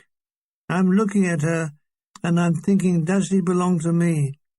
This petite creature, is she really mine or on loan? Why you look like that, she says. Tu sei mi amore, I say in my best Italian. She smiled. It's quite lovely. Even lovelier, Tony paid the bill. Danke meine Herr, said the Herr Ober with a slight stiff bow. How courteous they all were. Not at all like English waiters who pick their noses when taking your order. It's late afternoon when our fiacre drops us back at the hotel. Tony wants to lie down. Can I lie with her? No. She wants to sleep. I tell her I won't wake her up. She won't even know it's happened. No. I'm very naughty. Never mind, I can hold out. While I'm holding it out, time is passing. I press on with Mrs. Gaskell's book on the Brontes. I'm up to where Bramwell Bronte, on his last night alive, is in a drugged state, laudanum. He's having dinner with a friend at his favourite piss-up pub, the Black Bull. He turns up, wild-eyed and drugged, and demanded brandy. Next day, Bramwell dies, something that the whole family specialised in, one by one, until only the Reverend Patrick Bronte survives. How lonely he must have been his last years. Immersed in the book, I forget the time. There's a thunderous lieutenant priest. Come on, we're all on the bloody Cherubonk. Don't tell me you're getting Hall's disease. I grab my guitar case and follow him to the waiting vehicle. The new Bill Hall, announces priest as I board. Where you been, Teddy? I explained her. Bronte's sisters. I know, I read in Italian book, very sad story. Bornin walks up and leans over us. What you do today? I told him. What did he do? He did 3 vests, 3 underpants, and all his socks. Why didn't you give him to the laundry? He's trying to save money. Aren't we all? It's a packed house again. Great. I make sure I'm wearing underpants. The experience of the previous night was to haunt me all my days I was with the trio. Some girls stood hopefully in the wings, hoping for an encore. My God, in the front row, it's that Marlena Dietrich that I had screwed. After the show, she comes looking for me. She comes to the dressing room. They hide me in the shower. I hear her saying, this is her telephone number. Will I phone? Help, thank God Tony isn't around. Marlena isn't easily put off. Bornheim comes in and tells us that she's waiting outside the stage door. I smuggle myself out to the front of the theatre and get a taxi back to the hotel. How do I explain this to Tony? When I arrive, everyone is at dinner. "Teddy, where have you been?" said Tony. "Well, I tell her the truth." "Oh, why has she come for you?" she inquires. I then tell her because I was very good at it. I say I don't know. "You tell the truth?" "Yes, Tony." She left it at that, but the atmosphere was distinctly cool. I order, "Herr Ober, ein Commonwealth leaves Noctidival." I don't know what it is, but it sounds magnificent. It turns out to be caraway seed soup. There must be some mistake. I distinctly ordered "Common mag leaves Noctidival." What? That means caraway seed soup. I should sue through the Trades Description Act.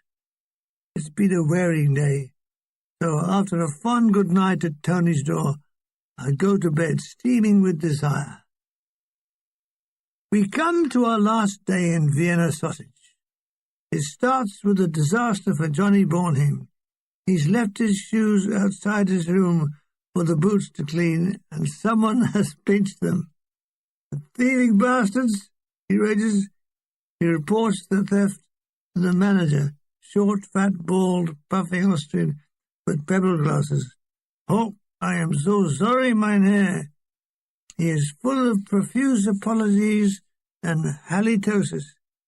He, in turn, phones the police, and Julie, an Austrian plainclothes policeman, arrives and takes detail. "What colour were the shoes?" "Brown." "How old was they?" "About 7 years." Detective tries to stifle a laugh. Bornheim knows he hasn't a hope in hell of getting them back, and until he buys a new pair, has the embarrassment of wearing white plimsolls. He looked like a real Charlie as he came down to breakfast. "Anyone for tennis?" said Mulgrew. "They were my best pair," moaned Bornheim. He could have fooled me. He spends the morning along with me and Tony shopping for a new pair. In post-war Vienna, there isn't much of a choice, and the quality is very poor. Bornheim buys a cheap pair that seemed to be made of reinforced brown paper and cardboard soles. To buy them, he had to borrow money from Mulgrew, who goes faint at the thought. On this, our last day, Tony, Mulgrew, and Bornheim, with his new shoes, decided to visit the Schatzkammer.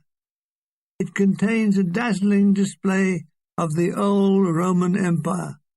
I was stunned at the imperial crown of pure gold set with pearls and unpolished emeralds, sapphires, and rubies, and the actual sword used by Charlemagne, plus the lance that is supposed to have pierced the side of Christ on the cross. As I recall, this was about the 10th that I had seen. There was so much gold, everything seemed to be made of it except Bornheim's new shoes, whose newness had started to hurt his feet. "I must have a rest," he says. We repair to an adjacent coffee house and take refreshment. It's on the street, and we watch the passing of humans in concert, while busy hair-opers move amongst the pavement tables. "This is a life," says Mulgrew, emitting a stream of smoke. Indeed, yes, it was a sunny day. I was in love. Bornheim had new shoes, and Mulgrew was going to charge him interest on the money he lent him. "I tell you," said Tony, nibbling a pastry, "Austrian make better cake than Italy. Terry, do you have places like this in England?" "Oh, yes. There's Lyon's Corner House with Welsh rabbits." I have to explain what Welsh rabbits are. "They're not the sweet?" "No, they're savoury." "What is a savoury?" "Well, it's the opposite of sweet." "Ah," she said, "gustoso." "Well, if he says so, gustoso." Bornheim is feeling his new shoes. "Are they hurting?" I said. "Just a bit. They'll be all right when I've broken them in." Mulgrew wasn't Don't let water go on them, they'll melt. Boredom shoots him a meaningful stare, whereof I'm sure Mulgrew knew not the meaning.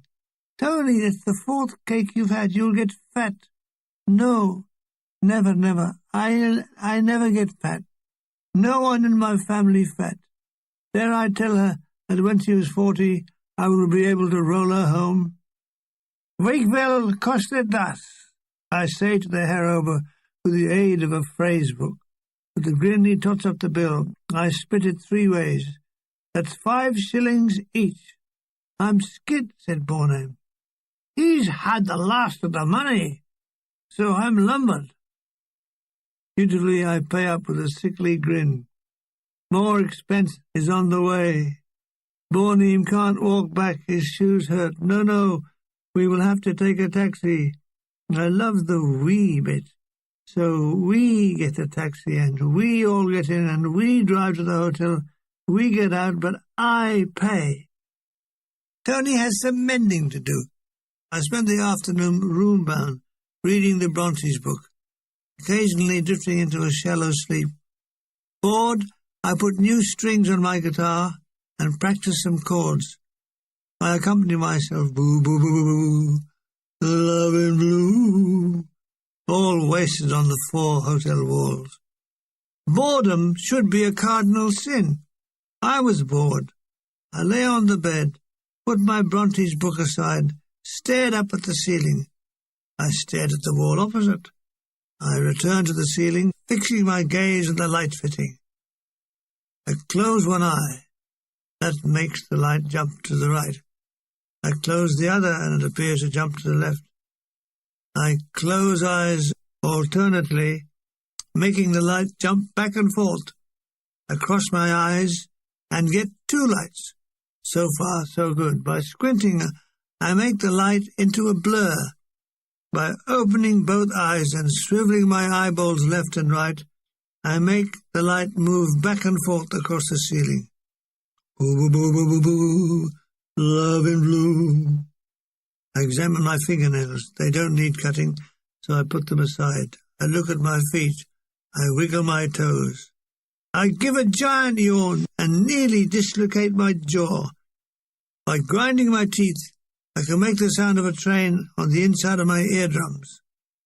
By wiggling my ears, I can make my scalp move backward and forward. Oh, and it's June, your love in blue. By closing my eyes and pressing on them with my hands, I can see lots of different flashing lights and patterns. My phone buzzes. It's Tony. What am I doing? I tell her I am pressing my eyes to see flashing lights. She doesn't understand. I tell her not to worry. Neither can I. Do I want to come up and order tea in her room? Before she can put the phone down, I'm tapping on her door. She's in the middle of her mending. We have a nice tea, eh, Teddy? But first embrace her and give her a head-swirling kiss. No, Teddy, not now. She orders tea and sandwiches. A very old waiter with watery blue eyes and a red nose brings in the tray and shakily puts it down. For his trouble, Tony gives him a tip. He groaned, "Danke, Fräulein," and went out. To die, I think. The sandwiches are cut in small triangles. 10 of them make one sandwich. I wolf down what I think is the requisite amount to stall hunger. Teddy, you eat a lot of food, but you're always thin. Yes, I am thin. That's why the Germans never hit me during the war. You must have some, how you say, tonica. Tonic, yes, I tried it. I drank Horlicks and Sanatogen, but nothing happened except the price of their shares went up. She feels my arms and shakes her head, as if the sleeve is empty, which it nearly is. After tea I try to, but no, Tony has more mending to do. I must leave without it. It's not long to departure for Showtime. I seek out Bornheim, who has been trying to massage his shoes into a more pliable state. Sitting there on a magnificent 4-poster bed with tapestry swags, massaging Dublin into his shoes is a culture shock. Have I heard? Lieutenant Priest has brought a radio. Great. Must borrow it. I'm desperate to hear some jazz. I dash up to his room. Yes, I can borrow it, but not just now. He's listening in for football results from the BBC General Forces programme. General Forces? Never heard of him. Priest says I can borrow it tonight. Great. I know from the Union Jack that there's Duke Ellington at 10:30 tonight, just about the time we get back. Goody. The thought of hearing Ellington was so exciting. In those days, was I that simple? The last night, full house again. Show goes extremely well. There is an after-a-show drinks on stage with Lieutenant Priest. Chalky White and his helpers are starting to dismantle the set and load it onto lorries. Back to the hotel. It's 10:30. I borrow Priest's radio and take it to my room. Borneem and Mulgrew join me. We sit and smoke as the program announces a date with the Duke. Comes the strain of the A-Train. Never treats me soft and gentle. I got it bad and that ain't good. So we went on till 11:30 when the station closed down. I have missed dinner. I go down and inquire if there's anything to eat. Ah! Cold collation.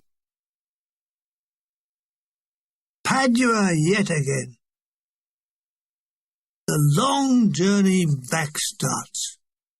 We all board the Charabanc at 9 o'clock. Our destination is Rome, nearly 900 miles away. We will be staging tonight at Padua. It's going to be a long haul. None of us are looking forward to it. When we arrive in Rome, we are to do another week of the show at the Argentina Theatre. Tony says if I like, I can stay part of the time at her home in Via Apennini. We are now watching all the ground we've travelled in reverse. There are occasional reminders of the war, burnt-out tank or an abandoned artillery piece, fading military signs, dust means death. We journeyed through the day. As we travel south to a lower altitude, the weather gets warmer. Spirits are kept up by Hall and myself playing some jazz. Our Italians sing native songs, and in between we all talk in bursts, and then silence. Some doze. By 1 o'clock we are on the outskirts of Trieste. We pull over to the verge near a ruined castle. The sandwiches are distributed, made back at the hotel. There are still these tiny triangular things. Lunch over, I and Tony explore the castle. Built of monumental stone blocks, it's very haunting. Near the keep is a hole in the ground that I recognize as an oubliette. What is an oubliette, Terry? I explain it means forget or forgotten. This is where they drop the prisoners that were to be forgotten. Nasty. I wonder when archers last stood at these cruciform slits in the wall. All life here would have been feasting, romance, battles, intrigue. What happened? Who was the last person to leave this place and why? So many questions and no answers. Oi! Priest is calling us from below. You two lovebirds, come on down, we're leaving. We scramble back into the Charabanc and take our customary seats. What you two been doing up the castle? Said Bilal, full of innuendo. And I think, shit. We drive off into the city of Trieste. It's still got partisans walking around the streets. We see one or two agitators addressing a crowd. They're red in the face and gesticulating wildly. I don't know what they see in communism, says Hall. After all these bloody long-faced Russians we saw in Vienna, who wants to be a commie? Ah, says Mulgrew, but they did laugh at us, our act. Oh, yeah, but they were generals. They can bloody well afford to laugh. Off they go on the merits of communism, both retire unbowed with communism still safe in Russia. "Oh, Terry, it takes so long," complains Tony about the journey. "It's hot and dusty, and I'm bloody bored as well." I give her hand a squeeze and give her an understanding smile, which is a lot of bloody help. Tony has fallen asleep on my shoulder. All the morning exuberance is gone. Window gazing. I take in the Italian countryside. I wonder what happened to my battery. It is, I know, somewhere in Holland. I wonder if they think of me. Do Harry Edgington, Alf Files and Doug Kitchell still play together? I wonder. I miss them. I miss playing in the band. I miss my pre-war days. What a convulsion in my life Hitler had caused. Mind you, it seemed to be for the better. Only time would tell. Oh, crushed. Oh, this is all we need. We are slowing down as the radiator is boiling. We stop. With a rag, Luigi gingerly removes the radiator cap, lets forth a great gusher of steam. It was something I wished I could do when I got steamed up about Tony. Priest assures us it's not serious. We just have to wait till it cools down. Meanwhile, Luigi has run across the road to some peasant houses and borrowed a bucket of water which he proceeds to pour over the radiator. He is obliterated in clouds of steam. For his next trick, says Boredom, he will appear as Ben-Hur. We take the opportunity to get out and stretch our legs. It's now evening and much cooler. A rough calculation tells us we have another 4 hours to Padua. Luigi continues to pour buckets of cold water over the radiator. After about half an hour, what seemed like an eternity, we are off again. "Keep your fingers crossed," said Lieutenant Priest, as we start.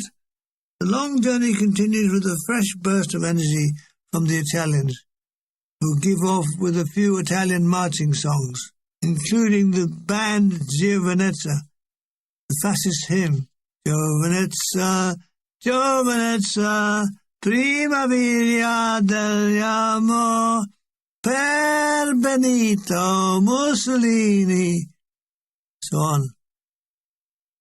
Then Bill thinks he'll respond with an English song. "What is a dildo, Daddy?" says my little daughter, age 9. "A dildo on my chick is a property brick, 6 times the size of mine. Your mother brought one for Christmas, straight off the Christmas tree. She's used it but twice, she's found it so nice, she's no bloody use for me." Altogether, those of us who knew it gave it another chorus. Not for a moment do the Italians know what we are on about. I was on about £10 a week. "What this song?" says Tony. "Why you laugh?" I have not the courage to tell her. She says, cattivo, eh? Una cosa cattivo. Yes, it's molto cattivo. This last effort, however, was the last effort during the trip.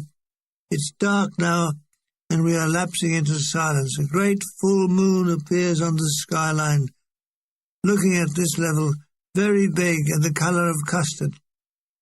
Finally we pass the city sign, Padua, 3 chilometri. Thank God, we all give a cheer. Tony wakes up. What are they cheering for? It's Padua. They're cheering for Padua. Sono 3 chilometri. At 8 o'clock, our charabanc lodges to a halt outside the Leone Bianco, and we wearily debus. All I want is a bath, some dinner and bed, preferably with Tony. We're all allocated our rooms. By coincidence, I have the same one as previously. The hotel is pretty empty, so we all have a room on our own. I explain, as I dip myself into a hot bath. I have taken many a hot bath in my time, and this was one of them. The bath has a shower attachment. The shower hose is in the shape of a blossom. People say a shower is cleaner than a bath. Wrong. I turn this one on. The shower hose falls off and hits me square on the head. The lump appears on my head. I have had many lumps in my time, and this was one of them. Dressing at speed, I hastened down to the dining room, where everyone is tucking in. I ordered a double portion of spaghetti napolitane. In no time, I had caught up with the rest of them, passed them, and gone into the lead. Bornheim is ogling a waitress. Caw! Look at that, he says, as a nubile waitress, all boobs and bum, passing the table, sending out coded sexual vibration in all directions. I have seen many coded sexual vibrations in my time, and these were some of them. Everyone is travel-weary, must go up to their rooms. Tony and I finish off a coffee. Oh, good, she said. Tomorrow, Roma, grazie Dio. Yes, I can if I wish to stay with her at her mother's flat. But I realize that Tony won't be as available under her mother's eagle eye, so I give her a loose yes. When we get desperate, we can retire to the hotel as a second line of defense. So it's to bed. Our bed. It's not long before I'm in the arms of the angel of sleep. Please don't drop me, dear. Rome again! I am awakened by the waitress and her morning tea trolley. Ah, grazie, signor, I say as she pours the steaming liquid into my cup. Piacere, she coos. She and her Chivas jelly bottom exit. I sit up, sipping my tea. It's another bright day. Blast! My great goal obscene watch has stopped. I phoned the porter. Scusi, che ora sono? It's 8:00, 1 hour to departure. A quick wash and shave with a very blunt razor that gives me a very blunt face. The beard isn't cut, it's pulled out, hair by hair. My skin is a series of sore blotches. I meet Tony at breakfast. Yes, she slept well. That's that out of the way. I eat my brioche, and that's that out of the way. Lieutenant Priest leans over the table. How are we? Did we sleep well? Yes, we both slept well. He also slept well. Good. This is exciting news. Does he know anybody else who slept well? We'd like to congratulate them. The charabanc awaits.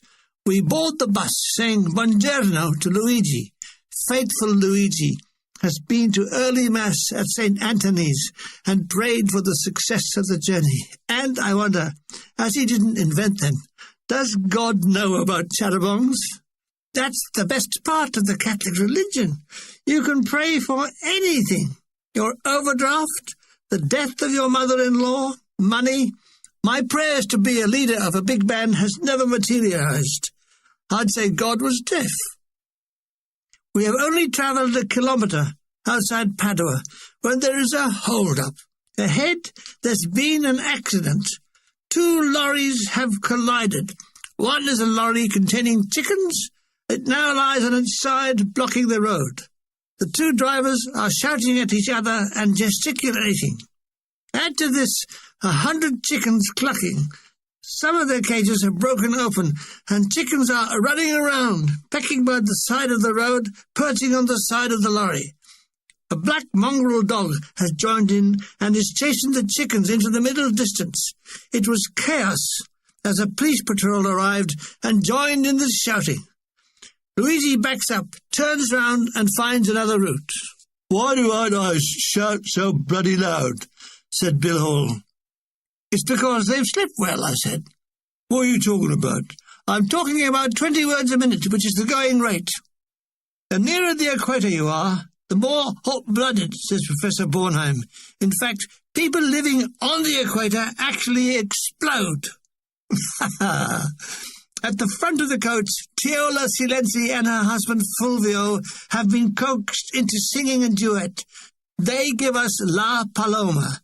Lovely, pure bel canto singing. They are warmly applauded for their efforts, and nobody explodes. Tony and I sit holding hands. Every now and then we look at each other and grin. This is called looking without exposing the teeth. Time for a British response to the Italians. Come on, Ricky, said Lieutenant Priest. Lead the singing or get off. Soon we are all singing, you are my sunshine, we'll meet again. Bluebirds over the white cliffs of Dover. This is followed by a short concert of jazz by Milligan and Hall. The Italians are mad about la jazz. So passes the morning hours. We stage at the sea at Riccione. We sit on the beach and eat our sandwiches, but are plagued by horseflies. Boredom takes a delight in killing them with a rolled-up copy of the Union Jack. That's 5 of the buggers so far, he boasts. Our costumes are all in our luggage, so no swim. But trousers rolled up paddling is being indulged in by a few of the more daring spirits. The sun is gloriously warm as I lie back on the sand with my eyes closed. A pleasant breeze is blowing from the Adriatic. A horsefly gets me in the ear. I lash out, missed him, but nearly rendered myself unconscious. Why bite me? I'm not a horse. Number 8, said Bornheim, gleefully flicking a corpse off his hand. Mulgrew was up to his shins in the sea, occasionally throwing flat pebbles which skimmed the shining surface. What is it about the sea? It calls us all. Is it a prehistoric instinct? Were we once creatures from the sea? If you put a baby on the beach, it will instinctively crawl toward the water. Strange, eh? On to Rome. We heave ourselves free of the beach and board the now very dusty charabanc. As we drive, Hall, Mulgrew and Bornheim play a game. Each one, in turn, has to sleep with the next living thing they see on the road. Hall gets a pretty village girl. Mulgrew gets a toothless old deer, and Bornheim gets a horse. They soon tire of this, and Hall produces his violin and plays Italian melodies. The Italians join in. I know this all may sound repetitive, but that's how it was. We were all very repetitive. We are now in Tuscany. On our left the sea. On our right, numerous vineyards, all looking uniform, neat and tidy, all heavy with grapes awaiting the gathering. I was reminded of Omar Khayyam's, I wonder what the vintner buys with stuff half as precious as that which they sell. In another life, I would like to have been a vintner. We are climbing into hilly country. It's getting overcast, and so are we, so it starts to rain. This will do the garden good, said Bornheim. I borrow his Union Jack newspaper. What was happening in the world apart from this tour? Herbert Morrison promises full employment for many years ahead. Spanish frontier seal. Russia asks America for big loan. Nuremberg defense opening delayed. Here's the best one. Hitler's ex-secretary arrested, the copy reads. She is said to have lost none of her fanaticism for the Nazi cause and praised nightly beneath a picture of Hitler, who, like God, appears to be deaf. A funny one. A blood donor in Australia has so much alcohol in his blood that the recipient got pissed. So, all this is going on in the world. What a jolly place it is. The rain leaves off. Throughout the afternoon, we are getting travel numb, and I might say traveller's bum. There's a limit to how long a bum can be sat on. After 3 hours, there are cries of distress. People want to relieve themselves. Luigi pulls over by a wooden verge. The ladies disappear into the trees to the left and the men to the right, and never the twain shall meet. I think that I shall never see, said Bornheim, a poem lovely as a tree. So saying, he lets go against one. The floodgates are opened, and we all return with satisfied smirks. Are your smirks satisfied, dear reader? At Fano, we leave the sea and travel inland. 200 miles to go. It's too bloody long, complains Hall. We should have stayed at Riccione for the night. For once we all agree with Hall. What a strange man he was. He looked permanently unshaven. He was 6 foot tall and even thinner than me. If anyone has seen an illustration of Paganini, this man had the same deep-set burning eyes. I think he also had bad burning arms and legs. He was the epitome of the English eccentric. Why wouldn't he ever send his underpants and socks to the laundry? He would never say. "I tell you why," said Mulgrew.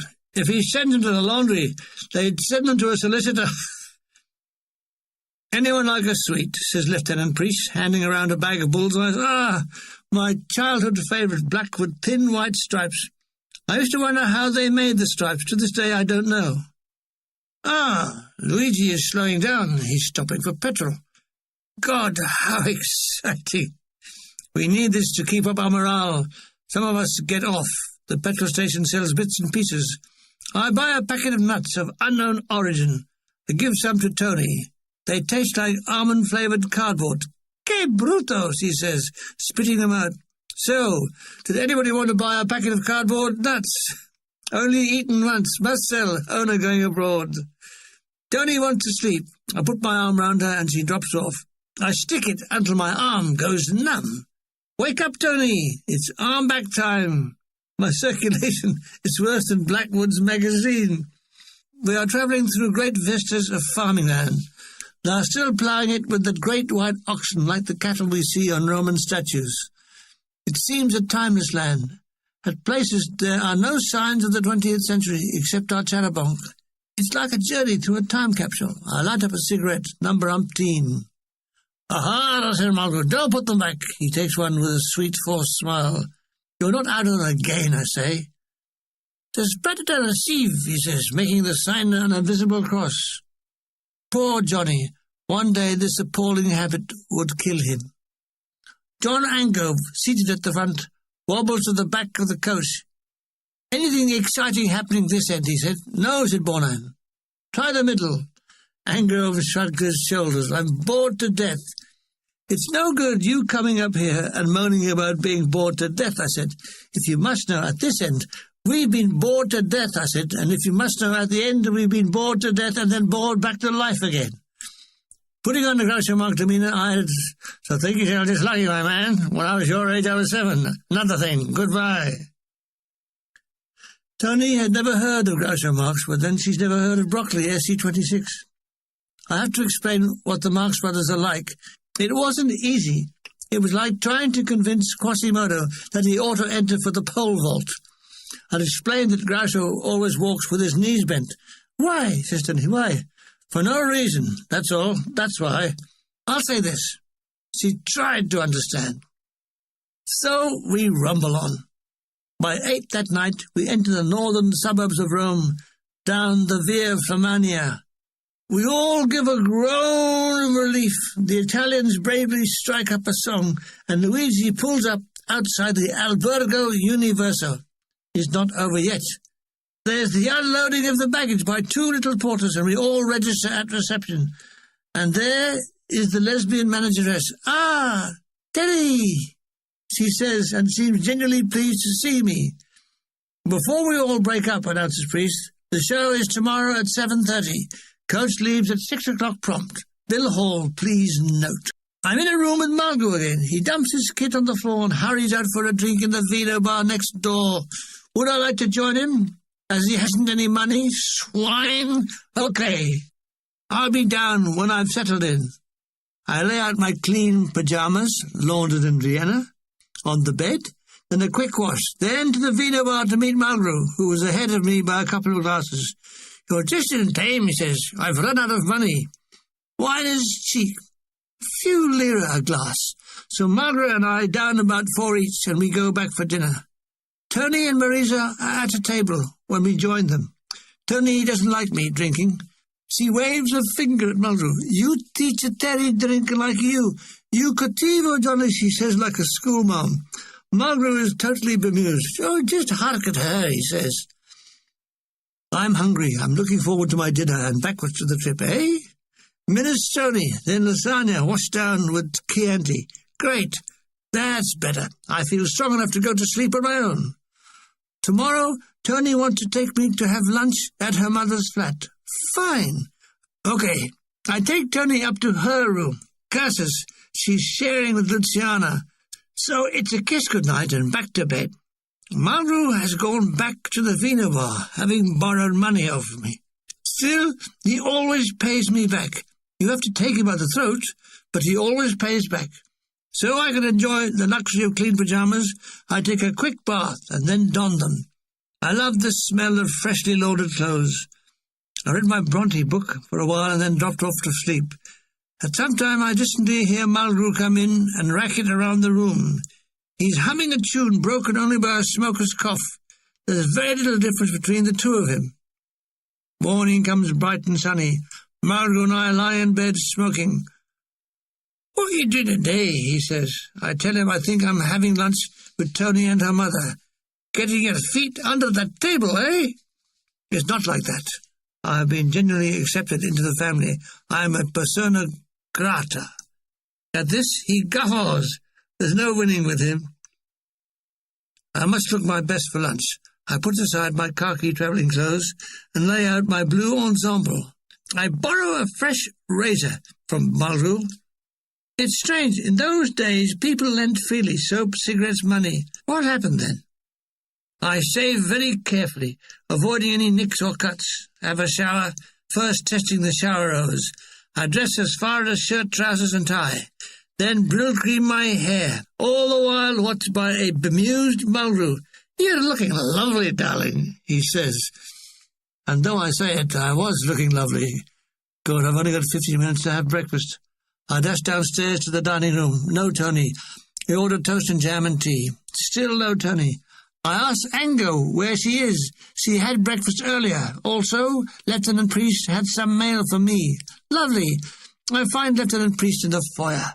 He's phoning Naples HQ. Still engaged on the phone, he hands me 2 letters and a small parcel. I can tell by the overcautious wrapping and endless knotted string that it's from my mother. As to the contents, it's marked socks. In the bedroom, I eagerly unwrap it. It contains chocolate, cigarette, and pile suppositories. Oh, how sweet! Something for each orifice. The letters are from my mother, an ex-girlfriend, Lily Dunford, of 45 Revlon Road, Brockley, SC 26. Mother harps on about me not forgetting to go to church. She thanks me for the photo of Tony that I sent her, but feels that she would rather have a medical report. Don't forget, put paper on the toilet seat. If I can't do it, standing up. Lily Dunford's letter is really just a progress report on her life. The man she has ditched me for has left her. But for Tony, I might have made it back with her again. Too late. The bird has flown and has but a little way to fly. Omakayam. I break open the chocolate bar, giving some to Mulgrew. Fruit and nutty mutters, my favourite. But then, if it was free, anything was favourite with him. What's he going to do today? If he can get an advance of wages, he'll go to the Vino bar and then the Alexander Club, then back to the Vino bar. I buzz Tony on the intercom. "Good morning, Tony. Buongiorno. What time are you going to your mother's?" "Mezzogiorno." Good, that gives me time for a job long overdue, the cleaning of my trumpet and guitar. I dismantle the trumpet and run hot water through it, and I dry and polish the valves, re-oil them, put them back in their cylinders. A general overall polish, and that's that. The guitar, I give a thorough polishing and a set of new strings. What a busy little bee I am. Midday, and Tony, all shining and new, is waiting in the foyer. We stroll out and flag down an ancient Fiat taxi. Tony gives him the address, and we sit back and watch Rome flash by. It's a city of unending interest. We pass the great piazzas with their vibrant, gushing fountains, the Colosseum, the National Monument, then into the suburbs. Via Apennini is on a slight slope. The taxi stops at 53, but starts to roll back as its brakes are dodgy. So we have to leap out at the run. Mrs. Fontana is at the window, looking out for us. Gioia, the maid, opens the door. She is all blushes and embarrassment. Tony's mother greets her. "Ah, Terry, come sta? I am sta bene, and running out of Italian." We are seated in the lounge, where we are joined by her sister Lily. Ah, Terry! Come sta? I am still sta bene. Soon I am lost to view as Tony and her mother exchange their news. I can understand bits of the conversation with words like si, no, buona. Now and then Tony translates bits concerning me, rather like discussing the dog with an occasional good boy and a pat on the head. Lily speaks broken English. She wants to come to the show. Neither she nor her mother have seen it. I promised them 2 tickets. Tony's mother works in the Italian tourist agency called Cheat, which, when pronounced, sounds like shit. Lily works as a secretary, and between the 3 of them, they earn enough to live modestly well. It's a splendid lunch. Spaghetti, then chicken liver risotto with white wine. Mrs. Fontana asked about my family. I explained my brother is still in the army and almost an officer. My father is in Fleet Street and was an officer. Only my mother has never been an officer. I plugged the fact that my mother is a very good Catholic. This is well received, as Mrs. Fontana is herself a good Catholic. As yet, I haven't told her what a bloody awful Catholic I am. When do I want to come and stay? Is tomorrow all right? Dimani? Sì, buona, allora domani. Tony and I taxi back to the hotel. I want to write some letters, so retire to my room. I dash off one to my mother and another for Lily Dunford. I tell my mother that not only am I putting paper on the seat, but just in case, I do it standing up. Dear Lily Dunford, I commiserate with her over the loss of her husband. After carrying the torch for her for nearly 9 years like an evil swine, I felt some measure of revenge. I didn't tell her I was in love again, but said perhaps we could meet when I came back to London and see what happened. Good luck. Yes, revenge is sweet, but not fattening. Maria Marini from Volume 5 has turned up. I can't quite recall how she knew I was in Rome, but she did. I supply her with 2 seats for the show. Will I see her? Yes, for a little while. Can I come home with her so she can be like a wife to you? See Volume 5, page 138, or ring the police. So that I'm not trapped, I tell Tony about Maria and explain that we are just good friends from the waist up. She accepts my story, but after my Vienna episode, she is a little bit suspicious. For that matter, so am I. First night at the Teatro Argentina. Very good show, and a great first night audience. Feel very good. Feel lively. Feel Tony. I'm healthy with Lyra, so I asked her if she'd like to go out to dinner. Yes, she knows a place that I would like. Great. We grab a taxi with a driver who sings all the way, badly. The restaurant is the Trattoria San Carlo. It's small, bustling with waiters, and pretty full. Nevertheless, we get a table in the corner near the resident accordion player. He plays very sostenuto, Italian favourites. Che desideri, signora? Said an allegro waiter. I'm desperate for a drink to bring me down from my post-show high. Una bottiglia Orvieto Avocado, per favore, I say, in ill-pronounced Italian. It's to be a lovey-dovey evening. It's difficult for us, too, to be alone like this. Now we are, and it's beautiful. You like it here, Teddy? Yes, it's lovely, and you are lovelier. We spend a lot of time looking at each other. I won't try and describe the feeling in detail, but it caused a vibration of the swanicles. Allegro waiter pours the wine. Tony and I touch glasses. All is sweetness and light as I spill something on my shirt. In a flash, Allegro waiter is at my side with a napkin. Tony giggles as he helps me mop up. We sit drinking, enjoy the music and the ambience. At this time of night, Rome comes alive and takes you with it. Time to order. I'm a sucker for it. Spaghetti Neapolitan, please, per favore. Chicken alla romana for Tony. This latter is baked in clay, the mould broken open at your table. You try, she says, passing me a piece on her fork. Delicious, but it can't seduce me from my spaghetti. Paradise would be to be buried under a mountain of spaghetti, having to eat your way out. Tony complains, you eat much food, but you never get like fat. Who do I take after? My mother or father? For piles, I take after my father. For thinness is my mother.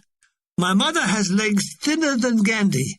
If my mother stands with her legs together, it looks like one normal leg. I've had 4 glasses of wine, and I'm feeling good. God, I fancy Tony like mad. Oh, for a room at the Grand Brighton. I tell Tony, I want you very much.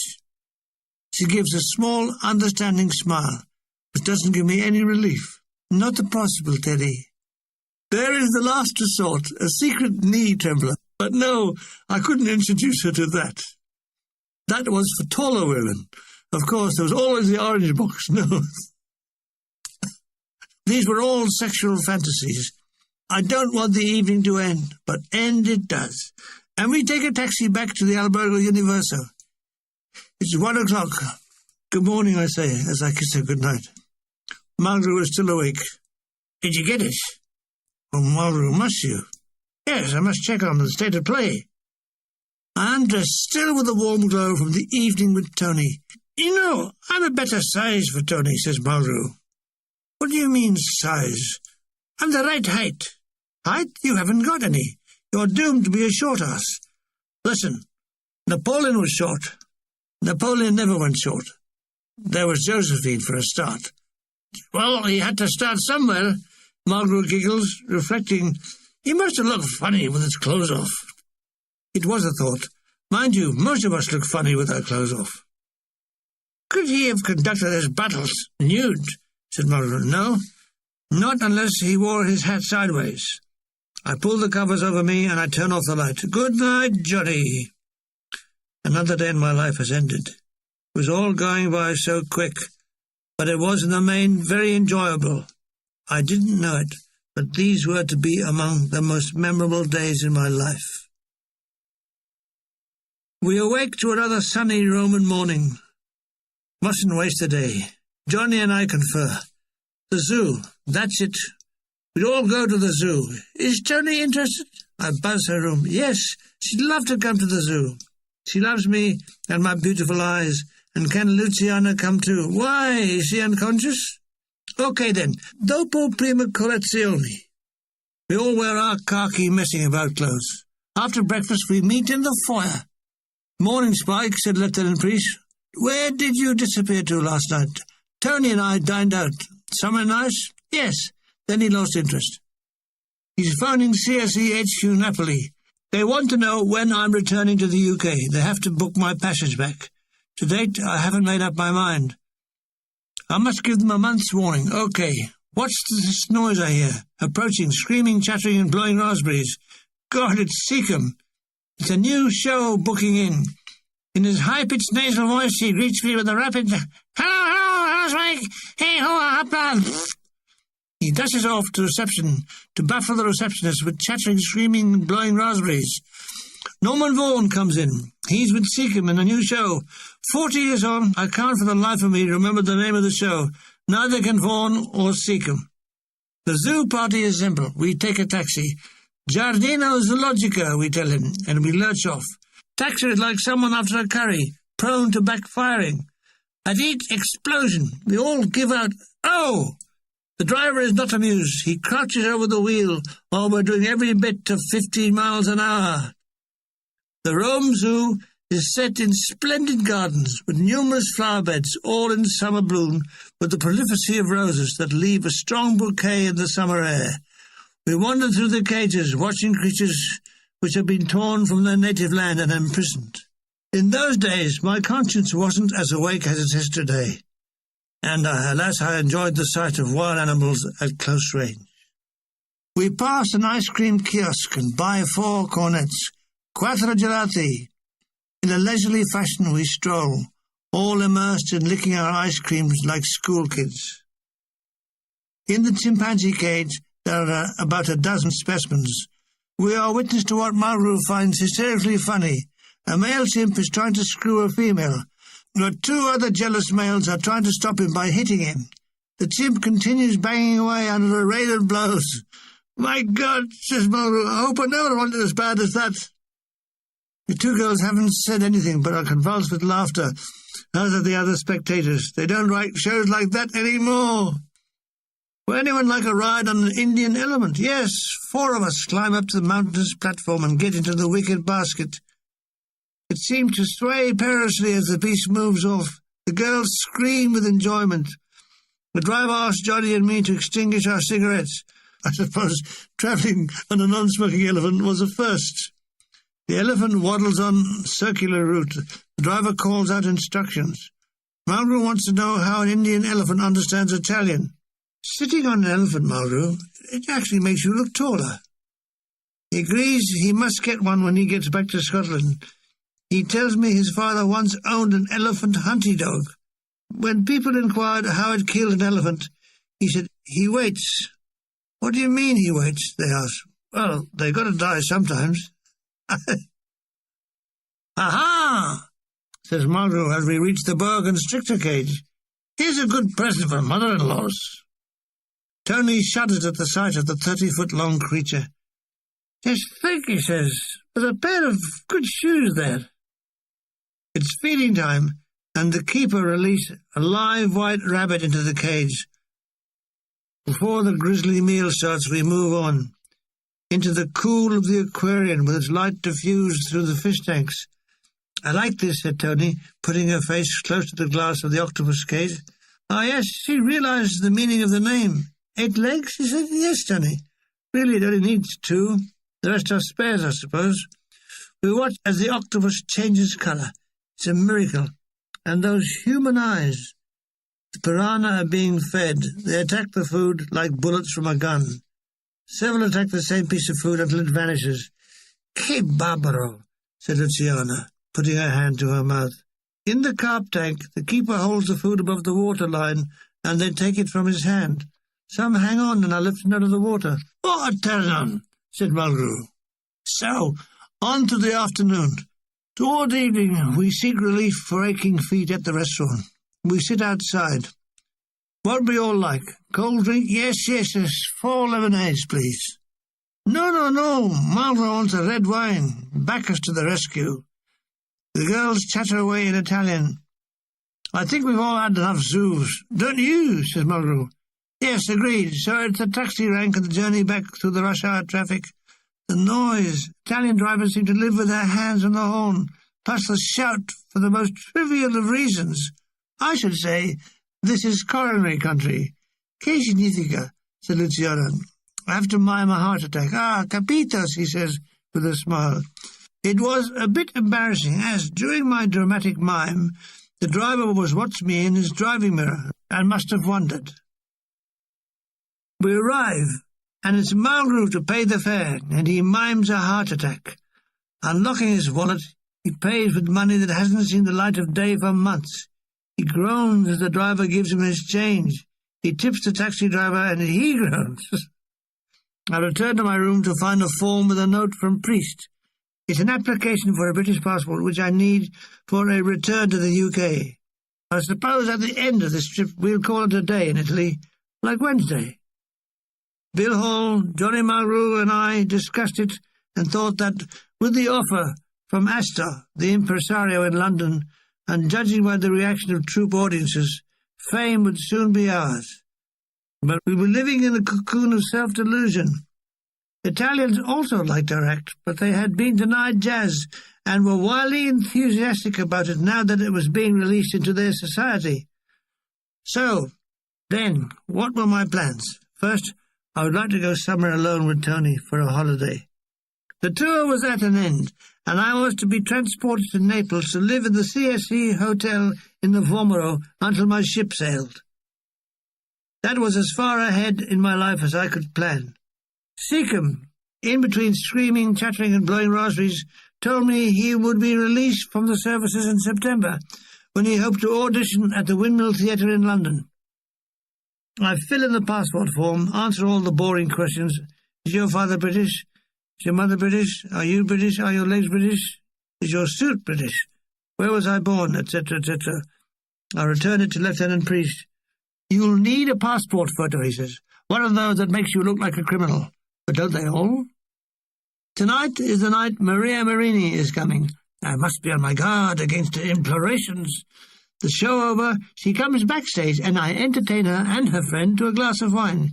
She says when I came on first to sing with the quartet, all of us wearing nightshirts, she was able to recognize me by "you eyes, your beautiful eyes," despite my moustache.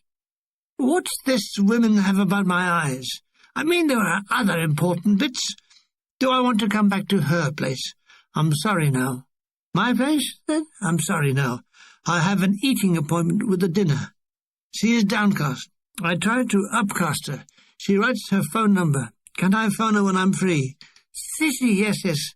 I still have the number in case things get tough. The charabanc is waiting. "Come on, Milligan," says Priest. "We're waiting for you." I take my seat next to Tony. "You see your lady friend," she says in a slightly cool voice. "Yes, and we're just good friends." "You see her again?" No. This is followed by a silence. Then, "You tell me truth?" "Of course, the fact that she has a beautiful face, lovely boobs, long, shapely legs mean absolutely nothing to me. Absolutely nothing." "What do you say to her?" "Goodbye." Tony gives me a long, cold stare. I realize what I need is a good solicitor. At dinner, she's friendlier. I tell her, "You are the one I love. You understand?" "Yes, she understands, but I no like you to see other pretty girl." I tell her I can't go around blindfolded. She smiles. "All right, but I little jealosa." "How you say? Jealous?" "Yes, jealous." She eats a few mouthfuls of food. "But now I'm all right." "Good, the heat is off. Tony, when the show is finished, would you like to come on a holiday with me on Capri?" She's surprised and bemused. "Capri?" "Yes. Me and you on Capri." "Yes." She's never done anything like this before. "Neither have I." "Yes. We mustn't tell her mother." "That's fine, as long as she doesn't tell mine." Mother on the line. "Terry, what time do you call this? Where have you been this time of night?" "Isle of Capri, Mum."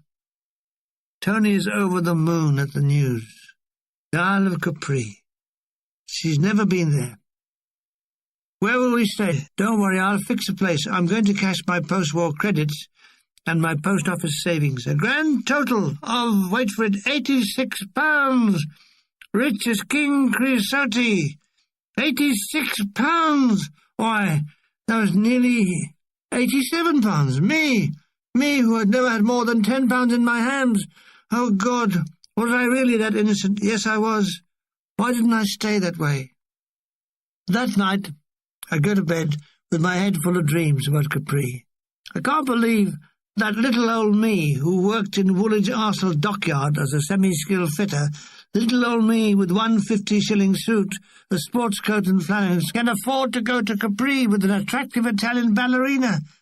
Little old me.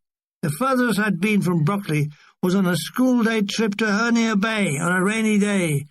The galling part was I had to thank Adolf Hitler for this dramatic change in my life. Scene at concentration camp in Siberia. Hitler is shoveling shit and salt. "You see, you fools, if you had kept on, then everyone could have been going to Capri. Hein?" Johnny Mulgrew and Johnny Burnham both come to the room. They've been drinking at the Vino bar next door and are very merry.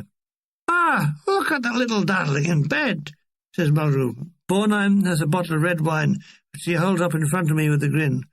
"What the hell? Okay, I'll have a glass." The three of us sit drinking and yarning. All of us are yearning for our tomorrows to mature. We are all suspended in exciting but unreal life. We realize that this is a post-war world with people still mourning the death of sons and husbands, and we are a band of merry andrews with absolutely nothing to worry about. We drink again and again and get more and more morose. I'm going to go to bed, lisped Boredom, before I start to cry. Mulgrew takes off his trousers and shirt, and in a short vest that just covers his wedding tackle, climbs into the pit. Before I am, he is asleep with a long snore in the key of G. How do I know? Like my mother, I have perfect pitch. Back home, if I dropped a fork on the floor with a clang, Mother would say what key it was in. Apparently, if I remember rightly, I was eating my breakfast in E-flat. I drift off to sleep as Mulgrew changes key. "Ah!" says Margaret in the morning. It's a beautiful, beautiful day. It's raining, I say. Ah, yes, but today. He pauses and sings in a false opera voice. It's payday. I sing back, so it is. And if I remember, you owe me 1,000 lira. Oh, bugger. Margaret disappears into the WC. His voice comes wafting. What's all this paper on the seat? I tell him it's against deadly disease. I'm sorry I forgot to flush it away. How embarrassing. What do you think you're going to catch? He says, straining to his task. Leprosy, shankers, and the clap. A holy trinity of Scotland, he said. I leapt from my bed in my blue pyjamas, in which all the dye had run. I take a hot shower, singing all the while. When I sing my separate, boo-boo-boo, our big love scene will be played. I watched the water cascade down my body, making it shine as though I had been varnished. I quickly turned the shower to cold, giving off screams of shock. Have you caught something, strange Maru? Yes, pneumonia, I scream. And I sing, pneumonia, burn in a gilded cage. It's a good morning. We feel good. Maru has his shit-shaven shampoo, and we toddle down for breakfast. We meet Tony and Luciano on the stairs. Buongiorno, mia tesoro, I say to her. Today we'd like to go to the Vatican. What a splendid idea. Who knows, we might see the Pope. Hello, Pope, I'd say. I'm a Catholic too. Can I have a piece of the true cross from my mother? And can you bless my Bing Crosby voice? First I visit our lieutenant to draw £10 wage, which came to 12,000 lira. 12,000, it sounded so rich. Well set up, I met Tony and we hailed a taxi. Hail taxi, I called, doing a Hitler salute. What do you do, Teddy, said Tony laughingly. La Vaticano, I tell the driver. My God, I'm speaking the lingo well. Sitting back and holding hands, I can't resist a tender morning kiss. Oh, sentimental old me. Tony's lips are soft and velvety. Mine are ever so slightly chapped, but she doesn't complain. It shows what can be obtained with second-hand equipment. Where are we? We're on the Corso Vittorio Emanuele and about to cross the Tiber. On the right riverbank is the great Castel San Angelo. On to the Via Conciliazione, which runs directly into the great St. Peter's Square with its great semicircular colonnade by Bernini. The whole place is teeming with visitors and numerous vendors of holy relics, pictures of Pope Pius, rosaries. The taxi set us down, and we walked to the Sistine Chapel, with the Swiss Guard outside in their blue and yellow uniforms designed by Michelangelo. Now, dear reader, to try and describe the treasures on view would fill 6 volumes. I'm not going to put you to that expense. Suffice to say, there were so many masterpieces, they made you giddy. I was moved by one particular piece, that was the Pietà by Michelangelo. It was like a song in stone. Tony and I wandered round the great Basilica of St. Peter, totally overawed. All I can think of is that God is very, very rich. I don't think I've ever seen such a concentration of creative art. Tony keeps saying, "Que fantastico, Terry." The morning passes, and by lunchtime we've had enough. Outside, I decide to buy a rosary in a small container embossed with the image of Pope Pius. My mother will love it, as it's apparently been blessed by the Pope. Benedetto dalla Papa, says the lying vendor. What shall we do now, Tony?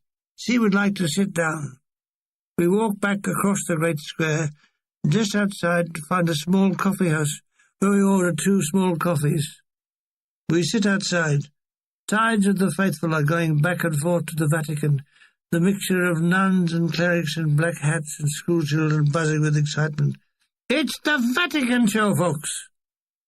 Tony laments that we haven't seen the Pope. Mi dispiace, she said, pulling her wry face. Don't worry, dear. He didn't see us either, and when you see one Pope, you've seen them all. We discuss what to do. The show finally finishes on Saturday. Tony will, of course, stay at home. Her mother can't understand why her daughter stays at a hotel when her home is in Rome. What will I do? Can I stay on? No, I have a better idea.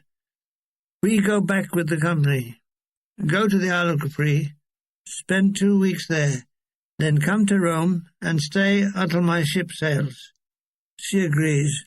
There are a few problems, like how do I get my wages when I come back to Rome? But I'll try and fix that with the CSE cashier. That or a bank robbery should suffice. I can always sell the rosary. I lit up a cigarette. What did it taste like? Said Tony. I like to try. She takes a puff and starts coughing with eyes watering. How can you smoke like that thing? Sono terrible, she sputters. Serves her right. Cigarettes are a man's work. It's a very hot day and we decide to go back to the hotel. Again we take a taxi. It's about 20 minutes' journey to the hotel. Once there, Tony wants to wash her hair. I retire to my bed and read Mrs. Gaskell's book on the Brontes. What a family. All the children literally burn with creative talent. Oh, for just a day in their company. I have a siesta, that means sleeping in Italian, until tea time, when I was awakened by Scotland's gift to the world. Johnny Mulgrew, bass player extraordinary to the House of Johnny Walker. He's been to the pictures. Sort of bloody awful film. Oh, you interest me, Mulgrew. What was this bloody awful film? Grable and her legs in the Dolly Sisters. The dialogue was an insult to the intelligence, he said, flopping on his bed. Insult to the intelligence, eh? I didn't know he'd taken them with him. Never, never take your intelligence to a Betty Grable film. It's best viewed from the waist downwards. Has he been paid yet? Yes. 2,000 lira, please. That hurt him. His Scottish soul is on the rack. He pulls the amount from his padlocked wallet. With a look of anguish, hands me back the money. I buzz room service and order tea for myself and my Scottish banking friend. A blue-chinned waiter with a slight stoop brings it in. I give him a tip. How much did you give him? 10 lira, Mulgrew moans. Oh, what a waste. That's 5 cigarettes. I pour him a tea and drink my Russian one. What's that taste like, he says. I tell him I never knew the real taste of tea until Tony got me onto lemon tea. Would he like a sip? No, he wouldn't. I like a man who knows his own mind. I take some of my clothes to the washing lady and ask her to stirare, iron them. She'll have them by tomorrow morning. She's a big, fat, voluble Italian lady who, you feel, will do anything for anybody. She smiles and nods her head. Such dexterity. Coming up the stairs with his suit is one of our chorus boys, Teddy Grant. Ah, Teddy, how's that romance with Greta Weingarten? It's platonic. They're just good friends. As Teddy is gay, that makes sense. Not much, though. To me, it's an enigma. Back in my room, I have a little practice on my guitar, trying to remember Eddie Lang's solo April Kisses. He was a popular jazz guitarist in the 20s and 30s. Mulgrew listens, then says it's one of the most mediocre renderings he'd ever heard. I kept practicing. At the end of an hour, he says, it's the most mediocre rendering I've ever heard. Never mind. I had it over him. He couldn't tell me what key forks were when they fell on the ground. The show that night is held up. The electric front curtain has fused. The stagehands try the manual lift, but that doesn't work either. However, suddenly, when the electrician is tinkering with the mechanism, it shoots up, revealing the set and several stagehands who run off as though being seen on the stage meant instant death. Otherwise, the show runs as per usual. In the dressing room, the three of us discuss when we should be getting together in the UK to start our fabulous stage career. I tell them I won't be home until late October. Johnny isn't discharged until December, so we decide to start afresh in the new year. Jimmy Malloy comes round with a book of raffle tickets. It's for 2 bottles of scotch. 10 lira a ticket. I take 10. Johnny takes 1. Bill doesn't drink whiskey. He's not interested. The draw is after the show in Malloy's dressing room. At the appointed hour, we all cram into his room. Luciana draws the tickets from a top hat. Mulgrew, with 1 measly ticket, wins. There's no justice. He is very generous. That night after dinner, We gather in the lounge, and he gives us all a measure. The toast is Scotland forever. Tony wants to try some. She sips mine, has a coughing fit with watering eyes. Serves her right. Whiskey is man's work. It's my lucky night. Luciana is staying with her parents, so Tony is alone. We spend a lovely night together, and the devil take the hindermost. Awake for morning in the bowl of light has put the stars to flight. So I awake, with Tony still sleeping soundly. I dress quickly so she doesn't see my skinny body at close range. Don't willies look silly in the morning light.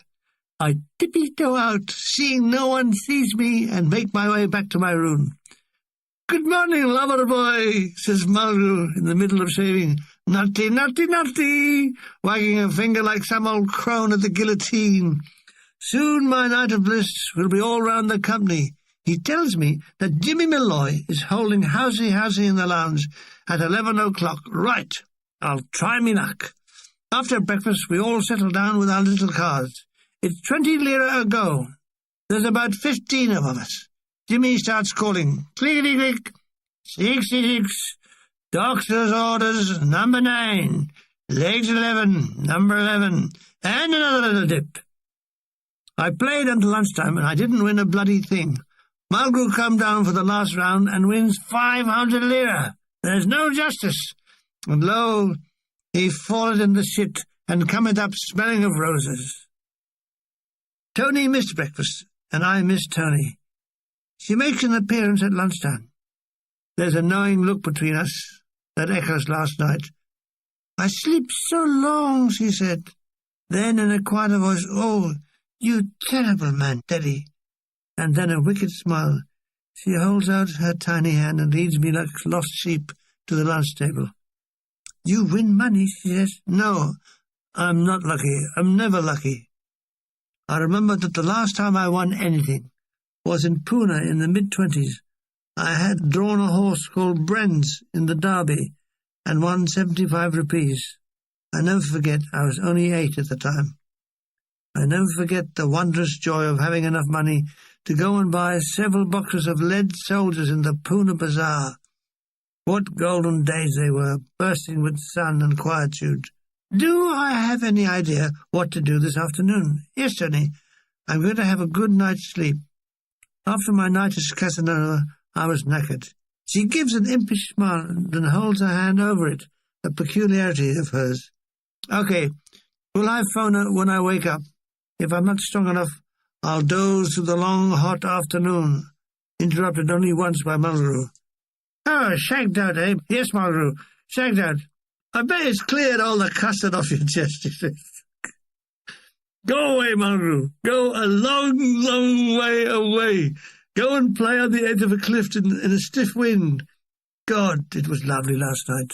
Overlong, but lovely. Would it always be like this? If so, I must go on a course of vitamins. The sleep restores me to my normal febrile self. In future, I must do it less. Enter Bilhall, rampant, on a field of khaki. You seen Mulgrew?" "Yes." "Well, tell us where he is, for Christ's sake." "Okay, for his sake. I think Mulgrew was in the wine bar next door, spending my hard-earned money." Hall lingers, then says, "Can I borrow your fags?" "How many? Have you got a packet?"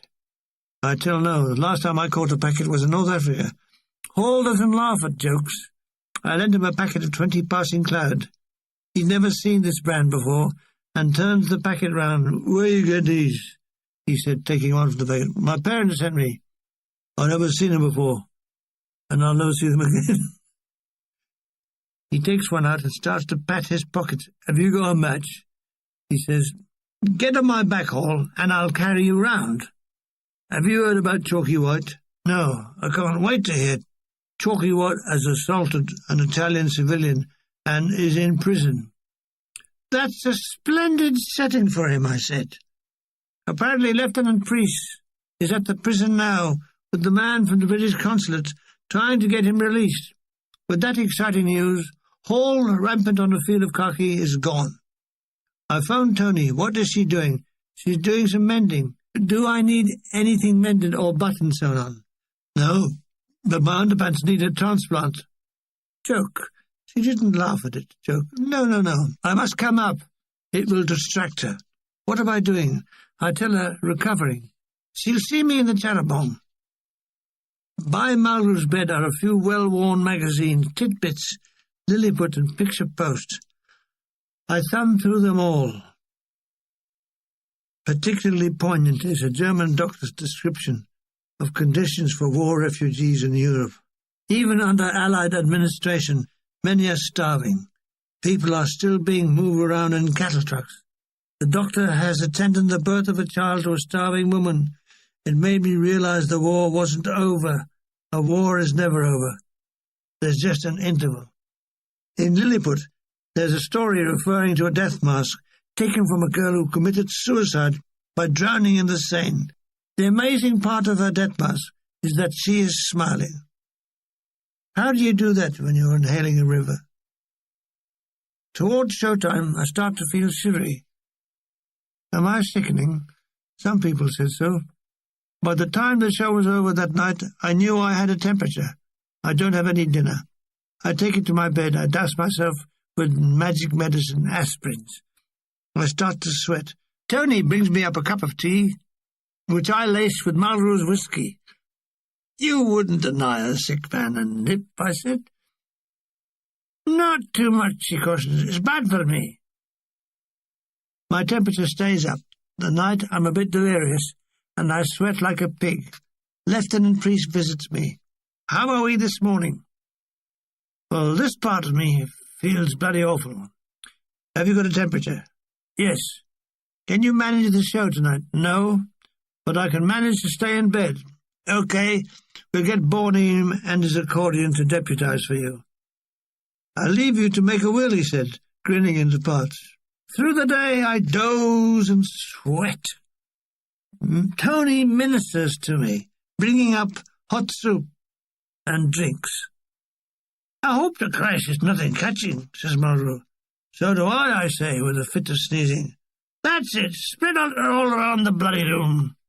I was doing my best to. That night my temperature goes up again, and I feel like death. Alas, it's not forthcoming. Next day, Priest says I should be in hospital. Oh, no, not that. Not a military hospital with bedpans and bottles. Tony says she will get her doctor to come. At midday, he arrives and does all that say, listen to the chest, the back tapping to see if you're hollow. He presses his fingers into my stomach, displacing my liver. Finally, he gives me an injection in the bum. It bring your fever down, translate Tony. I explain that I don't have a fever in the bum. His fee is 2,000 lira. I feel worse. I'm sickening for bankruptcy. I feel an overdraft coming in under the door. I fall into a feverish sleep. When I awake, it's night time. The room is dark. Mulgrew is snoring. I switch up my bedside light on. It's 2 a.m. My temperature seems to be down. Has it gone to my bum? I get up to do it, Jimmy. Have a glass of water. Ridiculous. Emptying one end and fill up the other. Back to sleep. By morning, I'm much improved. I get regular visitors. No, I'm not doing the show tonight. I am convalescing. Through the day, my nurse, Tony, brings up drinks and snacks, which I nearly bring up too. I'm still not cured. Do I want her doctor again? No, I say, and I'm 2,000 lira better off. Mulgrew tells me that when I was delirious, I was talking in my sleep. Did I say anything significant? Yes, you kept saying, you must get to the woods before the trees get there. Yes, that sounds like me. I borrow Priest's radio and tune into Allied Forces Network Rome. What a treat. I lay back listening. There was De Broy Summers and the world's corniest band. Organ parade with Reginald Forte. Force's favourite. String along with Sanity Powell. Can you hear me, Mother? Then high notes and rupture with Richard Tauber. Then cricket. Sussex versus Essex. Joe Loss and his orchestra. He was the man who would give me my first stage break as a comic. Then Itma, which I'm afraid I didn't find funny. My humour was more Marx Brothers and W.C. Fields. Then Parade for Swing with Harry Parry and his quintet. Occasionally I'd switch to the BBC General Forces programme, which gave long, boring news bulletins telling us that the price of butter had gone up and food rationing would continue for the time being. Poor bloody Britain. Here in Italy, eat as much as you like, but win the war and you are rationed. I'm still enjoying the radio by the time people were back from the show. They were all laughing. Apparently, Eddie Garvey, the lead trumpet player, had a disaster. He was washing his false teeth in his dressing room when he dropped them and broke them. The result was a trumpet player who was a disaster. The whole evening was full of cracked notes and bad intonation, which, though it baffled the audience, had the cast in fits. He's now walking around with his face folded, uttering gummy oaths. Tony rushes up to see me. "Oh, are you, my love?" she says. I tell her her love is better and will be up tomorrow night, knocking on her bedroom door. Is there anything I want? Yes. Will she take her clothes off and get into bed for an hour's sabbatical? You much better, she said with an impish grin. So I was. Next morning I joined the human race again and was running last. I enjoyed my breakfast of boiled eggs. 2 of them were being boiled. One said to the other, "What a terrible life it is, being boiled like this." And the other one said, "That's nothing. Wait till you get out, they bash your bloody head in." What shall we do this sunny but very windy day? We all settled to see the Colosseum. 4 of us share a taxi. Malraux, Tony, Luciano, and myself. The taxi dropped us off in the shadow of the great edifice. We ascend the stairs to get to the top. It's a bit hairy, with wind blowing out the girls' skirts, with constant double exposure of knickers.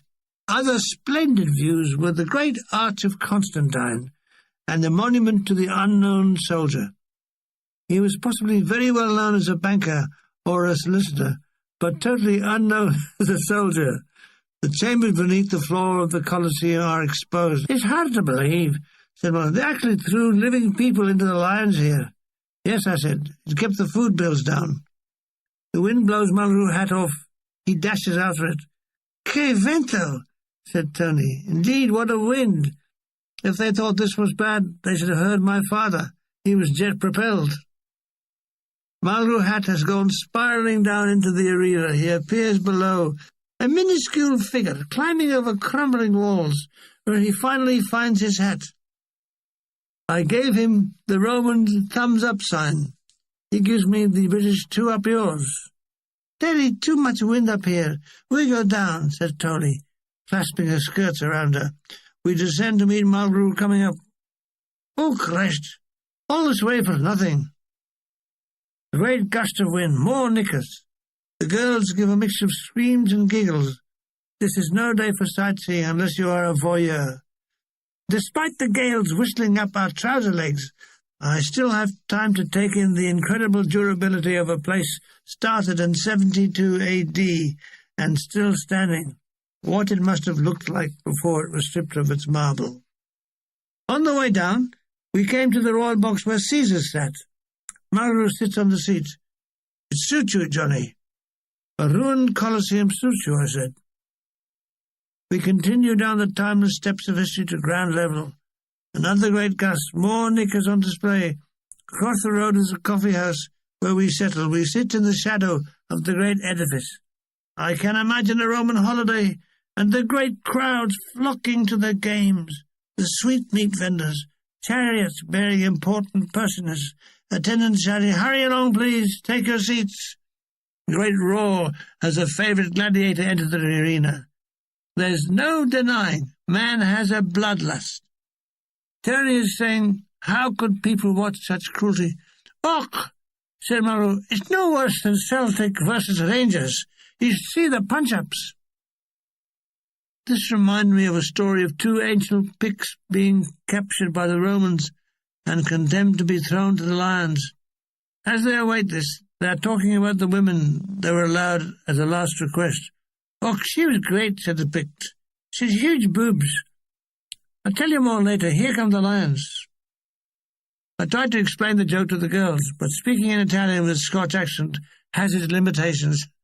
Plus the fact there's no Italian word for the word boobs. Boobzo was the nearest I could get, but my mime succeeds.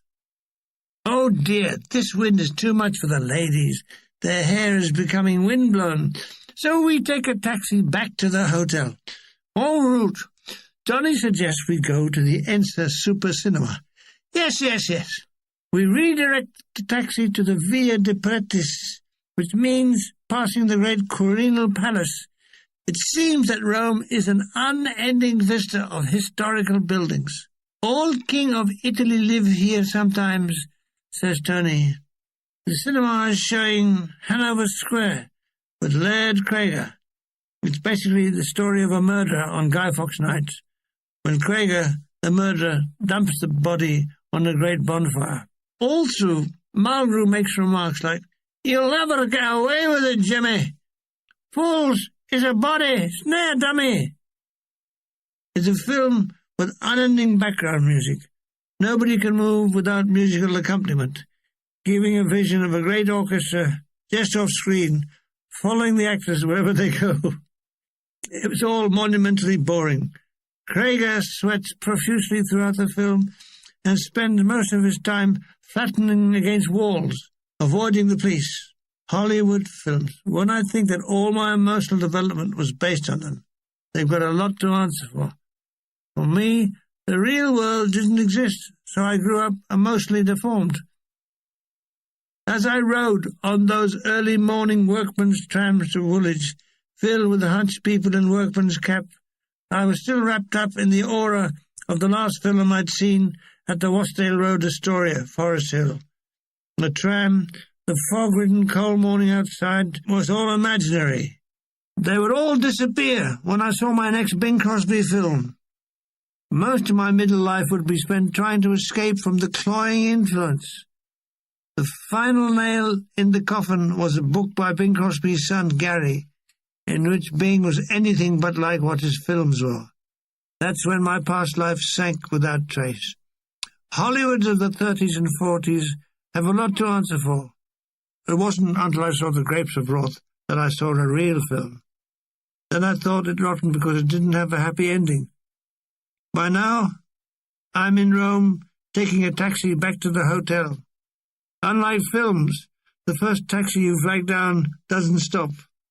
They stop for Bing Crosby. God, we're spending a fortune on taxis, said Mulgrew. Correction, I am spending a fortune on taxis. Tony says, you're living beyond your means. He makes like Groucho Marx, eyes wriggling in an grin. Tony wants to know why I'm laughing. To explain, I would have to describe again what the Marx Brothers are like. It's rather like trying to teach the theory of relativity to a Chinese peasant. Not that Miss Fontana has the mind of a Chinese peasant, but in this case she might as well be. I just say that they are American comedians. Worse, said Mulgrew, they're Jewish. At the hotel, there's little sign of anybody, so the girls withdraw to their room to do whatever girls do in rooms. Mulgrew heads for the wine bar next door. In the absence of any interesting direction, I follow him sheep-like. I have a brandy and a coffee to stiffen the sinews and vibrate the swanicles. I think I've had enough of this tour, ventures Mulgrew. Then with great feeling, I want to go home.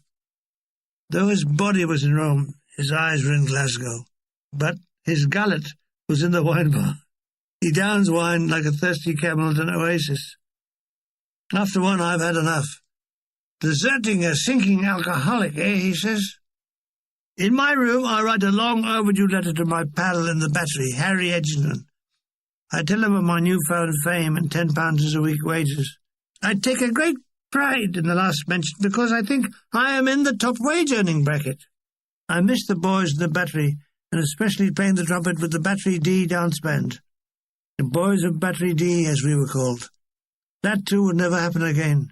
Another stepping stone in life that I would never tread again. What was it like being stationed in Holland? Had he married Peg, his childhood sweetheart? Perhaps when we were both back in England, we'd play together again, perhaps. I'd write to my mother, acknowledging the parcel she sent, and pose the question as to why she labelled a parcel containing suppositories and cigarettes socks. I presumed it was a ploy to deter thieves. Why not mark the parcel live steaks or rancid meat? I write to my dear romantic father, urging him to start on his autobiography. He has a title, Saddle, Sabre and Spur. They have been on his typewriter for 10 years. It was still on it when he died. Mulgrew returns. Either they've run out of drink or he's run out of money. He flops on his bed and lights a cigarette. He doesn't speak. He's gazing at the ceiling and blowing the smoke heavenwards. He still doesn't speak. Let me guess, I say. You have taken a vow of silence and are on your way to a monastery. He smiles. No, Jimmy, a bit low today. You're low every day. It's the curse of duck's disease. He doesn't answer, but continues staring at the ceiling, in case there's anything up there I'm missing. I have a look. No, there's nothing up there.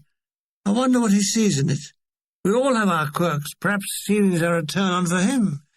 I finish off the letter to my father, reminding him that I am on £10 a week.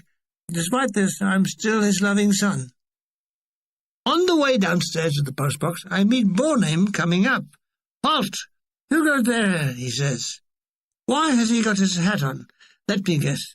He's been out, or he's Jewish. Yes, he too has been to see bloody awful Laird Craig in Hanover Square. He laughs as he recalls the huge, overweight Craig humping the dead body over his shoulder to sling it on the bonfire, when it was painfully obvious that the stiff was a badly made dummy. Did you see it start to slide off the bonfire when they cut? He laughed. Glad he enjoyed it, but then Boredom would laugh if his grandmother was run over by a steamroller. I think with his name there was a touch of the Hun. Do I want to come to his room? He's written a new tune. Right away, Massa Boss.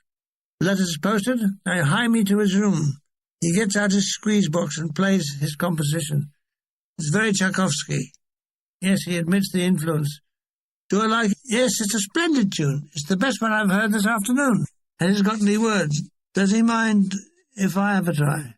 It's a long time ago, but I remember the opening lines. Wonderful night on Capri. We threw a kiss to the sea. Her lips met mine that were wet with the wine of that wonderful night on Capri. Today I would write like this. Wonderful night on Capri. I felt a pain in the knee. I counted till 9, then cried rotten swine, hi diddle-dee, diddle-dee. Bill Hall has heard the music and comes in with his fiddle. What the hell? I'll go and get my guitar, and we all try out Boredom's new number. It develops into a jam session. Lieutenant Priest pops his head round the door. Guess what, he says. It's time to go, we all chorus. 2 more shows, and this lifestyle will be over. All chattering like monkeys, we board the charabanc for the penultimate show. Listen, everybody, attention, says Priest. Tomorrow night after the show, there'll be a wine and cheese party on the stage. Everyone allowed to bring one guest. I stand up and in a twit voice say, on behalf of me and my friends, we would like to thank you for this generous offer, made possible by the money you bloody swindle us out of in the naffy. Priest grins and waves me away. Another good night. For a 2,000-seater, we are getting the sort of audience that London impresario would like. Mind you, compared with the box office takings, we get peanuts. Someone's getting a good rake off. To this day, I often wonder if somebody was. It was so easy to fiddle during the war. Fortunes were made by soldiers who had sterling posted to them, which they exchanged at inflated rates on the black market, then changed back into sterling at a profit. But I didn't have to do that. I was on £10 a week. During the night show, I take time to watch Tony in her Dance of the Hours. She had been the start of my love affair with ballet. I loved the grace, the posturing, the elegance. I saw her spinning like a top around the stage. My ballerina. Ah, shucks. To boost our ego, we find a splendid write-up in the Rome Police News. That's bloody good for coppers, said Mulgrew. You see, they're not all bastards, said Hall. Well, this lot aren't, concludes Mulgrew. I said, what do you do with bent coppers? You send them back to the mint. Neither of them wish to know that. Priest comes backstage to tell us that our favourite, Gracie Fields, is in tonight. She's in the box." "Well, screw the fucking lid on," said Hall, who couldn't stand her singing. "She wants to come backstage after the show," says Priest. "Oh, Christ at all.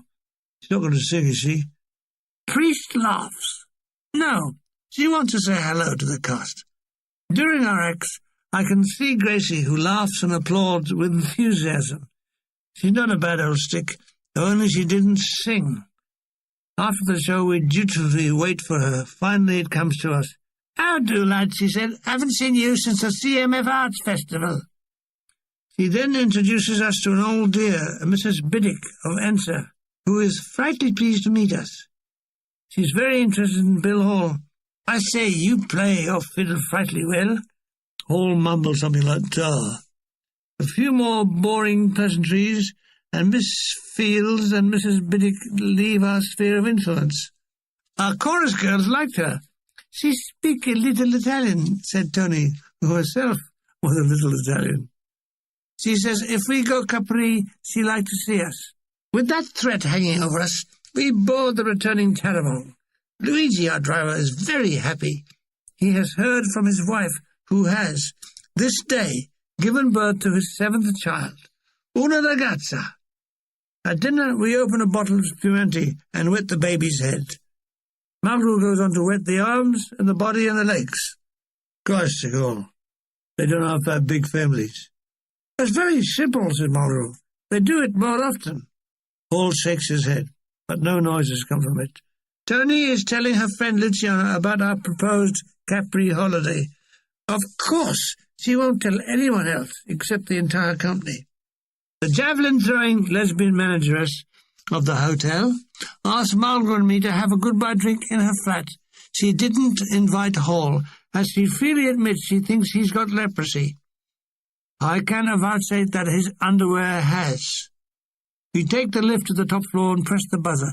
A very tall, willowy blonde answers the door. She's the sister, Claudia. She leads us down the hall into the lounge, beautifully furnished with modern furniture, very Mussolini modern. "Sia comodo," said the lesbian manageress. We settled for wine. Yes, she has enjoyed our show and loved our jizz. She gives us little nibbly snacks.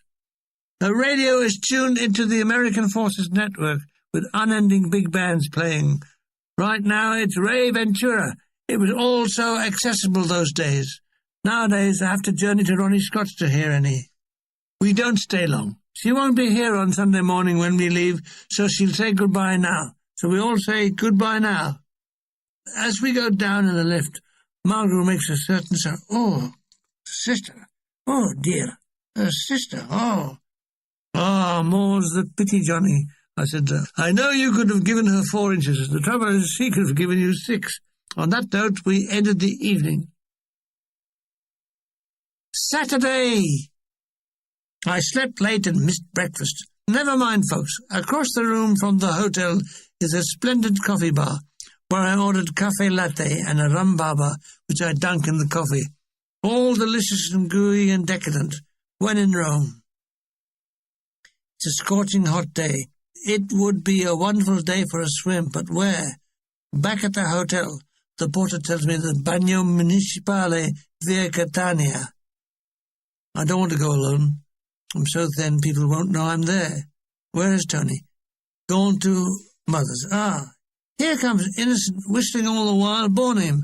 Does he want to swim? Okay, the easiest way is a taxi. We arrive at the Bards, a huge, complex, multi-sports place. We pay our admission fee and are given a ticket and a key from number 56 downstairs to the changing area. My God, the crowds, the cubicles are minuscule. If we both change together, we'll have to get into the same bathing suit. Bornheim waits while I change and vice versa. It's a covered pool. The echo of the noise is deafening. Worse, the pool is crowded to the point of combustion. You can jump in when you see a space, and then you only have room to jump up and down. There are no other variations, so we dry off and leave. What a bloody waste of time, said Boredom. I'm sorry, I had no idea it was like this, I said. So that our legs didn't totally atrophy from taxi travel, we decided to walk away. We walk about a mile, and Boredom says, "Enough is enough." "Taxi!" We arrive back at the hotel. I'll see him later. To my room. Phoned room service. "Can I have an iced lemonade?" "Si, senor, pronto." The smiling, doe-eyed, bewitchingly dark-haired waitress brings it in. "Help, Tony, hurry back, darling." The temptation left the room. I felt, with a certain amount of reluctance. It was a hot afternoon, so was she. It was the best of times, it was the worst of times. I was reminded of a military police case of a soldier and a girl caught in flagranti in a Bradford doorway. At the trial, the minister gave the man 3 months. "Have you anything to say?" He said, "You'll never stop fucking in Bradford." I lay on bed slurping iced lemonade, followed by a passing cloud that tasted of piled suppositories. I asked my mother so many times never to parcel them up together, to no avail. I buzzed Tony's room. "She's back." Why didn't she tell me she was seeing her mother? I was asleep. "That's no excuse. You could still have told me." "Shall she come down?" Yes. It's not long before I bolt the door and we start snogging. We were both about to get there when blast! Someone's trying to get in. Who is it? It's Malru. "Penny, wait a minute." "Why?" Tony and I hustle into our clothes and let Malru in. In a flash he senses all. "Aha! Your clothes don't fill me." They fooled me. I had my Y-fronts on back to front, and all my arrangements were screwed up. Tony is blushing, but then she's new at this game. There is nothing so indicting as silence, and Malru gives us yards of it, laced with a knowing grin. How dare he think that we were having it away, even though it's true? How dare he think it? I know that he personally fancies Tony, but, well, poor fool, look at the competition he has. Glasgow fool. How can he compete with the Broccoli SC-26 boy? Tony leaves the room in a state of confusion. I stay and face it out. Malru says, "I can't have my bedroom used for immoral purposes." Immoral? This was true love, white as the driven snow. His shoulders are shaking with silent laughter.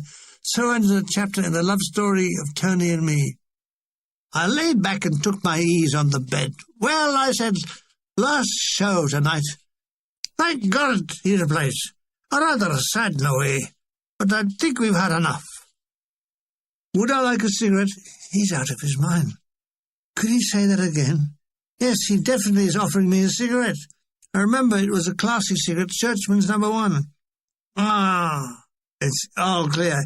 He too has had a parcel from home. Time for the last show. We gather, chattering in the foyer, then board the Tarabong through the Roman cacophony of motor horns. Tony has recovered her demeanour, and I have put on my Y-fronts the right way, and the Swanicles are revolving normally. Tonight our strongman, Maxie, will try and break his own weightlifting record of umpteen pounds. We all watch from the wings as the dwarf-like strongman strains to get the weights above his head. The silence is broken by his grunts and strains. The veins stand out on his head. Finally, with a gasp, he gets them above his head. He takes the applause. "What a way to make a bloody living," said all. "I bet one day he'll get double rupture." There's a sense of sadness in the air. This company has been together every day for 3 months. It has become as familiar as a family. As the trio are taking an encore, I think, well, that's it. The next time we'll play will be in England. Then what? I can still hear that applause on that last night. The stage party is very good. Chalky White and his helpers erect trestle tables which are loaded with cheese, wine, biscuits. We help ourselves. Johnny Boredom plays the piano. The Italians have invited members of their family, big fat mamas and kids. It's a very jolly affair. Before we finish, Lieutenant Priest thanks us for our efforts and says the show is the most successful one the combined services entertainment have ever put on. We drink and eat our fill. We stand in circles chatting and laughing, recalling moments that have highlighted our tour, and then the evening has run out. Time for home. Some of the Italian cast will be leaving us at Rome. There are tearful goodbyes and a lot of red eyes and red noses. Mulgrew's nose is going red for an entirely different reason. In dribs and drabs we board the old Tarabong where patient Luigi waits. The engine is running. No one else is. Finally, we set off for the hotel. We all start slightly inebriated singing. You are my sunshine, my only sunshine. You make me happy when skies are grey. They echo along the now empty Roman streets.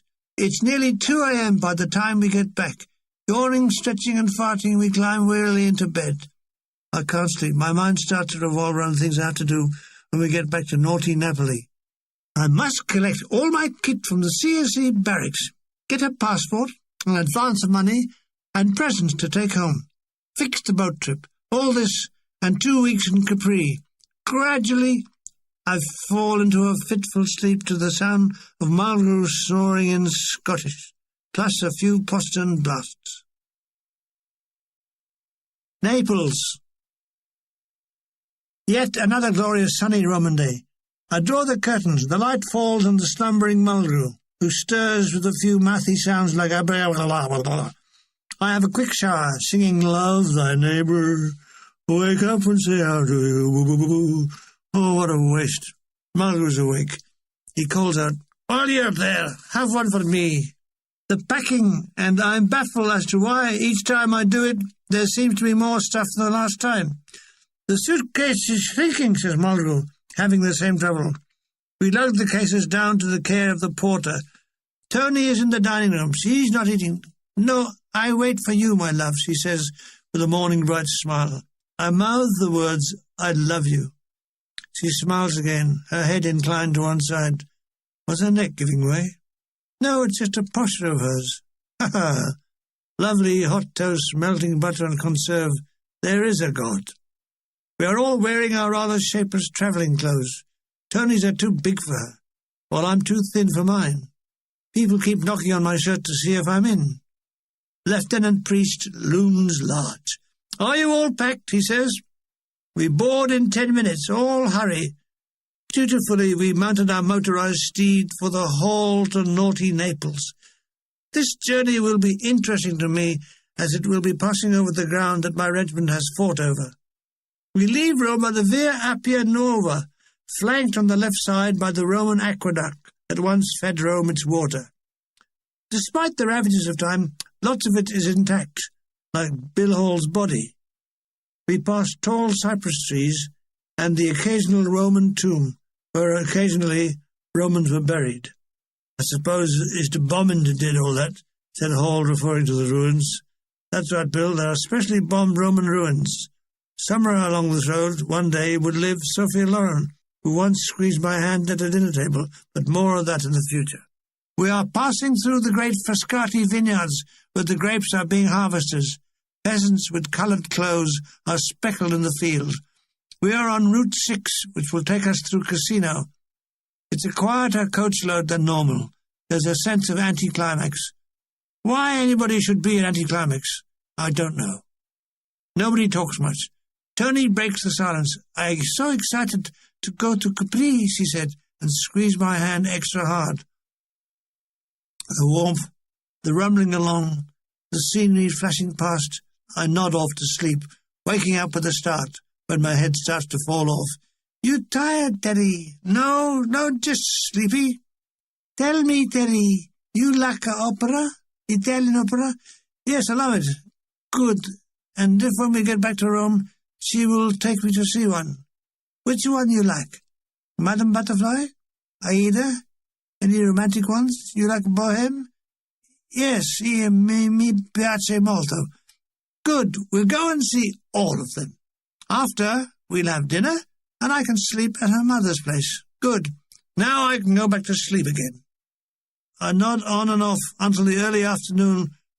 We pull over under the shadow of the now ruined monastery of Casino. I carry the sandwich box onto the grass verge while John Angrove brings up the vacuum tea container. We can arrange ourselves on the grass, and they can help themselves to the sandwiches. Tony and I sit in the shade of a tree. I lean against the trunk and look up at the sad spectacle of the ruined monastery. Bornheim sees me and reflects.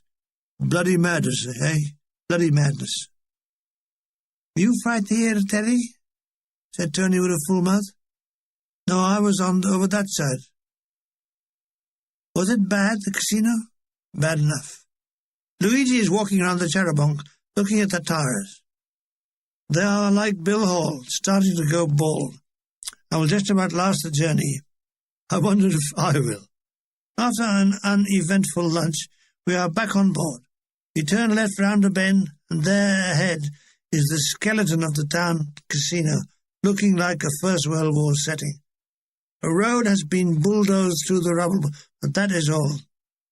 There are people in the ruins, but where they live, God only knows. Here and there are a few street stalls selling vegetables and fruit. How resilient is the human race. Boredom is reading the Union Jack. You're Irish, aren't you, Milligan, he says. Yes, I couldn't afford anything else. Why? Well, it says here, in the human race today, the Irish came last. Bloody cheek. It must have been the first of the Irish jokes. Remember this, mate. General Montgomery, General Alexander, both Irish. Till they took charge, the English were having the shit knocked out of them. Ha ha!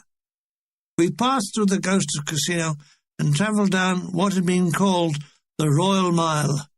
This was the road used by the Allies to reach the obliterated town. By day, it was constantly shelled by the Germans, who liked that sort of thing. The vehicles had to go like hell to avoid being hit. We are bumping along its heavily pitted surface, all of us bouncing up and down like a trampoline. When we hit a deep pothole, the whole lot of us gave a great "Oh!" I wonder why we always use the letter O to express surprise, I said. What do you mean, said All, his tiny mind set ablaze by the question. Well, why choose O? Why not X or K? Like, you know, I'm sorry, your cat's been run over. X! Or a combination of letters. I'm sorry, your cat has just been run over again. Hall looks blankly at me. How long were you in the army, he says. Same as I am now. 5'11". You were downgraded to B1, weren't you? Yes. Ah, he says, and shakes his head sympathetically. On then. We reached the ancient town of Capri, at one time captured by Hannibal and his elephants. We crossed the river Volturno by the same Bailey Bridge that I had crossed it in the Fifth Army as we fought our way north in the mud. Ah, memories and nostalgia. I have been smoking cigarette at a rate. My mouth feels like the inside of an Arab wrestler's jockstrap. Yuck, splutter. I decided to give up smoking until the next one. It seemed such a long journey. Someone's moved Naples away, said Mulgrew, who was smoking a dog end so short that it was fumigating his nose. Que tedioso, said Tony, resettling her bottom on the seat. How many miles have we got to go? Inquires Hall. Boredom tells him we aren't travelling in miles. We're travelling in kilometres. It's shorter that way. A weak cheer goes up when priests announce a road sign, Napoli, 10 chilometri. To raise our morale like the 12th Cavalry coming to the rescue, Hall unleashes his violin and plays Italian pop songs. Fulvio sings them and the Italians join in. They're happy now, Grinner. They can smell spaghetti. This could mean the OBE for you, Bill. Violinists saved demoralized passengers, I said. Activated by the praise, he waggles his head, crosses his eyes, and plays a wobbly version of God Save the King. Mulgrew rises to his feet and salutes. The toast and marmalade is the king, he says, and is jerked backward into his seat as the charabanc lurches forward. In the early evening, we are entering the northern outskirts of Napoli. Grazie Dio, says Tony, yawning and stretching, but not getting any longer. Onto the Via Roma with its bustling life and traffic, Luigi weaves in and out, shouting and blowing his horn. He's happy. Soon he'll be setting up his wife for Bambina number 8. He has already loosened his trousers. Finally, we pull up at the Albergo Rappuccino, where all the Italian artists disembark. I kiss Tony goodbye. I'll see her tomorrow morning. We wave goodbye as we turn off in the direction of the CSE barracks. It's only 10 minutes later when we draw up to the grotty facade of the barracks.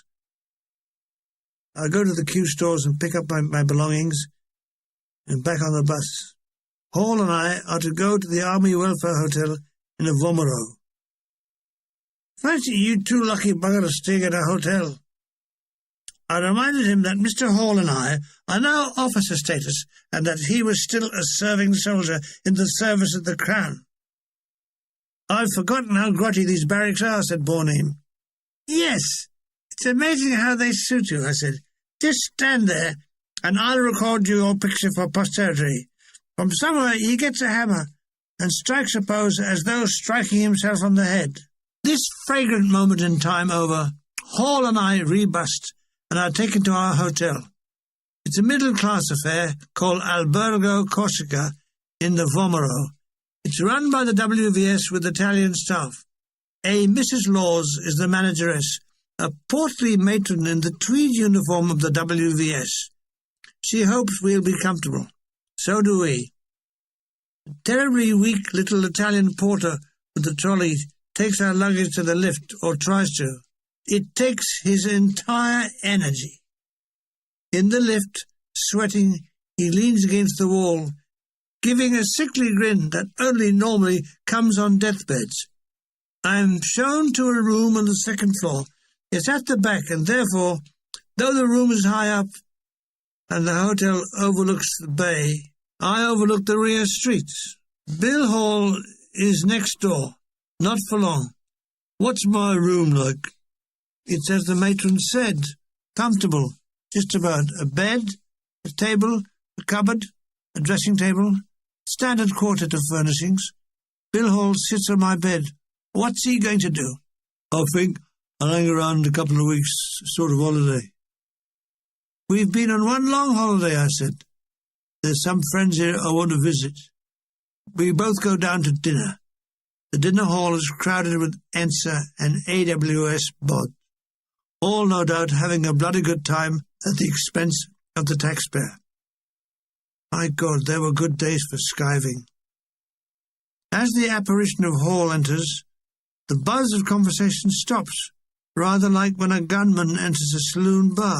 I ordered minestrone and pasta. I'll have the same, says Hall, mainly because he can't pronounce the Italian names himself. We discussed things we had to do, and both agreed to visit the British consulate on the morrow to collect our passport. When I return to my room, the maid is turning down my bed, and I haven't even offered it to her. My scusi, she smiles, showing the magnificent white teeth, and that's all she was going to show me. Buonanotte, dormi bene, she says, and leaves. I survey my ex-army kit. There's a big pack, small pack, and my stenciled kit bag. I'll attend to that on the morrow. I fall asleep to the distant sounds of the streets. I awake at 9 o'clock. I have much to do. I do some in the WC and some in the bathroom. My toilet complete, I knock on Hall's door to be greeted by a stunning silence. I push the door open. Curtains are closed, and so are Hall's eyes. I wake him up as gently as, "Oi, wake up!" would allow. He gradually comes to. I count him down to consciousness. 7, 6, 5, 4, 3, 2, 1. Wide awake now, come on. Hands off cocks and on socks. He'll see me in the foyer in half an hour, yes, but will I see him? I take breakfast in my stride. Is anybody sitting here? It's an English rose of a woman. No, nobody's sitting there. Mind if I join? She says. She's blonde, blue-eyed, nicely filled out, oven-ready, I'd say. She's a singer and has come to join CSE. As there's nobody else to do it, I introduce myself. DIY. She wants to know what there is to see. I tell her there's Pompeii. What's that? It's a dead city. No thanks, she says. I've just come from one, Birmingham. She is satisfied when I say there is an extensive shopping on the Via Roma. Will she excuse me? I have an appointment with the British consul. Hall is not in the foyer. I phone up to his room. Yes, she's coming. Together we get a taxi. I tell the driver, Via Roma. We are looking for a passport photographer. Hall looks to the left, and I look to the right. Hall has the eye of an eagle and legs to match. He spots one. There, over there, he said, rapping on the driver's window. Ferme, ferme, ferme, I said. I see, capito, said our photographer, a tall Italian with slick black hair parted in the middle, a little pencil moustache, and a grey, tight chalk-striped suit. He looked the ideal correspondent in a divorce case. Yes, we can have the photograph ready in una hora. So after presenting our visages, we would have an hour to kill. Let's kill the policeman, I say. We passed the time window shopping and having a cup of coffee at the Big Naffy in Via Roma. We duly correct our photographs, which aren't as bad as some. It looked as if I'd been on drugs. All looked as if he'd been dead a month.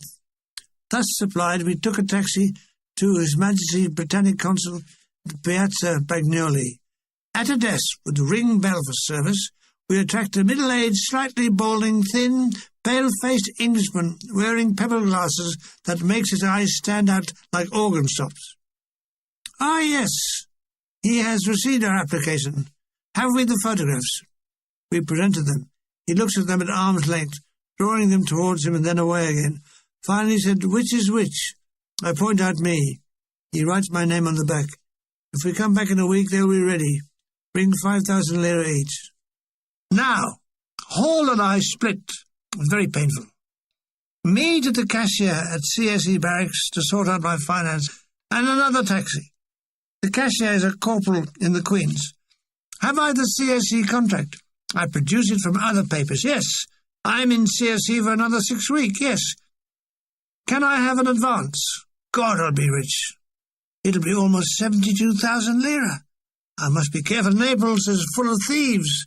I was one of them, commonly known as the British Army. I taxi to Tony's hotel. It's lunchtime, and I find her in the dining room, which abounds with the smell of garlic. Tony greets me. It's all coming from her. Yes, she's just had scampi with garlic sauce. What a sauce! She's anxious to know what day and garlic are we going to Capri. I'll tell her possibly the day after tomorrow. Only she will only be allowed to stay at this hotel and garlic for another 5 days. Don't worry, I will save her and her garlic long before then.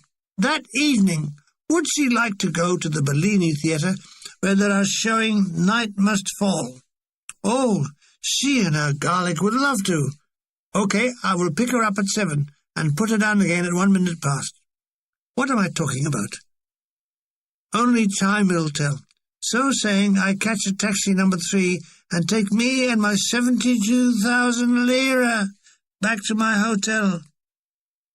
I inquire from the hotel porter, what about the ferry to Capri? Oh, yes, there are 4 a day, 2 in the morning and 2 in the afternoon. He shows me a printed brochure with times and prices, so I am set fair for the romantic isle where dwells the goddess Gracie Fields. In my bedroom, I lock the door, then do an hour's gloating over my 72,000 lira. I lay it on my bed next to me to have a rest. I shut my eyes, and when I open them, the money is still there. The room appears to be safe. Aloud I say, 72,000 lira! It sounds good. I carefully fold the money and place it in my jacket pocket to see if it makes a bulge. No, it doesn't look like 72,000 lira. I take it out again, and it does. I hold it up to the mirror, where it now looks like 144,000 lira. So I spend a pleasant afternoon gloating. Comes evening, and I pick up Tony in a taxi, and we drive up the Via Roma to the Teatro Bellini. Good heavens! Captain O'List is the manager for the show. How nice to see you again, Spiky Gushers. I hear the tour went very well. Pay for seats? No, we can have complimentaries. Obviously, the man doesn't know that I'm carrying 72,000 lira. What posh! Captain O'List gives us a box for 2. See you in the interval for a drink in my office, are his parting words. Night must fall. Tony cannot follow the dialogue. I am constantly having to translate in a hushed whisper. True to his word, Captain O'List is waiting for us during the interval, and we have drinky poos. Are we going steady? Yes. Tony and I are going steady. We're going for a fortnight to Capri, I tell him. Oh, he says, and lets it hang in the air like the sword of Damocles. Oh, Capri, eh? Ha ha ha, he says, the hole shot through with innuendo. Why, oh, why doesn't he ask me how much money I'm carrying? I'm due for demob in 4 weeks, he says. Are you going back to the windmill? Yes, Vivian Van Dam has kept the job open. Do all those wankers who come to the windmill to see naked birds listen to him singing? Not many, but it's a living. The second half puzzled Tony even further, especially the head in the hat box. What he got in the box? The head. The head is una testa. Ah, testa. See. I enjoyed the play in which Miss Fontana took a leading part. At the exit, Capri no list wishes us goodbye and have a nice time on Capri. Taxi? No. It's a warm night, so we walk down the Via Roma, hand in hand, and I unravelled the play for Tony. By the time we've gotten to the bottom of the Via, I had done all the play again, and though I say it, I played all the parts better than the actors managed. I flagged down one of Naples' fleet of decaying taxis. Where we go, said Tony. Aha! La Zia Teresa. The driver nods. In the taxi, I give Tony a long, lingering, burning kiss, causing steam in my trousers. We arrive at the restaurant on the waterfront at Santa Lucia and walk down the side facing onto the bay. Zia Teresa is 100 years old. The roof is made of raffia-like straw with rough wooden poles supporting it. In the centre of the restaurant is a cooking area with a metal cowling over the top. I gave the mater 1,000 lira note. Una tavolino vicino mare, per favore, I say, and we get a table directly onto the sea. As we sit down, night fishermen are hoving to, selling fresh fish to the chef. At the back of the restaurant are a guitar and a violin player plus a singer. O mare lucida, nostra argento. Oh, this is lovely, Terry, says Tony, beaming with happiness. We have an entire fish meal, fresh mussels and scampi. The wine was one of my favourites. SSS, grown on the slopes on Vesuvius. All this, and tomorrow, Capri. Walking on clouds wasn't in it. What a view! At the end of the pier, on the right, the ancient Castello dell'Uovo, where I believe Cicero once had a villa. Then the broad sweep of the bay, circling to our left as the winking lights, following the curve to distant Sorrento. Out in the crepuscular night, a ghostly image of Capri. Above us all, the giant shape of Vesuvius, now black and silent, but always threatening. How you find this a place? Well, before Barbary Coast one night, we asked a taxi driver for a good restaurant, and he brought us here. Que romantico! How romantic, and the wine fortifies the feelings. Midnight, the singer and the duo are visiting the tables. He reaches us. I asked him to play Vicino Mare. Vicino Mare, Vicino Amore, Ancora, Alila Sai. We sit sipping wine as the silvery voice floats on the balmy night air. After this I call for the bill. When it arrives, I flourish the 72,000 lira, peeling off the notes in time to the music. A very impressive performance enjoyed by the waiter.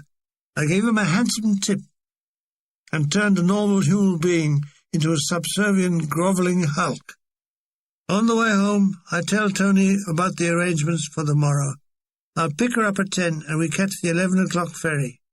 "I don't think I sleep tonight," she said, as she kissed me good night, causing more trouser steam.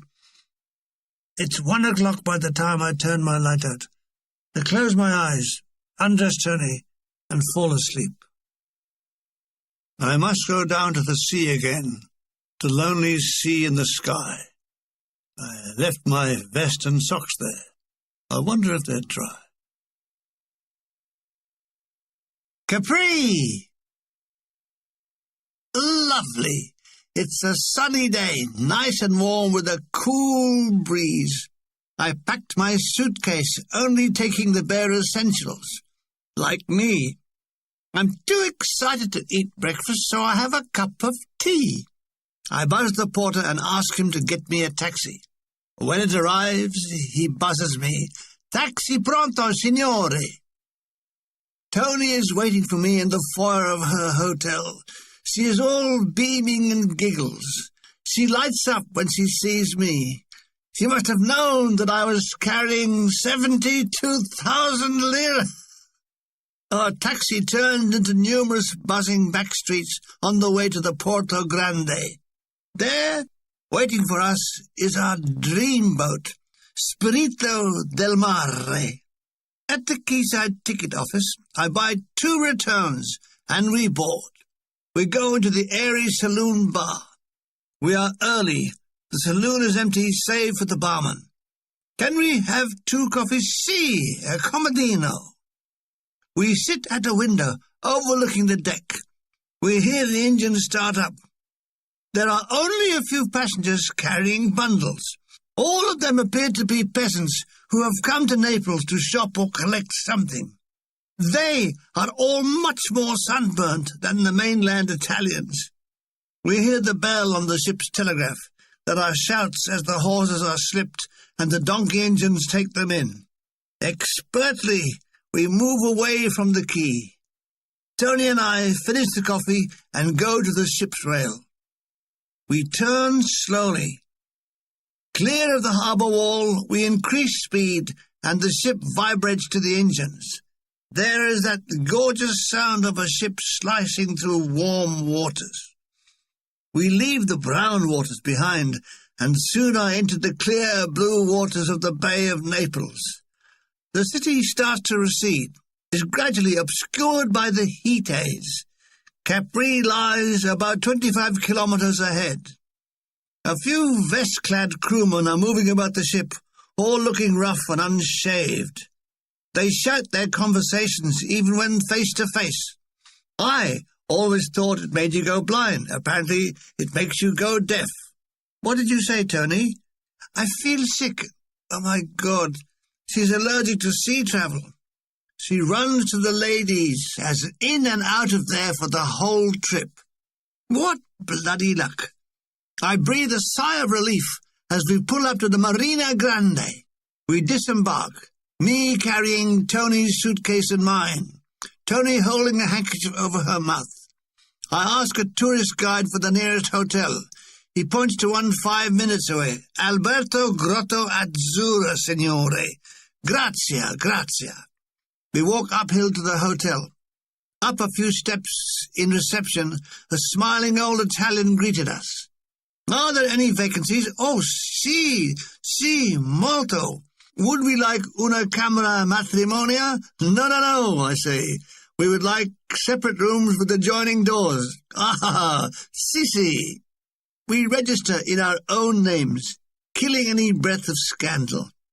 They are modest, old-fashioned, unpretentious rooms with a view of the sea. We didn't know it. We were totally ignorant that this was the poor part of the island. Further up on the far side was where it was all happening, which we, in time, would find out. Only too late. Tony is still feeling queasy, so she'll have a lie down. Okay. I repair to my room, unpack my few belongings, and read Mrs. Gaskell's Life of Charlotte Bronte. Will I never finish? I'm taking longer to read it than she lived. From my window, I can see down to the Marina Grande, which is primarily a fisherman's port. Little boats are beached on a little latticlave of sand. Painted on each prow is an eye to ward off evil spirits. They appear to be all looking at me. At about 4 o'clock, Tony comes into my room. She's feeling a lot better. What would she like to do? Why not a swim? Okay. We change into our costume and walk down to a small beach this side of the marina. No one else in the water. We have a good hour's swimming. Then a little sunbathe. It was so peaceful. In the distance we can hear the chatter of fishermen's wives and their children. We decide that we will have dinner at our hotel and really start exploring the island tomorrow. Tony says she's feeling much better now. I am feeling much better now. We both feel so much better that we get into bed, which is even better than better. We watch the twilight approach. I think I'll have a bath, Tony. Wash all the salt water off. She laughs a little. What is it? She says, I think you wash yourself away. She's referring, I think, to my thinness. I return to my room and turn the light on. It is a very low-voltage bulb that just illuminates the room. In fact, when you switched it on, the room went dark. The same bulb in the bathroom. I have a lovely long hot bath in Braille. I get out before I pull out the plug, just in case. All together now. Your baby has gone down the plug-hole. Your baby has gone down the plug. The poor little mite was so thin and so slight, he should have been washed in a jug. Tony and I are the only couple in the dining room. The waiter says the season is passato. It's a fixed menu, under celluloid. Potato soup, vermicelli, then fish, and the wine of the island, Vino Capri Scala, Grotto Azzurra, a light white, very fruity. We eat in silence, with 3 unemployed waiters and a waitress standing in attendance. Very nice food, says Tony. When we've finished, we are bowed out of the room. We decide to take the funicular up to the piazza. We wait as the little boxcar descends and climb in. It's a slow ascent to the top. The view is a night setting. In the distance, we can see the lights of Naples and the bay winking in the dark. It's a clear night, cool with a starry sky. The air is like velvet. We reach the top and usher out into the piazza. All is brightness, with the shops around still open. We sit ourselves at a table outside the Cafe Al Vermouth di Tino. A few American officers and their wives or birds are in evidence. It's 2 coffees and 2 sambucas, that daring drink that they set on fire. Our waiter speaks English. You here on holiday? Yes. A good time, not many people on the island. In the square, a few landos with sorry-looking horses wait for customers. Around us, at other cafes, people are partaking of the night. Among them are the elite of Capri, well-dressed, haughty, never looking left or right as though the rest of the world didn't exist, and on Capri it doesn't. The waiter puts a match to our sambucas. A blue flame appears. We watch it whisper on the surface as they burn the coffee beans. It's the first time Tony has had one. We blow out the flames, wait for the glasses to cool. We clink them together. To us, Tony. Yes, she said, and clinks again. To us, which she pronounced to us. I'd better explain that Tony spoke with a pronounced accent, which I have straightened out for the benefit of the reader. She sipped it rather like a food taster at the court of the Borgias. She says, closing her eyes. Very good. What they make it to eat? I tell her it's strega, a drink that can revive dead horses and cause bronchals to rise earlier than normal. I no understand. What a pity. I was hoping you'd tell me. She knows I'm out of my mind, and it's showing. We don't want to go to bed. The air is so invigorating. Let's have another 2 sambucas. Yes, why not? The night is young, even if I'm not. Again, the 2 flames burn in the night. Shall we blow them out or call the fire brigade? Tony says, you mad, Daddy. As an inspired guess, that was pretty accurate. After the second sambuca, Tony says he feels really fine, and I say that I am really fine. So we go back to the hotel, get into bed, and have a fine time, bearing in mind that my mother would say, you're ruining your health, my son. The morning breaks fine and clear. It's going to be another hot day. I peer out the window. It's quite early, and the fishing boats are coming in from the dawn excursions.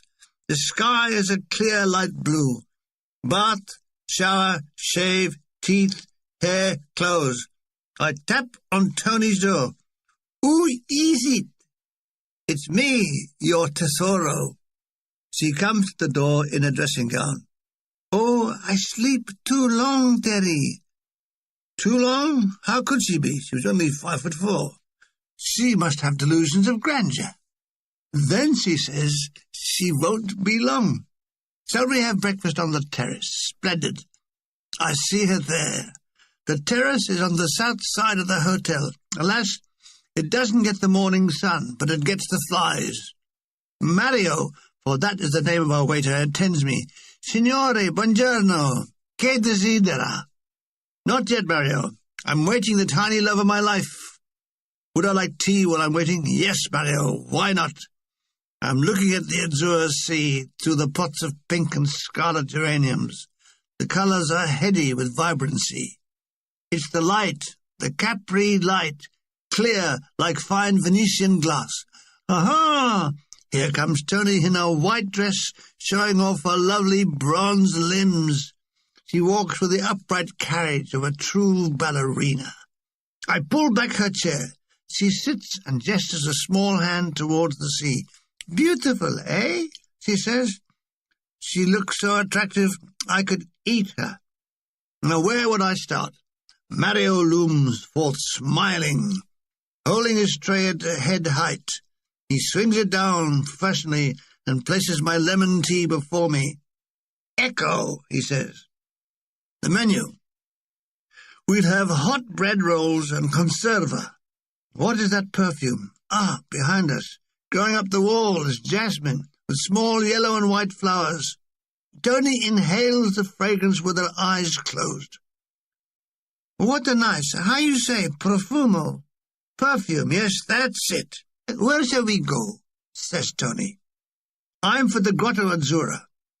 No, she'll get seasick. No, it's very calm today, and it's only a quick boat ride.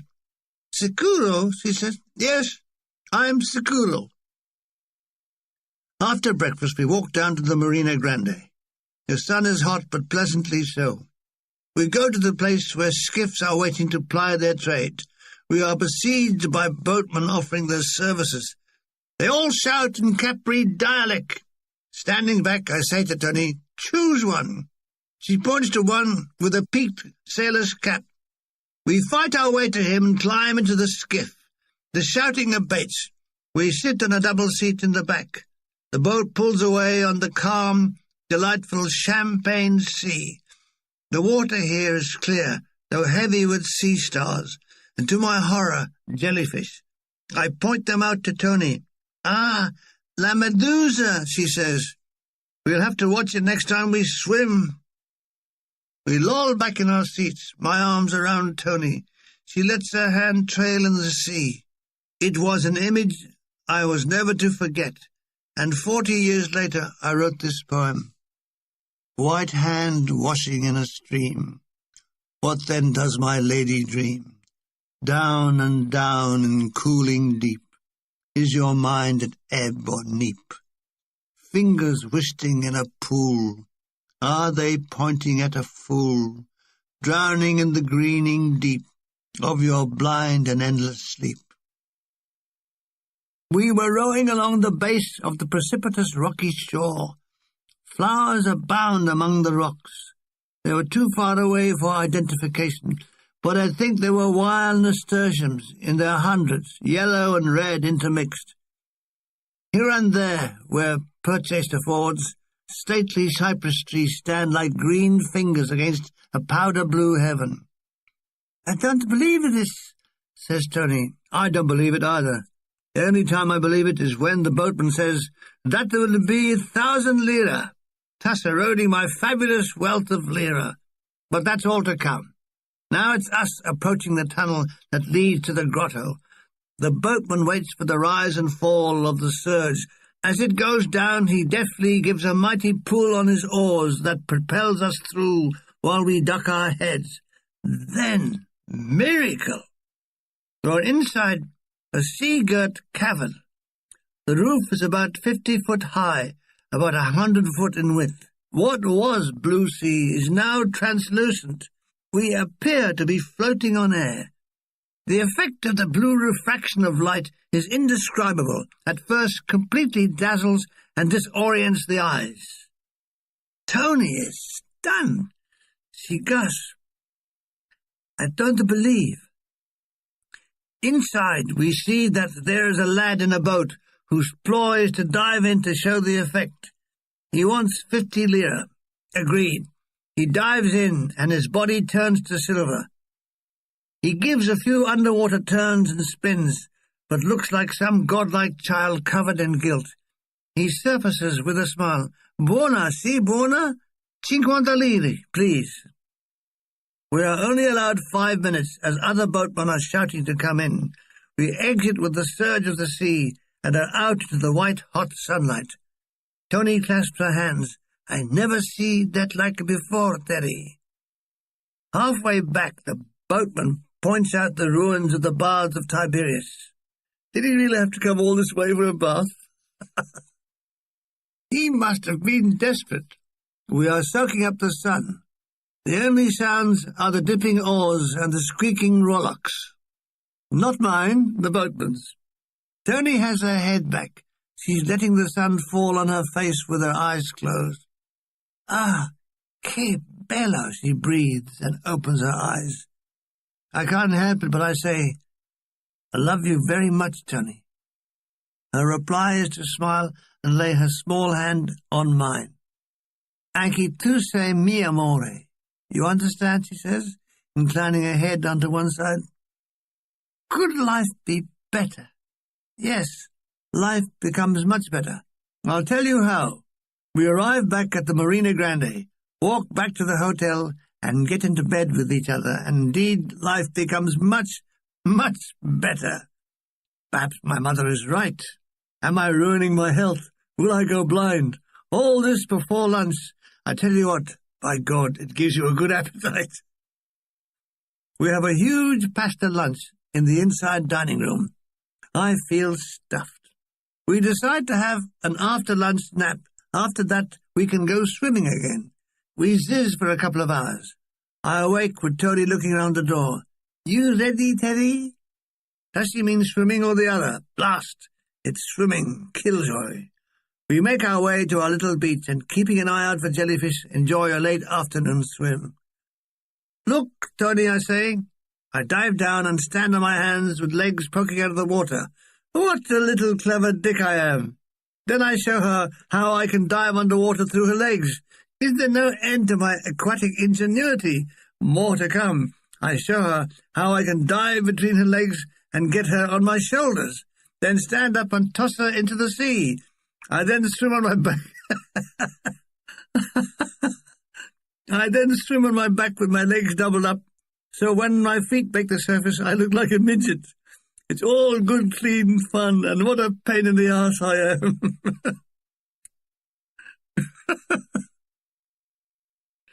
God, did I do all that? Yes, I did. Every bit. The afternoon wears on, and I wear out. I really enjoyed my little self. How much better than the Lewisham public baths this was. We lie on the beach, taking in the evening sun, which is just right. Tony takes her bathing cap off, shaking her head to loosen her hair. She wants to know how the Valsa di Candele goes, and I sing it. Should old acquaintance be forgot and never brought to light? Oh, yes, she remembers it, and tra-la-la-la, the rest of it. La-la-la-la. But no way could she compete with my Bing Crosby voice. Oh, no, nobody could.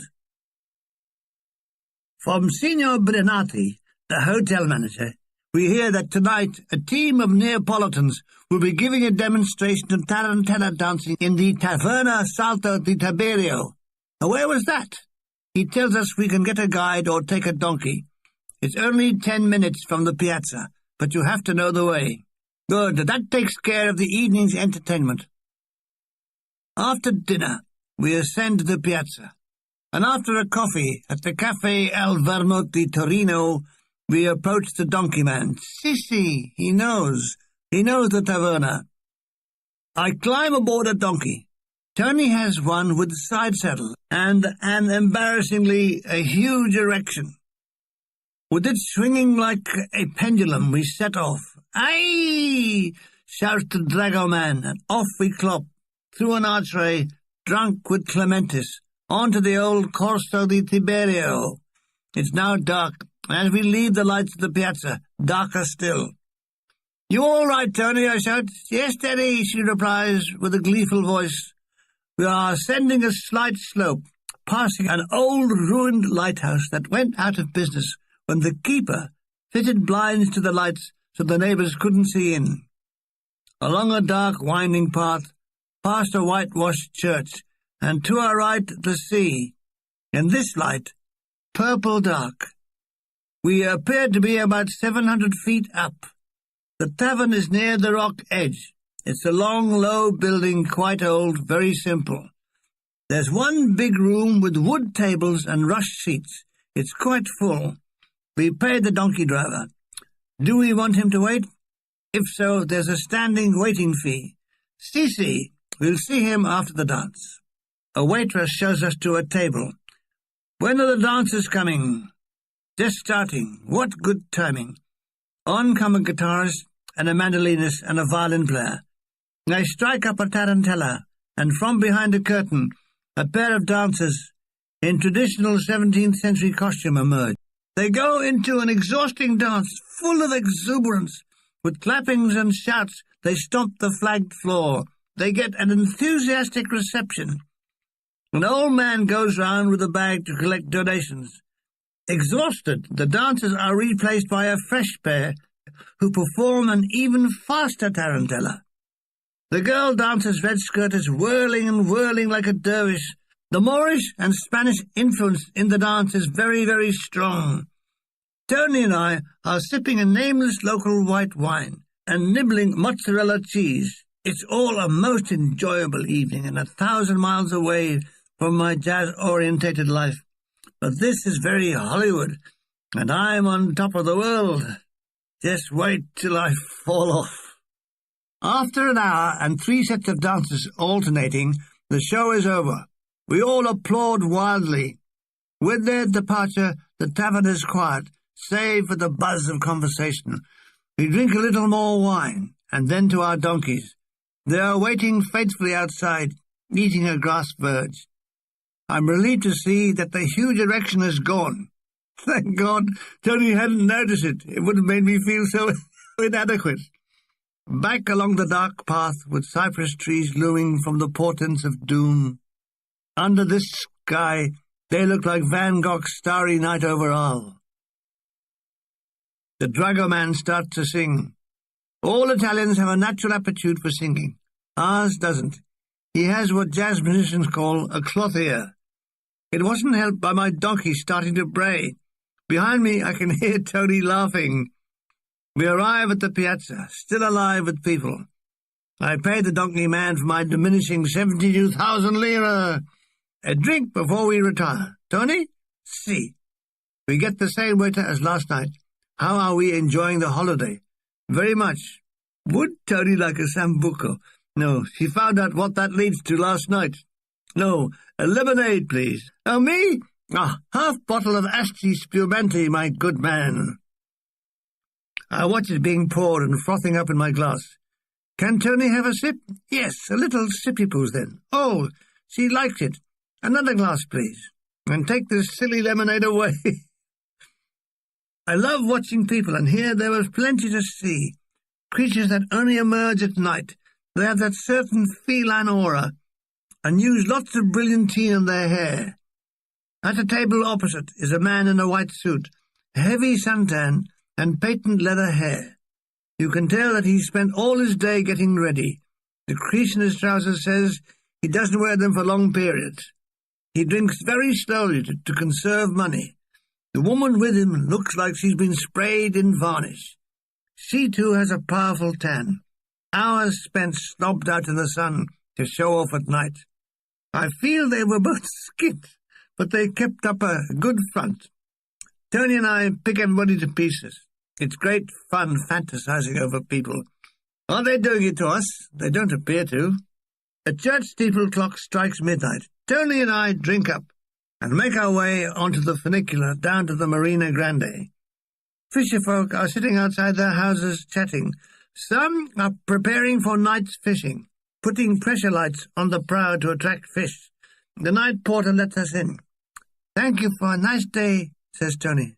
"Never mind that." I grab her, weld our bodies together, and kiss her. If I'd have had glass eyes, they'd have steamed up. Despite the steam, she's going to bed alone. Understand? Me in my steaming trousers bid her good night. I'm soon locked in the great empty space called sleep. I awake on the third morning of our holiday. Through the window I can see that there's another day with clear blue sky. I yawn, stretch, and make all those morning noises that men make. In the bathroom I can hear Tony's bath running. I tap on the wall. She taps back. What a pity she doesn't read Morse code. I tell her I love you.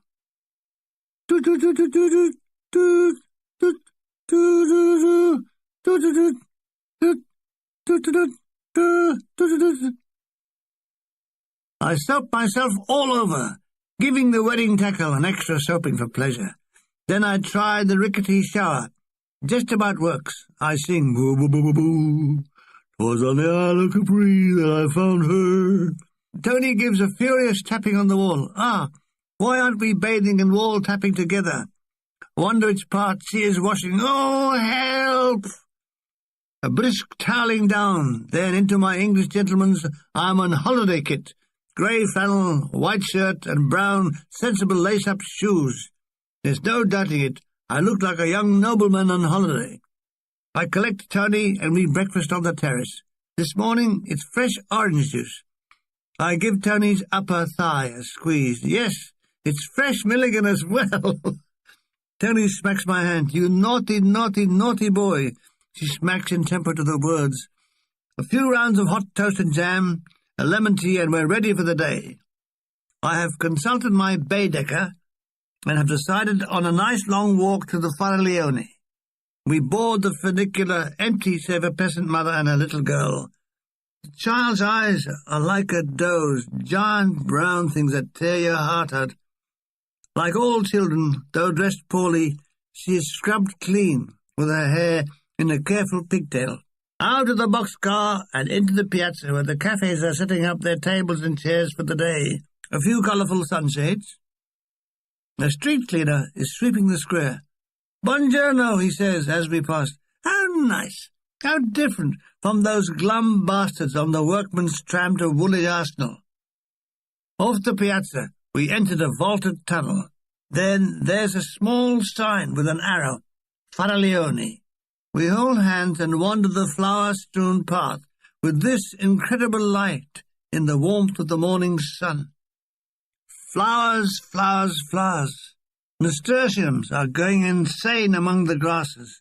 Columbine, campanula, yellow-green arum, tall asters, a little aconite, blue flowers, myrtle. The list was endless. There is the occasional villa, staring out at the enticing sea. We pass a few unexplainable ruins, no doubt from the masonry that they are Roman. We don't talk much. Nature is talking for us. A few words to point something out, that is all. Along the path, at intervals, are stone seats. We sit and enjoy the magic silence of a place with no motor cars. The path zigzags lazily on. One thing I notice is the total absence of birds, due, I presume, to the islanders killing them either for sport or to eat, both an abomination. We reach a point with a railed lookout. Here we stop and take a photo of each other. The magic walk continues. There seems to be nobody else in the world. I remember well how we stopped every now and then to embrace. It was very nice to do it outdoors without the neighbours looking on. I never forget this walk, said Tony. I always remember. We turn a corner and a new vista opens up to us. We can see the top of the point where the remains of the villa of Tiberius are. 2 white butterflies volute above us and dance on the wind. Ah, says Tony, farfalle. Oh, so they are farfellas. I thought they were butterflies. We have been ambling along for half an hour when we turn another sharp corner, and there is the majestic view of the Faraglioni, the great rock ejecting from the cobalt-blue water. We both ooh and ah. This is photograph country, partner. I take one of Tony and see of me. What a pity we can't have one together. But wait, the superb brain of the young Milligan burns with inventive creativity. All I really need to do is place the camera on the wall, then with a long stick press the release button. Tony is totally bemused by her lover's audacity. "You're so clever," she said. "By God, I am, and I'm still worth 68,000 lira." The ascent became fairly steep, a mixture of steps and paths, and we reached what had been the villa of Tiberius, now down to a few bits of masonry. Who in their right mind would vandalize a magnificent Roman villa, built for an emperor, and leave nothing to show for their efforts? From the point, we see a sheer drop into the Tyrrhenian Sea. I let a stone fall. It seems an eternity till it hits the water. You felt you could leap off into space and, like a bird, swoop over the waters. Looking down is hypnotic. "It's a making me giddy," says Tony, shaking her head. We've been away a couple of hours, and would really like tea or coffee, so we return to the piazza. It's a hot afternoon, so along with lemon tea we ordered 2 ice creams. When they arrive, we are overwhelmed by the size. They are in tall champagne glasses, each layer a different garish colour, topped by a mountain of cream that ascends in a conical spire. "Oh," says Tony with a childish delight, "they look so beautiful it's a shame to eat them." So we eat them with shame. I do everything except lick the glass. How I'd love to do it. We wander over to a low-key souvenir shop. We are looking for postcards. I want to send them off to all those poor buggers I know in England and wish I could be there when they see the Capri postmark. I'd make them suffer. This done, we decided to return to the hotel and fill them in. We sit on the hotel terrace. I send my parents a postcard telling them that I'm here on Capri to stop me ruining my health. If my mother knew the truth, she would be having a mass said for my redemption and the death of Tony. We drop them all into the hotel postbox, where we meet Signor Benatti. He is happy because he has some new arrivals. They turn out to be an English officer and his wife, whom we would meet later. Right now it's very hot, and it's time to immerse myself in the Bay of Naples. To our little beach, then, and the amazing display of Milligan water sport tricks. A male Esther Williams. It all comes to an inglorious end when a jellyfish stings me on the back of my thigh. It stings like mad. Tony says to put vinegar on it. Very good, Miss Fontana. Now, where is my usual supply of vinegar? What? I never carry any. You fool. No swimmer is complete without vinegar. So no vinegar and not a vinegar shop in sight. I have to lump it, and the bite just happens to turn into a red lump. Now Tony won't enter the water. It's silly when you haven't any vinegar. We sunbathe and talk a little. Only 4 more days. It's going so quickly. What a pity time hasn't got a break on it. I'm getting a very fine tan that I hope will last until I get to my parents' new home in dismal Deptford. I'm going to keep the date of my return secret from them. I want to surprise them. Little did I know that they would surprise me. More of that later. Tony thinks it's time we went for tea. Thinks it's time for tea. To the hotel where I did sport under the shower and admire my appendages. We take tea on the terrace where we meet the English officer and his wife, Lieutenant and Mrs. Foster. I nod a good evening to them, and they are pleased to hear their native tongue. We talk across to them. They are here for a week prior to posting back to the UK. He was in the Buffs regiment, and she wasn't. Yes, He was in Tunisia. I'm quick to let him know that he was not alone. I was there too. He says, which part? And I say, all of me. He laughs. Do you know Longstop? Personally, I said. It terminates there as they leave. They are going to have an evening swim. I warned them about the jellyfish and the vinegar. They are grateful. Tony wants a little lie down. We retire to our rooms. Is she sure she wants to lie down alone?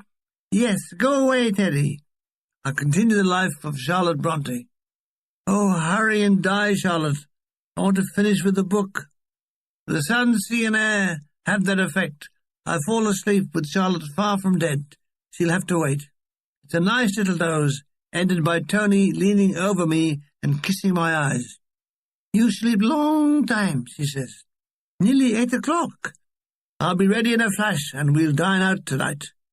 I put on a cardigan to keep the chill of the night air from my emaciated body.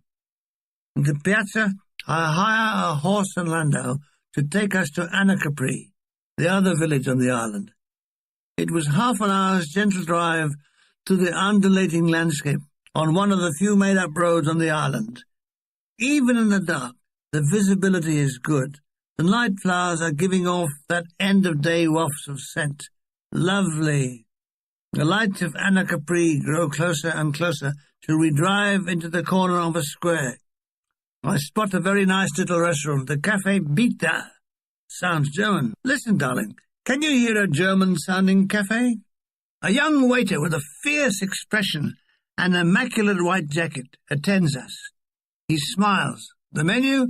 Si. A drink while we're waiting? 2 white wines. The piazza is slightly larger than the Capri one, but a bit more down-market. At a table, some old men are playing dominoes. Here and there, sticking out like sore thumbs, are a few tourists rubbernecking.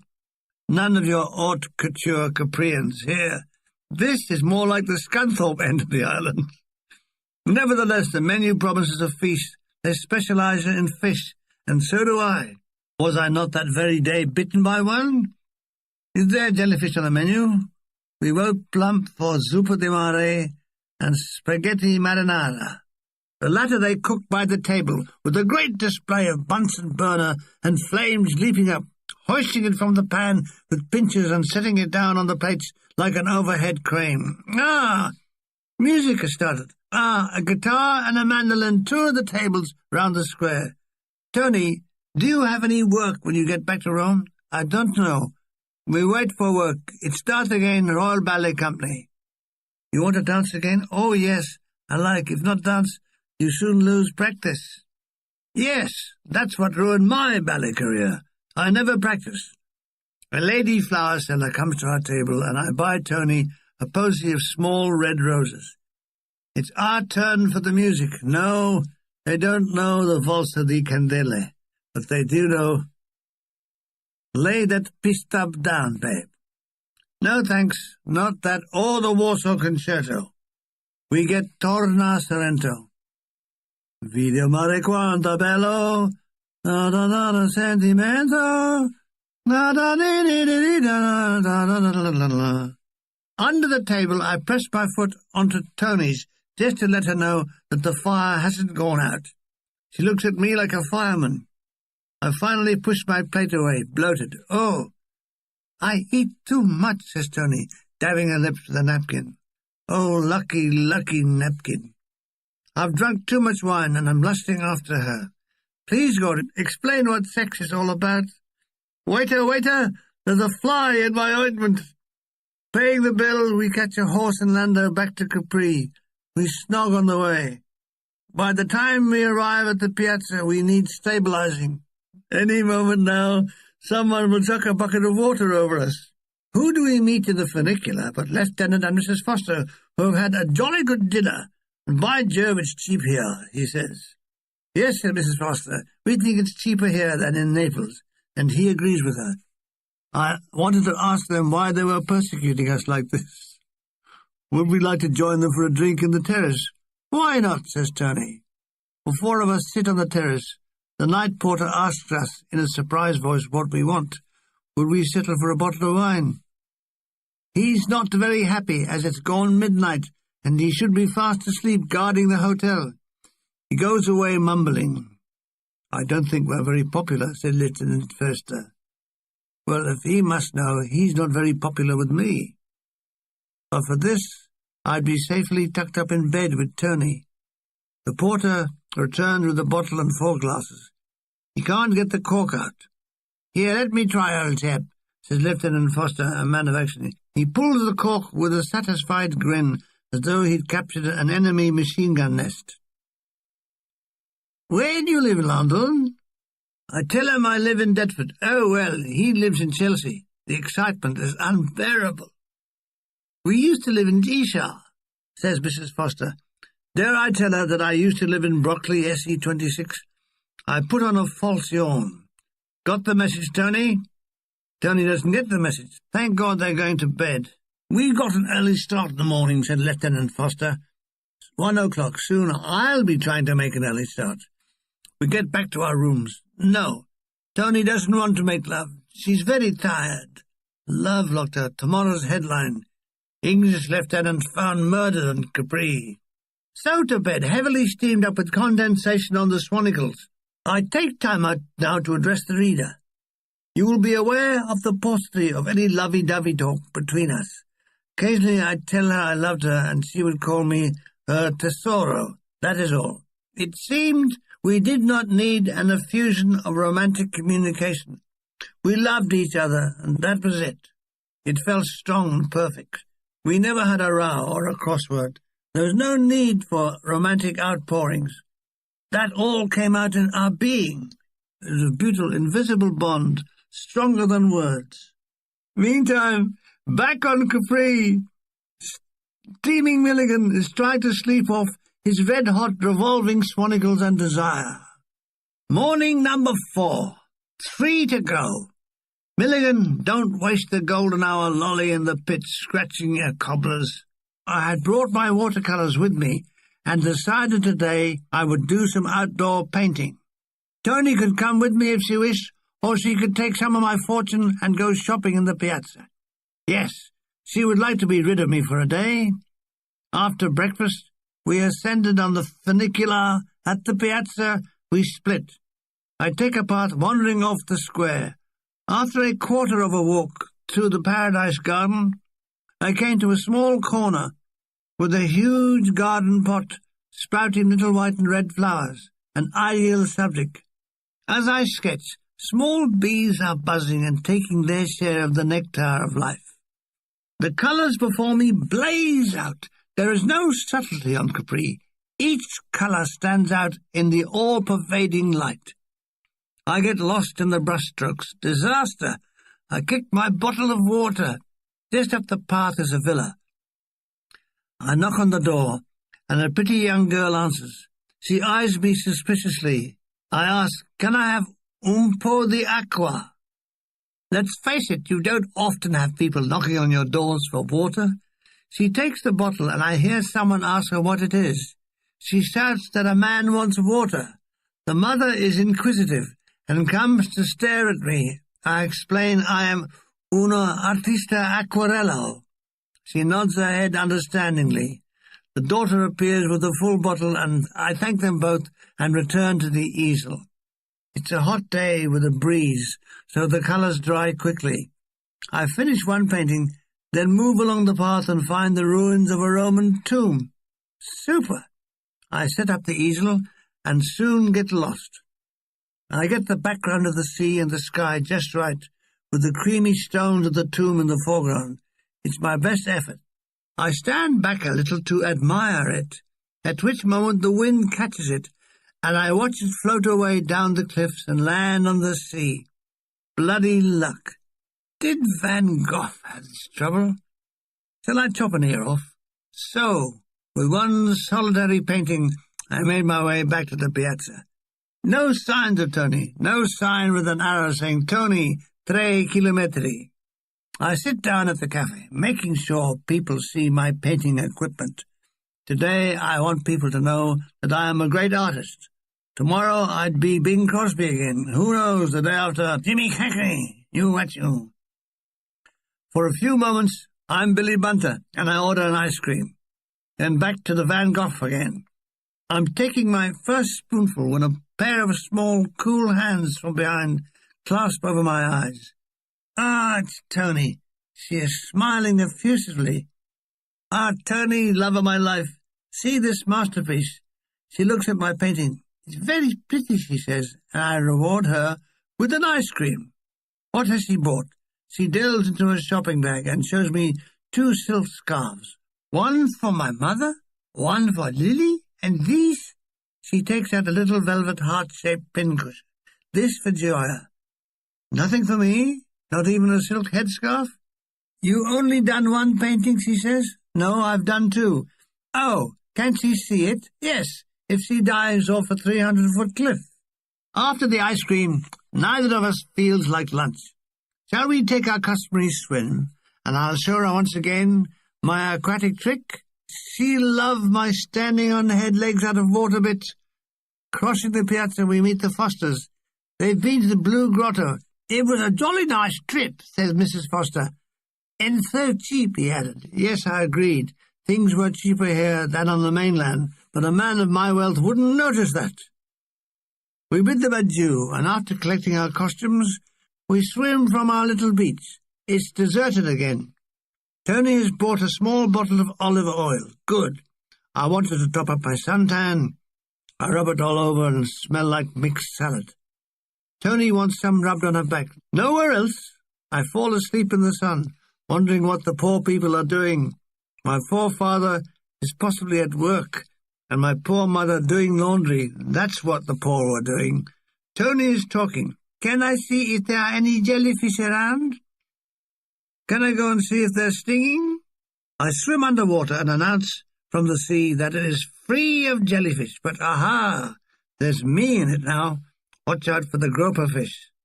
I display my speed at the call, and I'm Johnny Wiesmuller for a while. Remember the drill, 3 foot kicks with 1 arm stroke. Little does the world know that I represented Chislehurst Laundry, Lewisham, in the All-Laundry Swimming Championships of 1936 and won. And back I was again on the Monday, washing all the city sheets from the Lewisham Hospital. Tony gives a shriek and in a froth of water swims for the shore. Something touched her. She looks a bit touched. She thinks it was a jellyfish. I do more underwater skirting. All I can see are bits of seaweed. No, she won't go in again. We dry off and make for the hotel and an afternoon siesta. It's very warm now. I doze with nothing on save a sheet over me. Reflected in the mirror, I looked like a corpse. Was there nothing in the world that would fill me out? I tried Horlicks and Sanatogen, phosphorine, cod liver oil and malt, queen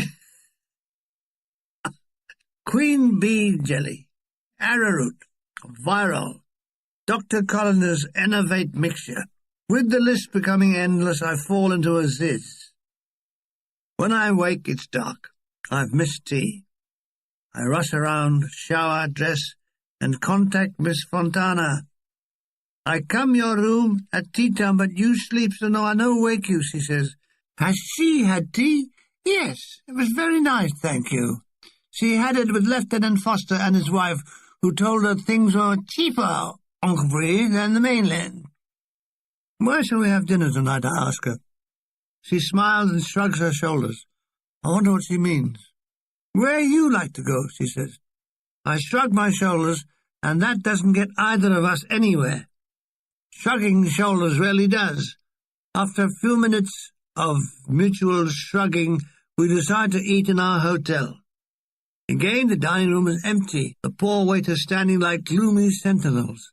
At our appearance, they breathe a sigh of relief. With a vexed-minute smile, Mario takes our orders. Yes, tonight's specialty is spaghetti napolitan. My night's specialty will be Tony Fontana. She can eat spaghetti so neatly, while I have great strings of it hanging out of my mouth that need cutting with scissors. In come the jolly decent Fosters. No doubt eating here tonight, as it's cheaper than Naples. They have been on a boat trip to Sorrento, and there was, as he said, absolutely spiffing. What had we been doing? I said we'd been for a jolly good swim. Remarkably quiet. The only sound is the clanking of our forks and the spoons touching the plates. This is amplified when the Fosters start to eat. I start to laugh at how strange it sounds, like Siamese music. Tony wants to know why I'm laughing. How can I answer? We hear the chef shouting in the kitchen. The food must be deaf. After dinner, Lieutenant Foster and his wife want us to have a drink with them. What a jolly good idea. We join them at their table. Why not outside on the terrace? Yes, it's a warm night. The Fosters are very nice people. You can tell by his demeanour that he banks at Cox and King's. She shops at Fortnum and Mason's, and he rides to hounds. He's definitely on the defensive when I say I think fox hunting is cruel. Well, someone's got to keep them down, old boy. Are you a farmer? No, I'm a stockbroker. I'm baffled as to how stockbrokers are worried by foxes. No, it's the farmers. That's why they let us hunt on their land. But you personally aren't bothered by them, are they? No. Well, why doesn't the farmer do the hunting? Because we do. Supposing you weren't there. Oh, well, we are. Yep, supposing you weren't. We are. Ha, ha, ha. Yes, we are. Ha, ha, ha. No bloody use appealing to his conscience. They eat an awful lot of chickens, he says. So do we, I say. But they can't be moved. One can only pray they fall off their horses and break their bloody necks. Tony and I bid our good night, leaving a slightly strained atmosphere and a feeling that I was now a persona non grata. The question at this romantic hour is, am I a persona grata with Tony? With an unspoken yes, we get into bed, and I'm back at the beginning of time. In the small hours, a very small Milligan crawls out of Tony's bed, touching its clothes, wearing nothing save his underpants. I make sure the corridor's clear. I tippy-toe to my door. I've locked myself out, and I haven't got the key. I have to dress, wake the porter for the passkey. I shake him gently in his chair. Kiss over, he splutters. Then I notice his teeth are in a glass on a table.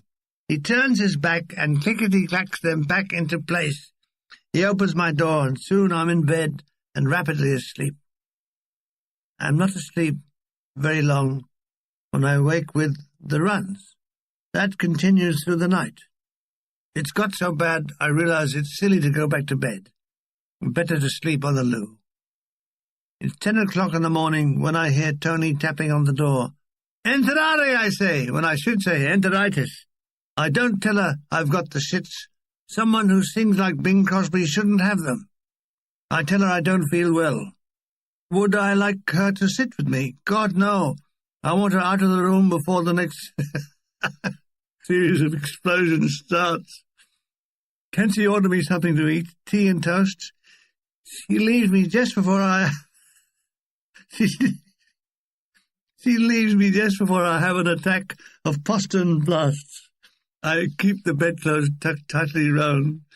Mario arrives with a tray and my food. I'm ill? Oh, he's sorry. He will be if he stays here. All through the day, shattering explosions shake the room. Please God, nobody come in except the deaf and those with anosmia. My God, I'm shaking the windows. All this wind power going to waste. Connected up, I could run a windmill. Between the shits, I doze fitfully, but I have to be alert to avoid skid marks on the sheets. What has caused it? They say Capri water is not safe. Perhaps that's it. By late evening, it's eased off, and I'm about half a stone lighter. Tony comes in. How am I? Feeling a bit better. Where has she been? She went to buy some more postcards and had a swim. No, I'm not getting up. I don't want to clear the hotel. Yes, I'll have some more tea and toast. I can keep it down, but can't keep it in. This time, the waitress brings in my order. She's a young Capri girl, beautifully simple, dark and vivacious. She smiles. Alasha qui, I say, tapping my bedside table. She smiles again and nods her head. Echo, she says. My God, has she heard the echoes? She must have escaped under the door. I eat my frugal fare. Frugals are good for you. It's been an exhausting day. I have done about 10 miles of running and feel hollow. The toilet seat has never been allowed to grow cold. I fall asleep, and I don't wake till the sun is shining. I move cautiously in my bed. Am I better? I get up and bath without any alarms. So far, so good. I cough without any disasters. Yes, I think I can sally forth and mix with safety. Before I do, Tony arrives.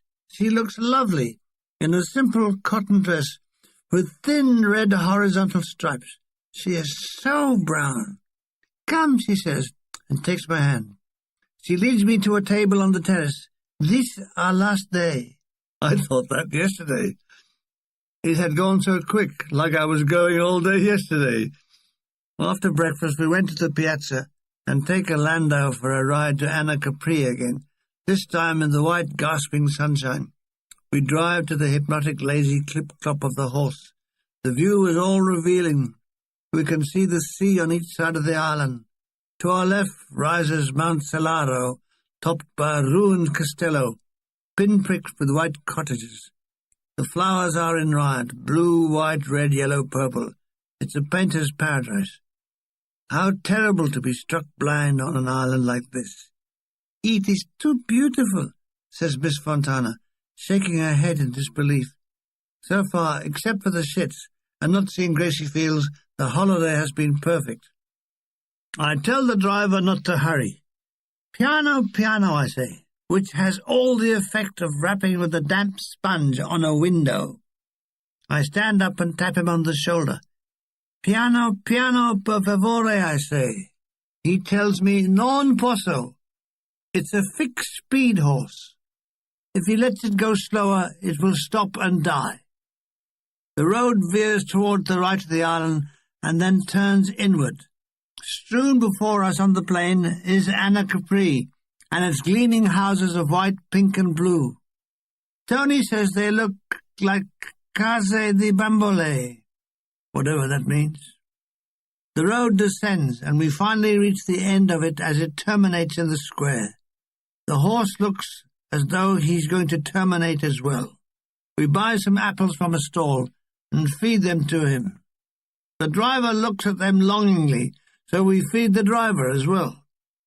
Adjacent to us is a small cafe with several official guides with armbands sitting at tables, drinking rough wine and playing rough dominoes. As I have no idea which direction to take for a walk, I go over to them and ask for a guide. They stand up, then start to argue about whose turn it is. Tony and I stand like idiots for 5 minutes while the argument rages. One by one they drop out, and finally one comes forward. He's short, about 50, wearing a peaked cap with a badge that looks like a clenched fist. He has a face like a clenched fist with a large clenched nose.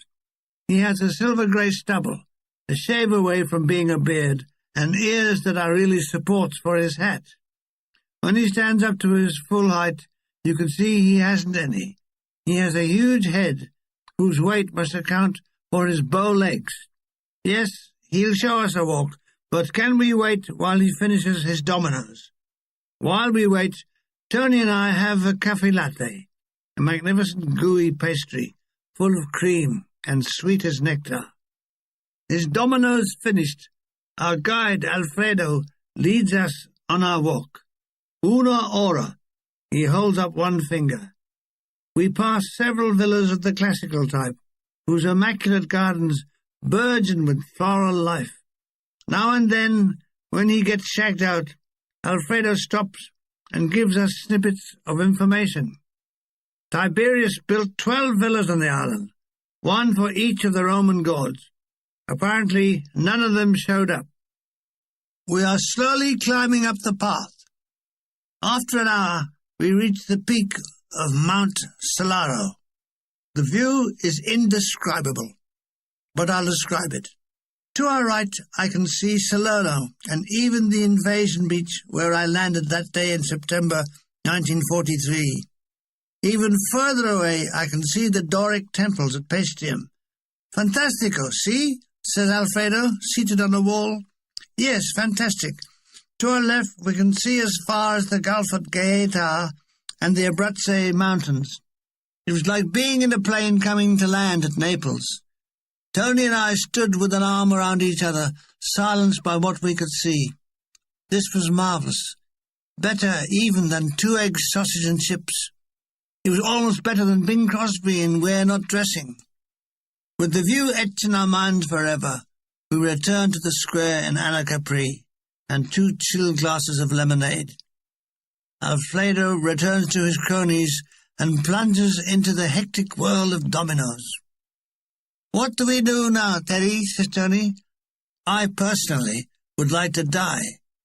It's very hot now, and we decide to have our last swim on the last day. By horse-drawn, then, back to the piazza, which we find full of Americans who are all a bit pissed, sitting around at tables. They'd got to the shouting remarks at the passing ladies stage. We edge off to the funicular, which is coming up loaded with more noisy GIs. When they see Tony, they whistle and give shouts of, "Hello, baby! Get rid of him!" It made me feel invisible. Fools! It's a good job. They didn't know I boxed for London South Eastern Polytechnic Lewisham. It was an even better job they didn't know I'd had the shit beaten out of me. Tony wants to know why Americans and British all shout at the women.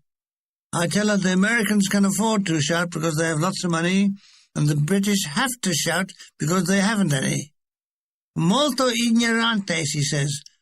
"When Germans soldier in Rome, they never shout. No, they just gassed you." The sun is scorching down when we splash into the cool waters of the bay, which appears to be free from jellyfish. I just sit up to my waist, occasionally splashing myself to stop sunburn. Tony swims up and sits next to me. She holds my hands under water. Kinky, eh? "What do you think, Terry?" she said. "I think it's time for this," I say, and I gave her a salty kiss and gave one of her boobs a quick squeeze. "Oh, Terry," she gasped, "everybody see." Grabbing her ankles, I pull her under the water. Impetuous fool, Milligan. Tony surfaces, laughing, and tries to splash me. I swim out of reach and pull funny faces. I'm such a bundle of fun. It wouldn't take much for me to do my handstands. "Oh, look here. It's the Fosters." "What's the water like?" he says. "It's jolly good," I say.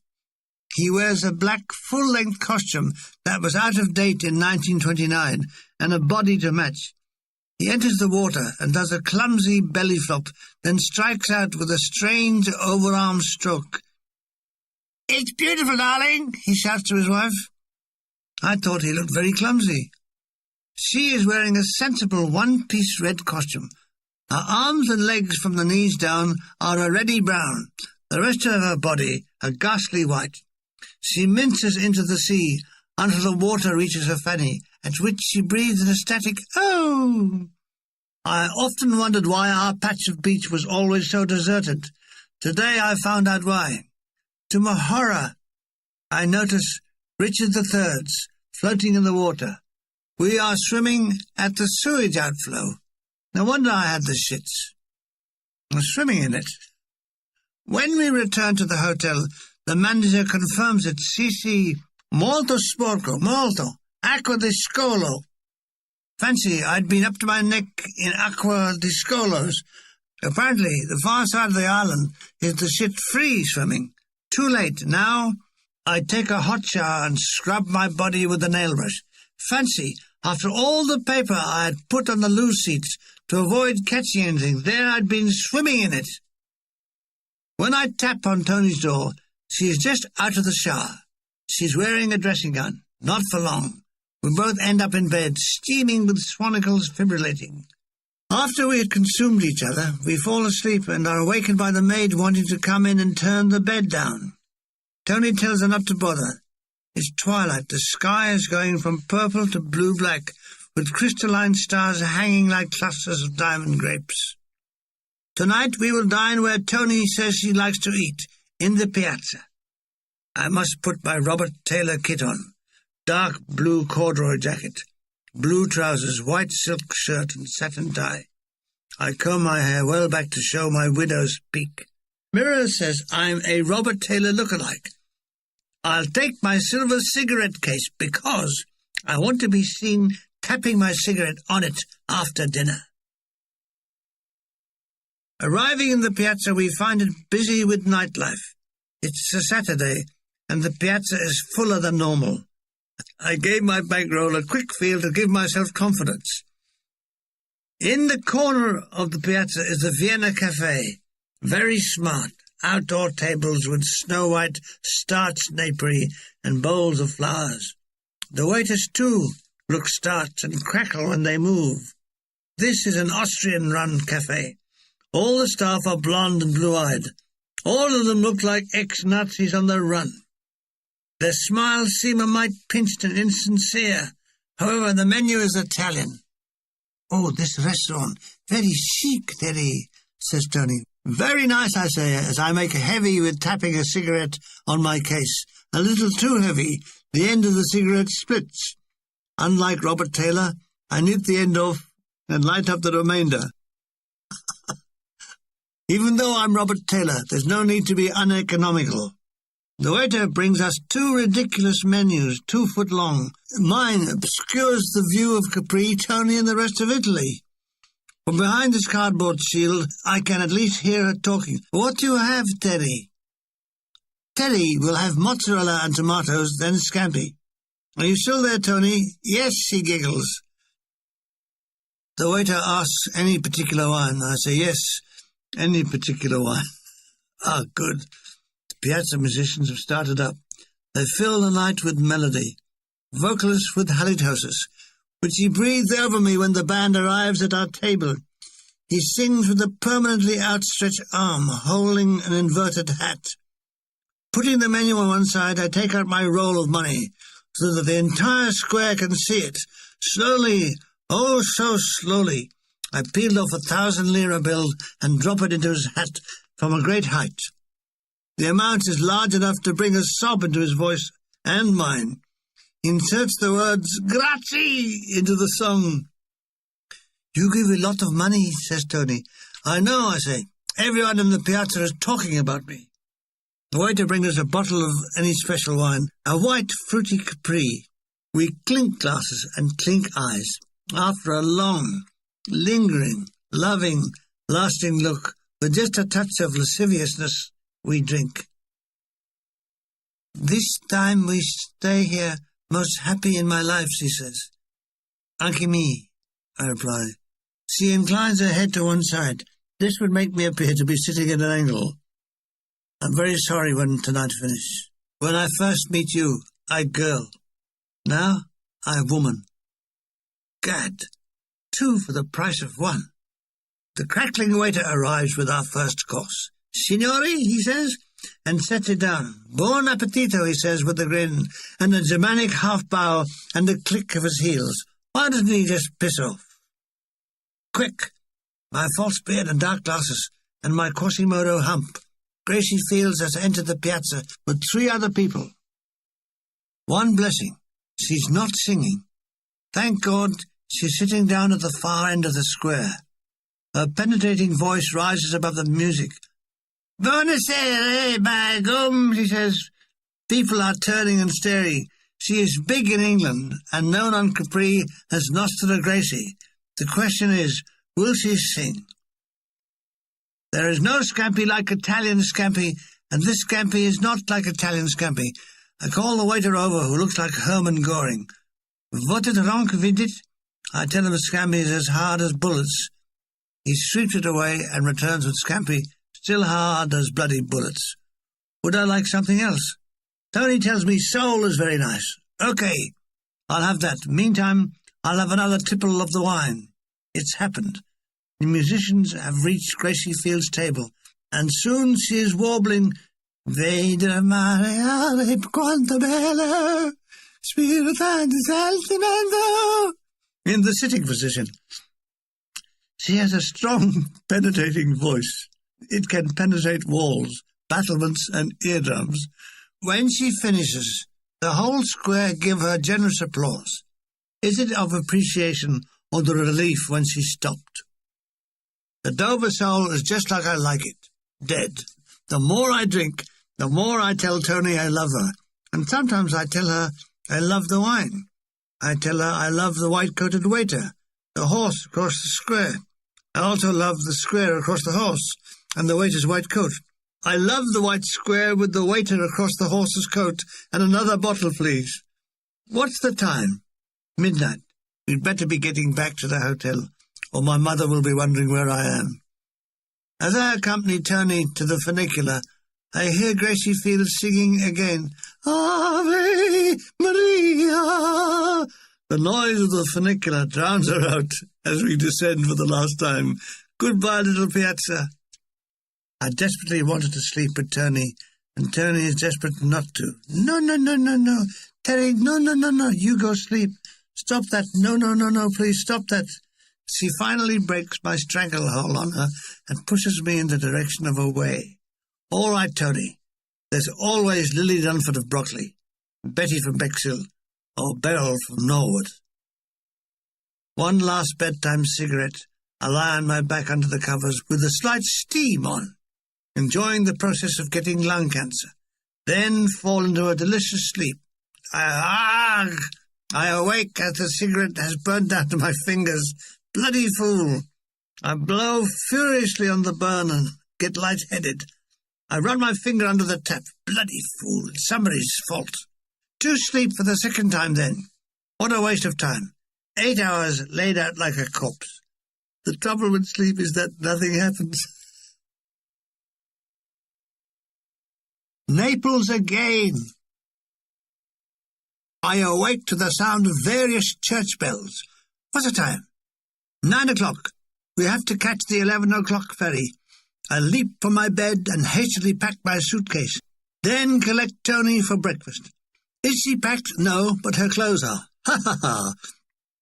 Mario knows we are leaving today. Most important to him is how much. I settle the bill with Mr. Bernardi. I hope you enjoy Capri, he says. Apart from the shit-strewn sea, we have. It cost us 10,000 lira. As we leave the hotel, Mr. Bernardi stands at the door, waves us goodbye. Lugging Tony's suitcase and mine, I lead down the little path to the Marina Grande. We can see the ferry has docked. From where we are, the ship looks like a toy. As we get nearer, it gets bigger. Not many people boarding. At the top of the gangplank, I present our return tickets to a scruffy-looking sailor with all the animation of a wooden leg. He was to sea travel what Charles Manson was to vegetarianism. We go into the saloon and sit on the bench seat like lost children. At the bar, the barman is polishing glasses. I hope we're no sick this time, says Tony. It would certainly be a messy end to the holiday. She sits in anticipation. I give her a hand squeeze. She smiles back. A few more passengers are hurrying up the gangplank. An Italian family with 2 young children. They enter the saloon. The woman whoops out one of her boobs and starts to feed the baby. You don't get that on a 74A tram going to Forest Hill. The engines throb into life, and there are shouts from the bridge as the tie-off hawsers are freed from the bollards. Slowly the ferry appears to turn on its axis, and the vessel heads out to sea. Thank God it's totally calm, and by the time we are halfway across, Tony is still all right. We have made our way to the deck above and stand at the rails of the ship's slipstream.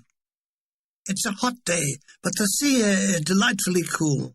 Like real cool, man. Behind us, Capri is getting smaller. We stay the same size. We must have got off just in time. Napoli and its giant Mount Vesuvius are appearing through the morning haze. Naples is getting bigger. By the time we arrive, it's the right size to accommodate us. I realize that all through the trip, neither of us has said a word. As we are docking, Tony looks at me. All finished, he says, with a note of sadness. Never mind, says Merry Milligan.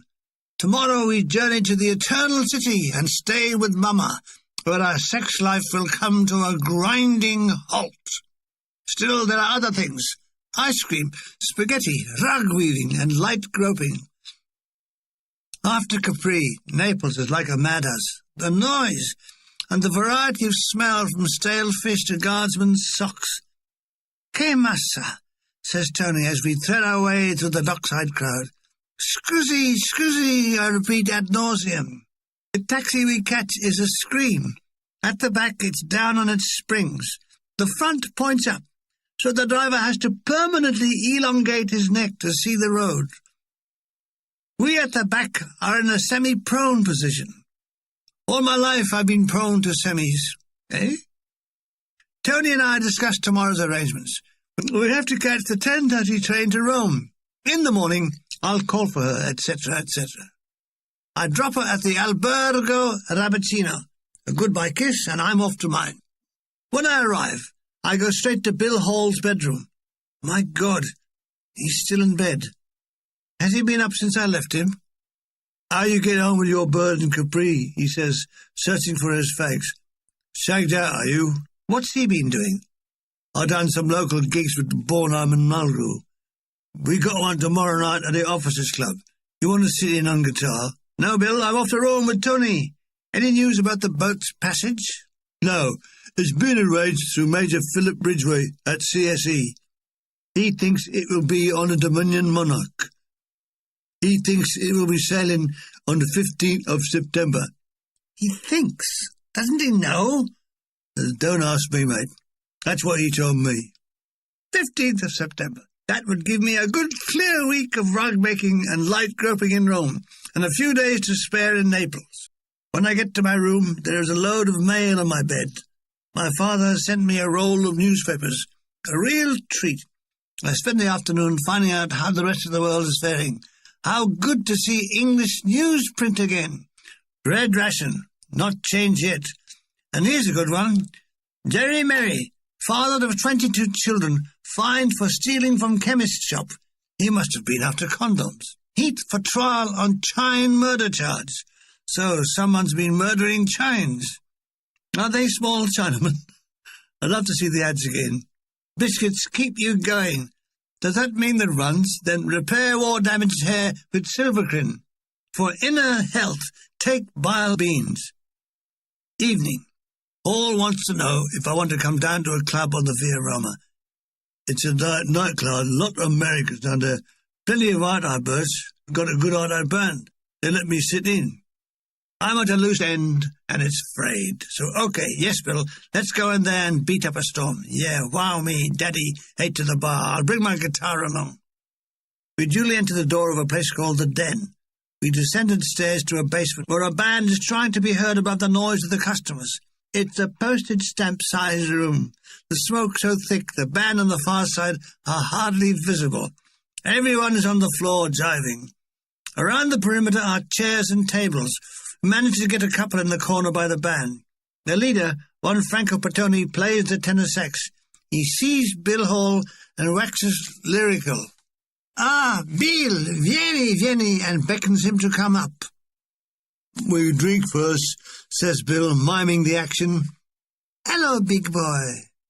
I look over at an over-made-up but very pretty Italian girl of statuesque proportions smiling down at me. "You buy drink, I dance with you," she says. I'm looking up at her, directly under her prominent boobs. They give promise of pneumatic bliss. No, I won't dance, but she can sit and have a drink. She pulls up a chair and crosses her legs. A good safety move. "You Americans?" "No, I'm not." Straight away I lose marks. Can she have a cigarette? Yes. Can she have a light? Yes. Anything else? Is there any laundry she wants doing? Yes, she like a brandy and coke. She also wants to know if I'm married. No, I'm single. No, I'm single and have to depend on Swedish massage. Her name is Bianca Bianchi. Mine is Spike Milligan. Bill leans over with a gleam in his eye. "If you play your cards right, you can catch it off her," he says. After a drink, we both get on the stand and join in the jazz. It's a very good combo, playing music of a professional standard. Bianca sits and watches. I hope she also listens. She recrosses her legs. It must be hell in there. She is whisked away by a drunken GI and waved me bye-bye over her shoulder. Another woman in my life gone. How they pile up. By midnight, no one has asked us to play Lay That Pistol Down, Babe. It must have been some kind of a record. I've had enough. As I put my guitar away, I'm confronted by both of Bianca Bianchi's. You want a good time, she says. No, thank you. I've just had one, but don't let me stop you having one. She really likes me, lays her hand on my lapel. Oh, why? You say no, she says, pouting. Pouting is such sweet sorrow, I say. I leave. It had been a near thing for Tony. By taxi back to the hotel, where I asked the night porter, could he get me some food? No, signori. I hold up 100 lira note, and yes, signori. He raids the kitchen and comes into my room with, hello! Cold collation. It's better than nothing, but only just. I eat it by closing my eyes and thinking of England. I next indulge in a hard night's sleeping in the kneeling lowered position. What am I talking about? Help! Rome yet again. Monday morning finds me packing my best clothes for the Rome trip. I pack my Bing Crosbys, my Robert Taylors, and my Leslie Howards. After breakfast, Bill Hall, who in the mornings looks like a mummy with the bandages off, wants to know, do I want a gig tonight? No, I'm going to Rome with Tony. Have you had enough, Rumpo, he says. How can he be so crude about my love affair? It's not Rumpo I'll be after in Rome. It will be ice cream, spaghetti, rug weaving, and light groping in between mother-in-laws. Will he still be in Naples when I get back? I suppose we want to go back to bloody England in the winter. Oh, don't you want to see the old folks at home? No. Why not? Because they don't want to bloody well see me. They only written to me once. That was to tell me they'd let my room. I take my leave, scoot upstairs 3 at a time, trip and fall down 4 at a time. I hurt myself, elbows, shins, and parts of the southern meridian. Clutching my injuries, I go to my room and get the porter to order me a taxi. Limping, I lug my heavier-than-me suitcase to the waiting vehicle. Albergo Rapaccino, I tell the unshaven, bleary-eyed taxi driver. He's one of those slow-witted drivers that lose control at speeds over 20 miles an hour. Painfully slow, he chugs down the streets of the Vomero. He's very good at shouting. Excellent. He shouts at all and sundry for what reason is beyond me, but then he's beyond reason. Really? Tony is waiting at the front door of the hotel. I collect her and her 2 suitcases, and we are on our way to the central station. The crowds there are frightening. I booked 2 first-class tickets. Piattaforma numero 2, says the ticket officer. Through a nightmare of people with high garlic content, we struggle to the platform where the train is now standing. We find 2 seats in the non-fumare carriage. Thank God, we're early. Soon the train fills up with what appear to be peasant families, and their furniture, fleeing the wrath of the Saracen invaders. Fathers shout. Mothers scream. Children howl. Obvious third-class passengers crowded into our carriage and the corridors. I looked at Tony, who seemed quite cool and undisturbed. Is it always like this? No, she said. This is a good day. I've never seen congealed people before. To shouts, whistles, and flag-waving, the train pulls out. Everybody seems to be in a rage. The nicest part is I'm squashed up next to Tony. On my left is a huge, heavy-breathing, fat woman with a huge basket on her lap.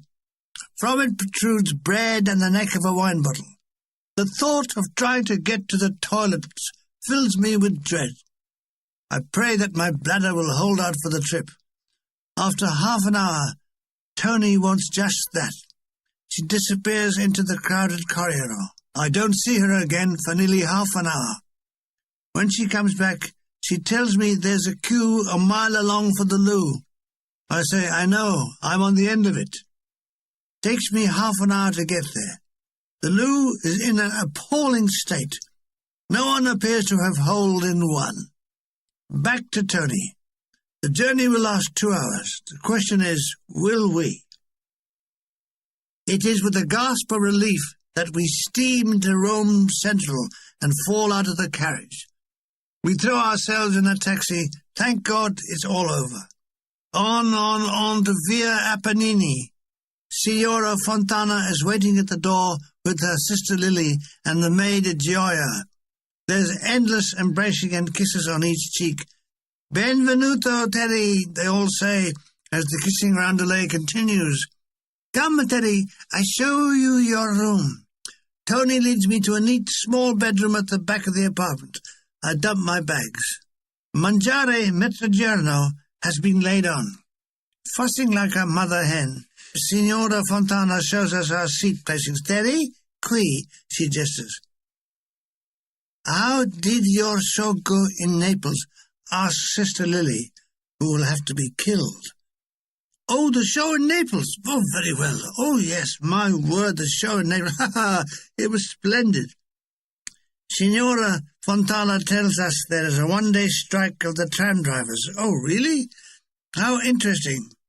Does Signora Fontana know that the price of butter has gone up in Poland, and there are no dry cleaners in Peru? A Negro vicar has crossed Scotland on one leg. Medicine is now free in England, as so is illness. Soon I'm left out of the conversation, as they all talk in Italian at a speed too fast for me by far. I just sit, and when they all laugh, I join in like an idiot. When the meal ends, Tony remembers me again. My mother have bought a ticket for opera tomorrow night. You like to see? Yes, I'd like to see. The meal ends with Zabelioni. Gioia make for you. She know you like, says Tony. Delicious. Now it's announced that all the ladies are going to afternoon mass. Do I want to come too? No, I've got a bad leg. I spent a relaxing afternoon listening to the Allied Forces Network, which played unending programs of big bands. This afternoon I remember it was Artie Shaw. I didn't know at the time that the days of the big bands were numbered. I think this one was numbered 6. Swing music was the in thing, and I was part of the scene, man. When the ladies returned from mass, they found me stretched out on a sofa, asleep with the radio on. It had been a boring service with an old priest who couldn't enunciate well and dribbled. Now, some tea. Gioia disappears into the kitchen. Signora wants to give me a present, a book. Italia, Paesi dell'arte. Was that Artie Shaw? We sit round drinking tea and drumming up conversation. What will I be doing when I get back to England? As I step off the boat, I will immediately become famous, that's what. The Bill Hall trio will be up there in lights. London will be at our feet, shins and groins. Tony tells her mother how successful we are. Oh, yes, her mother knows. Had she not seen us triumph at the Argentina Theatre? Even if she herself was a bit baffled by the act. I remember her mother had no idea of jazz and couldn't understand why we all wore rags. And why were people laughing at us? It wasn't fair. How is my mother? Oh, my mother is very well, and my father, well, he's well too. What about my brother? Would you believe it? He's well as well. The phone goes. Lily rushes to it. It's her beau. Immediately her body turns to jelly, and she speaks sotto voce, blushing and giggling, running her finger up and down the wall. Tony smiles. This new boyfriend. Lily is now rocking backwards and forwards, and her finger is going up and down the wall faster. What is he saying to her? Tony unwraps the presents he bought on Capri. They're all delighted. Gioia is delighted with her pincushion and hugs it to her. Signora Fontana tries on her headscarf. Lily is weaving from side to side and trying to drill a hole in the table with her index finger. She is nodding her head. How can he hear that on the phone? She seems to be going into a trance. Who is she speaking to? Svengali? I have another cup of tea. They want to know, have I any plans for the evening? Yes, but I left them in my other jacket pocket. I remember, though. I thought Tony and I might go to the pictures. Oh, yes, says Tony enthusiastically. Splendid. Her mother is expecting an old school friend, and will no doubt spend the evening going over the old school exam. Do you remember 2 + 2 = 4? As if it were yesterday. The drag of going to an Ensa cinema is that I have to wear my CSE uniform to be allowed in free. When we arrive, we see they're showing Fantasia. I've seen it before, but it's good enough to see again, if only for the hippo and crocodile ballerinas in the Dance of the Hours. In the dark, we sit holding hands and sucking boiled sweets. It's a very enjoyable, relaxing evening until three soldiers sit in front of us. The one in front of me has a head the size of a Dickens Christmas pudding, with ears that look like another two heads looking over his shoulders. He totally obscures the screen and Italy. I have to watch with my head inclined at 60 degrees. Film over. We usher forth. It's now dark and Rome is at its best. People in their Sunday clothes. The streets thronged with those just out walking or sitting at street cafes. "Come," said Tony. "I show you nice place." Back at home at this time of night, I could have shown Tony Regg's Cafe, opposite Brockley Cemetery, where you get eggs, sausage and chips with bread and butter for half a crown. I daren't tell. I didn't want to make her jealous. 3 streets up, she shows me a little trattoria where we settle. Would she like dinner here? No, just glass wine. She tells me with a note of sadness in her voice that when her father was alive, he sometimes used to bring the family here for dinner. Did my father ever take me to dinner? Yes, where? 50 Risaline Road, Brockley. That is a restaurant? No, that's my home. Tony laughs, a plus mark. We sip our wine, watching life's circus pass by. People in Rome, very chic, Terry, yes? Those who are perambulating do so at a pace that is not far short of standing still. The ladies throw their weight onto alternate feet to give their bottoms a slow rotating wobble. All Italian women have it. Rome must be a voyeur's paradise. Tony and I point out people that interest us. For instance, what is that old bald man with watery eyes doing with that 16-year-old temptress? What tablet is he on? Tony releases tidbits of scandals. All men in Rome like a young girl, he says, with a knowing look. When I in Rome ballet, many old men come to stage door and give me flowers, many. We finish our wine and a taxi back home. She shushes me as the rest of the family are in bed. She rustles us up some sandwiches. We sit and eat, listening to the AFN network turned low. I like jazz, but I don't understand. If you like it, that's all that matters. It's like wine. You like it or you don't. In retrospect, I realize how simple our conversations were, almost mundane. After a quick canoodle on the couch, and a lot of lascivious whispers from me, and the clothesline, "Oh, no, no, no," from Tony, I go to my bedroom. I lie in bed, my mind wandering lonely as a cloud that drifts aloft on high. I wandered lonely as a cloud that floats aloft o'er day and hills. It was suddenly I came upon my dog being sick on daffodils. I couldn't wait to get to England and start the act on its road to fame.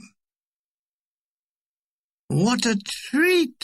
I'm awakened by Tony, all bathed in perfume with my breakfast on a tray. Her mother has gone to work, Sister Lily to college. Only Joya is in the flat. She'll have to be killed. "How you sleep?" she says. I tell her I sleep on my left side, with my knees drawn up under my chin. "This bed okay for you?" "Yes, it's okay for me. Too narrow to be okay for us." "You naughty." When I've bathed and dressed, she tells me we are going visiting to see Luciana Ciampaglia, a ballet friend from the tour, in the Via 21 di Aprile. She tells the taxi. Why is the street called 21st of April? She doesn't know. It might be after some special occasion. Then again, it might be named after the 21st of April. You will never tell with the local council. In Brockley, we had Fred Street and Enid Terrace. The Ciampaglias are a bustling middle-class Italian family with 2 daughters. When we arrive, the middle-aged plump Signora Ciampaglia is in the kitchen, massaging a huge lump of dough to make pasta with the aid of her daughters. They all break into animated conversation, but after a brief introduction, I might as well have been tied up in the garden. As they continue, I wish I was. There are bursts of conversations then shrieks of laughter. Every now and then one of them giving me a sympathetic look, as though I should be tied up in the garden. Luciana has become engaged to Dennis Evans, a military pianist at CSE Naples. They are to be married and live in Quamfel, which he can't even spell. He's a miner. They live with his mother and father in one room and live happily ever after until she flees back to Rome 2 months later, covered in coal dust and pregnant. But that's all in the future. My future will start the moment this cabal of females breaks up. Teddy, you like a cup of coffee? How nice. She still remembers me. I sip my coffee like I've just come back from the dead. From what I can make out of their conversation, it's all scandal. When they get excited, the Champeliers attack the door with greater ferocity. It looks like 3 women beating up a malleable midget. After a couple of hours in Coventry, Tony said we are leaving. I'd left hours ago. We went back home where Joya has prepared us a salad lunch. This opera this evening, tell me all about it. Oh, you like it very much. Aida in the Terme di Caracalla. Did I hear right? We're going to watch an opera being held in Caracalla's bath. Yes, Terry.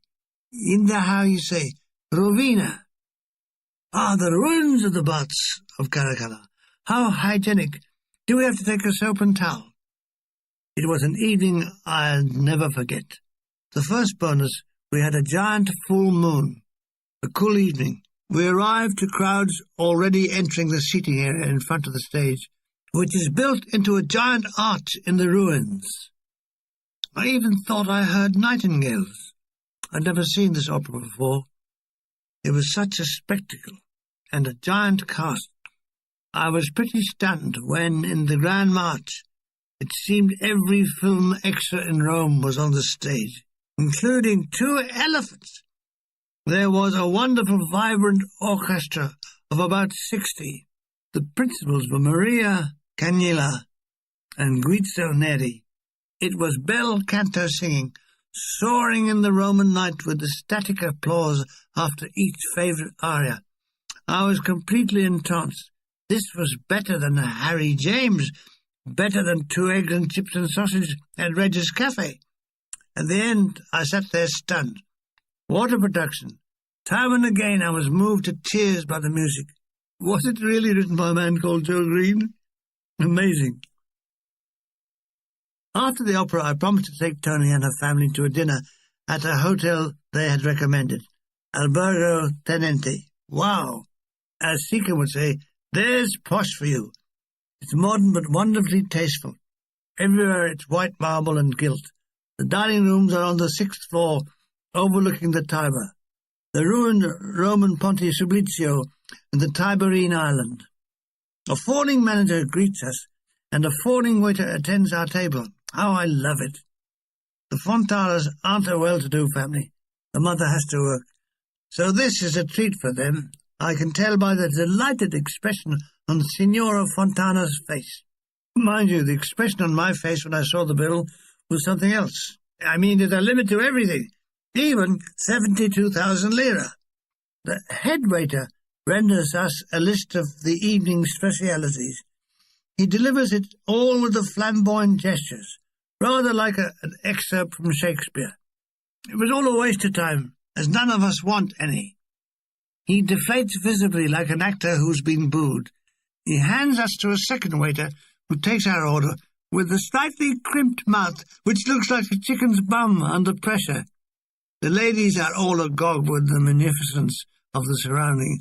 Una bella posta, Teddy, says Signora Fontana, whose head is all but revolving. Do you know, Teddy, Mussolini come here to eat, says Tony. So have I said. Mussolini, said Miss Fontana, is not a bad man. He's stupid. He must have been to pay these prices. We talk about the opera. I lament the fact we don't have such a plethora of wonderful voices back home. But you have a Gracie Fields. Yes, I say, we have Gracie Fields, and leave it at that. The meal passes with me trying to interject into the conversation. I knew a few Italian words that would suffice. Vero? That's so. La pena del mia zia sono in l'asino. The pen of my aunt is in the garden. Mia cane ha mangiato il gatto. My dog has eaten the cat. Nostra cameriere ha profumata ginocchia. Our waiter has perfumed knees. All said to the bafflement of Signora Fontana, but it has Tony laughing. My mother think you mad, she says. Oh, I see. Then I must also tell you that il Papa non sonari la fisarmonica bene. That is, the Pope the Pope cannot play the accordion well. At this, Signora Fontana laughs out loud, then stops herself with a hand over her mouth. The chicken's bum waiter brings the bill, facing downwards on a silver tray. Not him, the bill. I turn it over and fake a heart attack. Call a doctor, I say. No. On second thoughts, call a financier. After this clowning, I make big of paying the bill. How I love those huge Italian banknotes. As they are carried away, I fake tears and sobbing. We're all fairly merry with wine as we taxi back home. Lily, who has just heard that I can croon, wanted me to sing un canzone come la jazz. I'm well lubricated enough to go into boo, boo, boo, boo, boo. The thrill is gone. The thrill is gone. I see it in her eyes. Oh, I couldn't fail. I have 3 captive females, and I'd paid for the dinner. Lily claps. Bravo, Teddy, she says. Good. A lone clap is better than a single herpy. Arriving back home, Signora Fontana looks at her watch. Mamma mia, she looks at the time. She has to get up early for work, so with a chorus of buona nottes we retired for the night. Alas, we collide a little later, while we all try to use the loo. Flushes and blushes. I lie in bed, going over the evening. How nice this all was. I would certainly miss it. What was this new terraced house my parents had moved into in delightful Deptford like? Did it have a coke boiler and baths every Friday night? Did my father still wear long underwear in one piece that he shed like a butterfly emerging? Could his socks still stand up on their own? With these fond memories I fell asleep. A new dawn, a new day, the same old me. I awake to catch Tony emerging from the bath wrapped in a towel. Temptation at this time of the morning. She looks like I grab her and kiss her, holding her up so her feet leave the ground, only to drop her at the approach of Joya, who will have to be killed. Tony has arranged for us to have a photograph taken. Very good photographer. Best the man in Rome. Go on, say it, and the most expensive. I remember the great days when the roll of my money was 72,000 lira. Now it's down to 30,000. Just a ghost of itself. The photographer's name is Luxardo. His real name is Il Conto Giulio di Sacco. He is of noble blood and 6 foot tall. So good-looking it hurts. He speaks flawless English, has been to King's College, Cambridge, wears a dazzling white shirt and trousers and a black silk neckerchief, and is queer as a coot. Good morning, he says. Let me see. He looks at his leather appointment book. Mr. and Mrs. Fontana. Wrong. Mr. Milligan and Miss Fontana. Oh, I'm so sorry.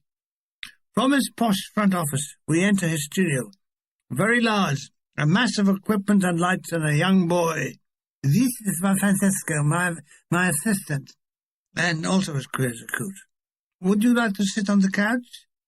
He stands behind a large wooden box camera, talks rapidly in Italian to the lad who's putting a plate in. The Count comes forward and arranges us with our heads together. He's different. He doesn't want us to say cheese. He doesn't take photographs of those unending grinning idiots that plague the world of photography. I want you both to look serious. He pauses for a look through the lens. Are you both in love? Yes, I'm both in love. Good. Then you think that when I say ready.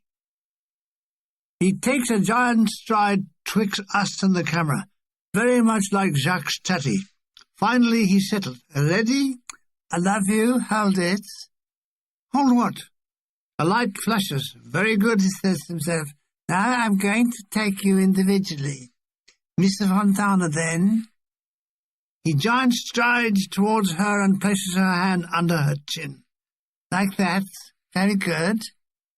He giant strides back, lights a cigarette, tosses his head back to eject the smoke, and aims through the lens.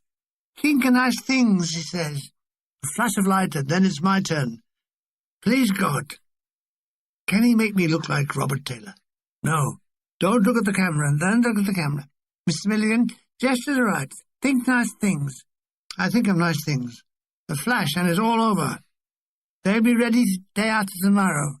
With great courtesy, he bows us out. Tony and I decide to walk for a while. We are on the Via Tritoni, right in the heart of the city. Well, actually, more in the kidneys. Tony eulogizes about how handsome the Count was. He's a very good-looking man. Not quite, Tony. He's a very good-looking it. Am I sure? Positive? No. Yes. We have a nice, long, lazy walk and eventually end up at the Fonte di Trevi, its gushing waters giving a scene of cool relief in the hot atmosphere of the city. "We must throw in the money and make a wish," says Miss Fontana. I peel off 1,000 lira note as though to throw it in. No, she takes some small change from her handbag and gives me a coin. "We throw it together," she smiles. I watch our coins slither to the bottom. "Make a wish now," she said. What I wished for, I can't remember. I wonder what, in those distant days, it was. I wondered, too, what Tony wished for, and did it come true? Time for a coffee, etc. We find a small cafe, etc., and sit outside, etc. It's a delightful day. It seems that Rome has endless sunny days that pass almost unnoticed, etc. Here my diary suddenly stops. All it says is, "Measured for a suit." I remember this was done at the prompting of Tony, who knew a good cheap tailor. He has a shop on the ground floor of the Teatro Marcello. Inside, it's small and dark. He is small and dark. He smiles. He has small, dark teeth. All the time he nods his head as if his neck is loose. Oh, yes, he can have the suit ready in 3 days, if we pay a small service charge. I choose a cloth, but Tony doesn't like it. Has she something against purple and yellow check? I'll be the talk of Deptford. There he goes, they'd say, or here he comes, depending on which direction I was doing. No, she chooses a dark cloth with a faint stripe. "These are more elegant, Terry," said the little devil. Of course, I say yes. If she asked me to wear a transparent loincloth, gumboots, and a revolving hat, I'd have agreed. Standing on a chair, he measures me, inside leg. "Which side does the signore dress?" "Near the window," I told her. He takes my chest measurement twice. He doesn't believe it the first time. Do I like padding? Oh, yes, everywhere. Do I like wide bottoms? On some women, yes. Boom. So, dear reader, we come to my 2 blank days. However, on the 23rd of September, my diary continues. Lazy day. Went to the Parco Botanico. Lunch in the park. Carriage driving back home. Madame Butterfly in the evening. Awful singing. Tony tells me it's organized by black marketeers, clerk in evidence. Yes. Madame Butterfly was at the Rome Royal Opera House. Tony has 2 free tickets that her mother has given her by a customer at the Chit travel agency. What a treat to look forward to! But it was a night of suppressed, hysterical laughter. The whole opera was financed and cast by black marketeers. I couldn't believe it. When I first saw Madame Butterfly, she was huge, with a heaving bosom. I thought out of this frame will come a powerful voice. When she opened her mouth to sing, you could hardly hear anything. To accentuate the shortcoming, she overacted, throwing her arms in the air, clasping her hands together, falling on her knees with a groan, running across the stage with loud thudding feet, all to thunderous applause from an obvious clack. Then we wait for Lieutenant Pinkerton. My God, he's half her size. He can't be more than 5 foot 5 inches, and so thin that when he stood behind her, he vanished. He has a piercing tenor voice, high up in the nose, with a tremendous wobbly vibrato that fluctuates above and below the real notes. He is obviously wearing lifts in his shoes that make him bend forward from the ankles as though walking in the teeth of a gale. If that wasn't all bad enough, he is wearing what must be the worst toupee I've seen. It appears to be a dead cat nailed down to his head, the front coming too far forward on the forehead, with a slight curl around where it joins his hair. Trying to laugh silently, I almost double up in pain. All around me are mafia-like creatures. One wrong move and I'll be knifed. So be it. No comedy could exceed this. We notice that when Pinkerton tries for a high note, he shoots up on his tippy-toes, putting him at an even more alarming angle. When he and she embrace, she envelops him completely, his little red face appearing above her massive arms, as though being decapitated. I'm carried on the tide of enthusiasm. When the clerks jump up applauding, so do I. Bravo, encore, I say. It was a night I can never forget. At the little restaurant after the show, I keep breaking into fits of laughter as I recall it all. Tony is split down the middle, both halves being equal to the whole. She's ashamed that something so bad should go on at the Royal Opera House. Disgraziata, she says, but continued to laugh through it. I remember that, as we sat outside eating, for no reason, it started to rain. We retreated inside while the waiter rescues our food. The waiter is amusing. He apologizes for the rain and says even though some have settled on the food, there'll be no extra charge. Seated inside, Tony suddenly says to me, "You know, in 2 days you leave me." My mood changed. Was it that soon? I was so impervious to the days that each one came as a shock. Why wasn't time endless? "Tony," I said, "I'll come back as soon as I can, and I'll write as much as I can." That's followed up by just us looking at each other in silence.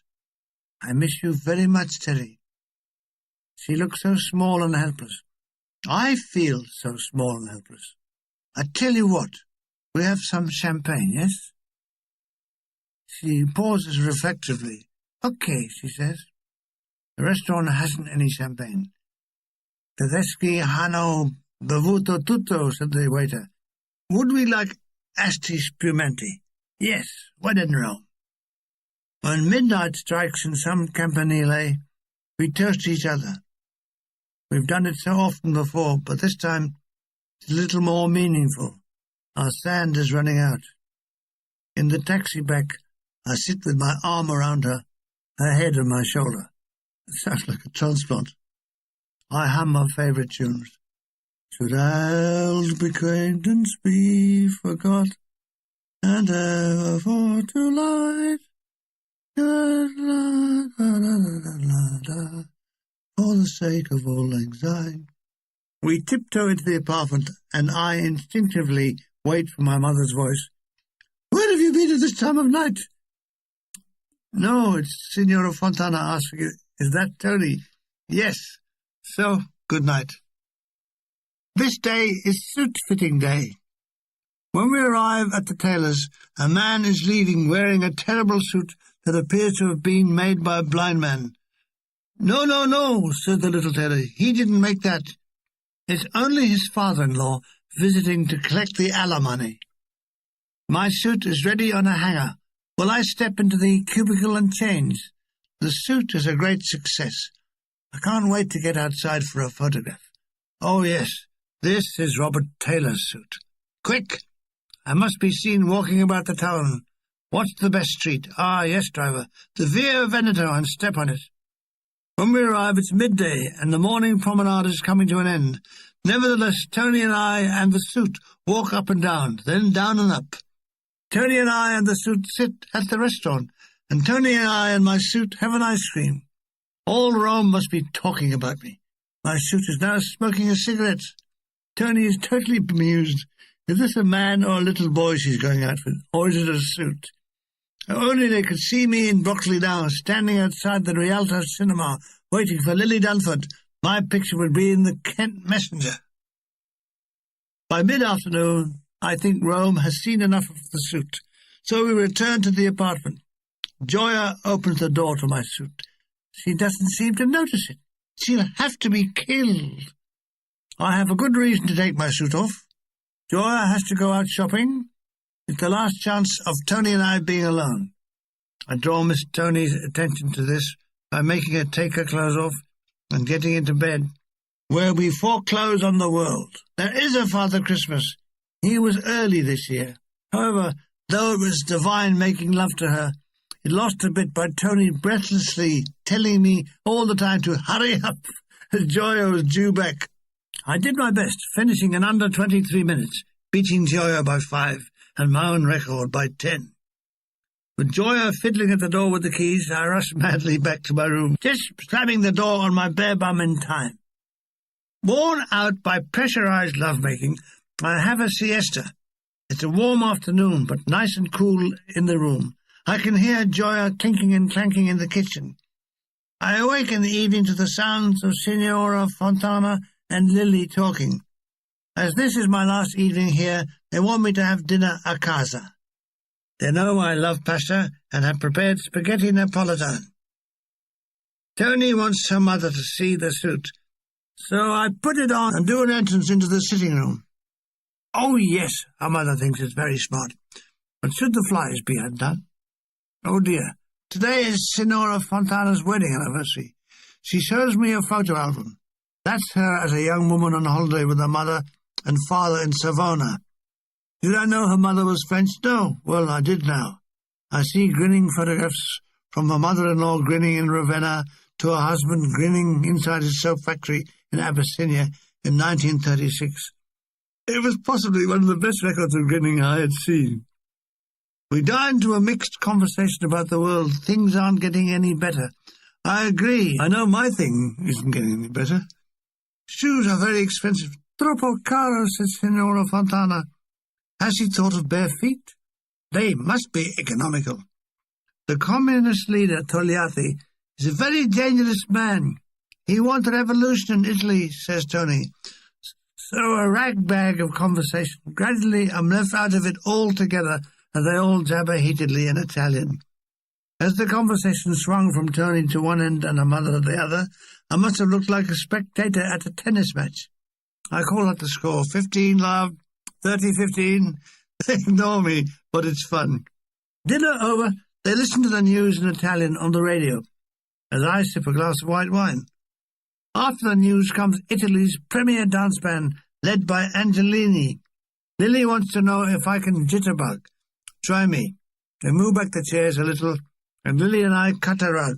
She's very good, I am not. Tony and Mother watch on in amusement. Joya looks at us in amazement. The phone rings. Lily hurls herself at it. It's him. She's running her fingers up and down the wall. The evening ends with us playing snap. How delightfully simple it all was. The simplest of all was me. Comes the morning of my final departure. I put on my CSE uniform for the journey. Then comes amnesia, folks. I remember that I made the journey by military lorry, a 3-tonner, returning to empty to a depot at Salerno. But as to why and how I managed to get a lift on it, I can't remember. I've racked my brain. I've even racked my body and legs, but to no avail. Anyhow, there I was saying goodbye to the Fontanis. They all cry, even Joya the maid. So with one suitcase and a much-reduced bankroll, I depart. I depart to amnesia because where I picked up the lorry is lost forever. However, I remember the journey back. The driver was a North Countryman.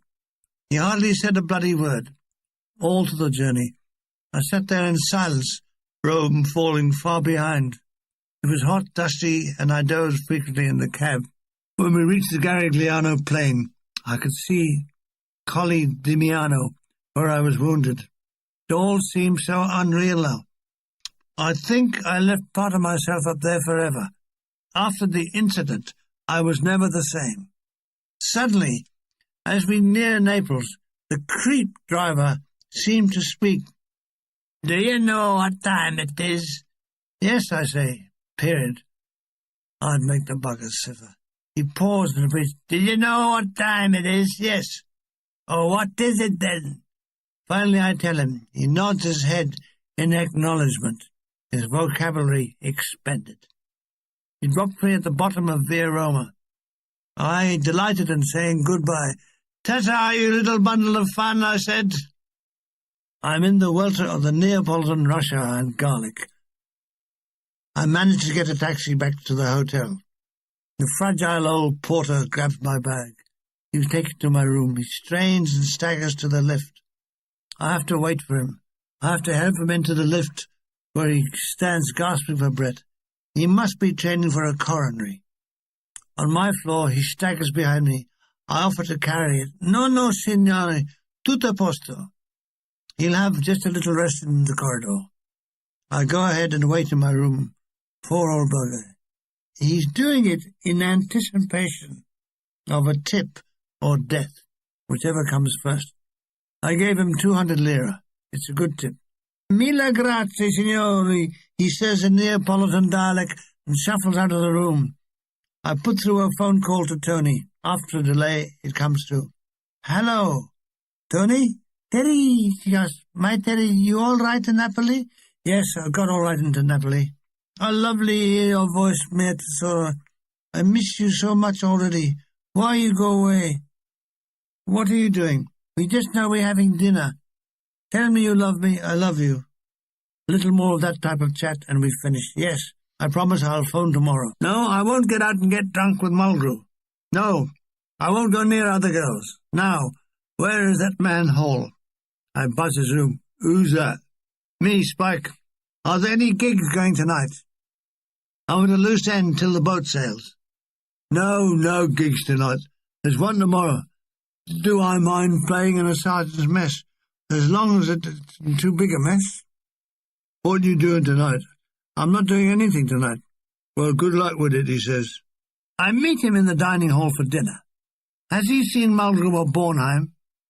Yes, he's done a couple of gigs with them. What about the Dominion Monarch and the sailing date?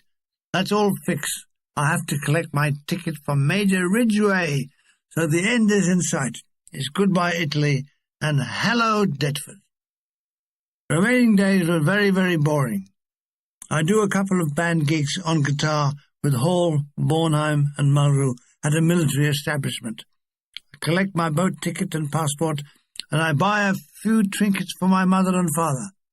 Most days I spend in my room reading books from the hotel library. The very last one was the story of San Michele by Axel Munter, a most moving story about Capri. The night before I sail, Jimmy Malloy checks into the hotel. He's booked on the same ship as me. He wants to have a night out. He knows a good officer's nightclub on the seafront. Okay, I'll come with him and wear the suit. It's the Club Mariana, officers only. We show our CSE passes. Down a corridor to a large room with a central dance floor, where a good Italian band are playing music of our time. There are hostesses at the bar. No, Jimmy, I'm not interested. Well, he is. He goes over and chats to one and brings her back to our table. Ah, good. Wait till she sees my suit. She is pretty stunning, small, petite, saturnine dark with a pair of giant olive eyes. This is Francesca, says Malloy. Piacere, I say. She throws me a dazzling white-toothed smile. More than that, as the evening progresses, I realize that she fancies me and my suit. I think I've picked a loser here, chuckled Malloy. Do I want to take her over? No, Jimmy. I am promised to another. He gives me a disbelieving look. Come on, bit on the side won't hurt you. I told him I had no bits on my side. All my bits were at the front, so I'd be a wrong fit for her. However, it's nice flirting with her. The lights go down. The spotlight on the stage illuminates an Italian MC in a white jacket. Ladies and gentlemen, now our star of the cabaret, Gina Soldi. He points left, the band strikes up, and a ballerina on point pirouettes to the floor and sings a hubba, hubba, hubba. Yeah. A hubba, hubba, hubba, hubba. She has a coarse, croaky voice loaded with sex, all done while standing on points. It was a head-on collision between jazz and ballet, but very successful. She goes down big with what is in the majority an American officer audience. At the end of the evening, Malloy says, "You taken this bird or not?" I decline, cursing the fact that I have a conscience. "One day," he says, "you'll regret this decision." What did he mean, one day? I was regretting it now. While he offs with her, I off to the hotel in bed. While I lay there, my mind was going through the long years away from home. Had I really been in action in North Africa? Had I really taken part in the Tunis victory parade? Did I land at Salerno? It all seemed unreal, like a distant dream ending up in the most distant dream of all. Tony and me on Capri. Would the sun ever shine like that again? On departure morning, I awake, and the first thing, put in a call to Tony. We say our final goodbyes, tears on the phone from Rome. After breakfast, I meet Jimmy Malloy. That bird last night, what a con.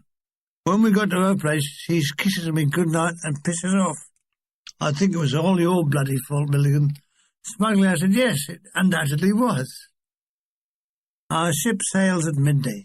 We have to start boarding at 10:30. We take a taxi to the quay where the Dominion monarch awaits us. We both have first-class passages. I'm nominated a cabin on the port side. A young English steward carries my bag and calls me sir. It's a fine single-berth cabin with a portal for looking at or hanging on the outside. If there's anything you want, sir, just ring the service button. I locate the purser's office where a grim-faced staff change my lira into sterling, which looks much less. Up on the promenade deck, I find Malloy and I get him to take my photograph. The ship is alive with bustle, with sailors shouting yo-ho-ho and pouring hot tar down the hatches. At midday, the gangplank is removed. The ship gives a long, mournful blast on the hooter, and the tugs start to manoeuvre us out to sea. Malloy and I stand at the rail. Slowly the great ship puts on speed.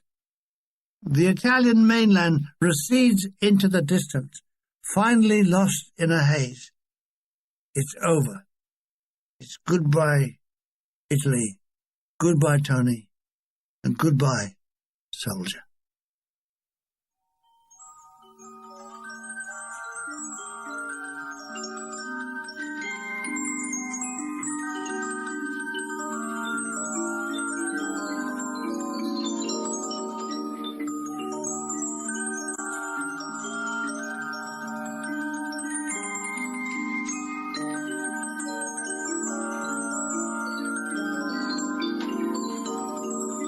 That was Goodbye Soldier, written and read by Spike Milligan.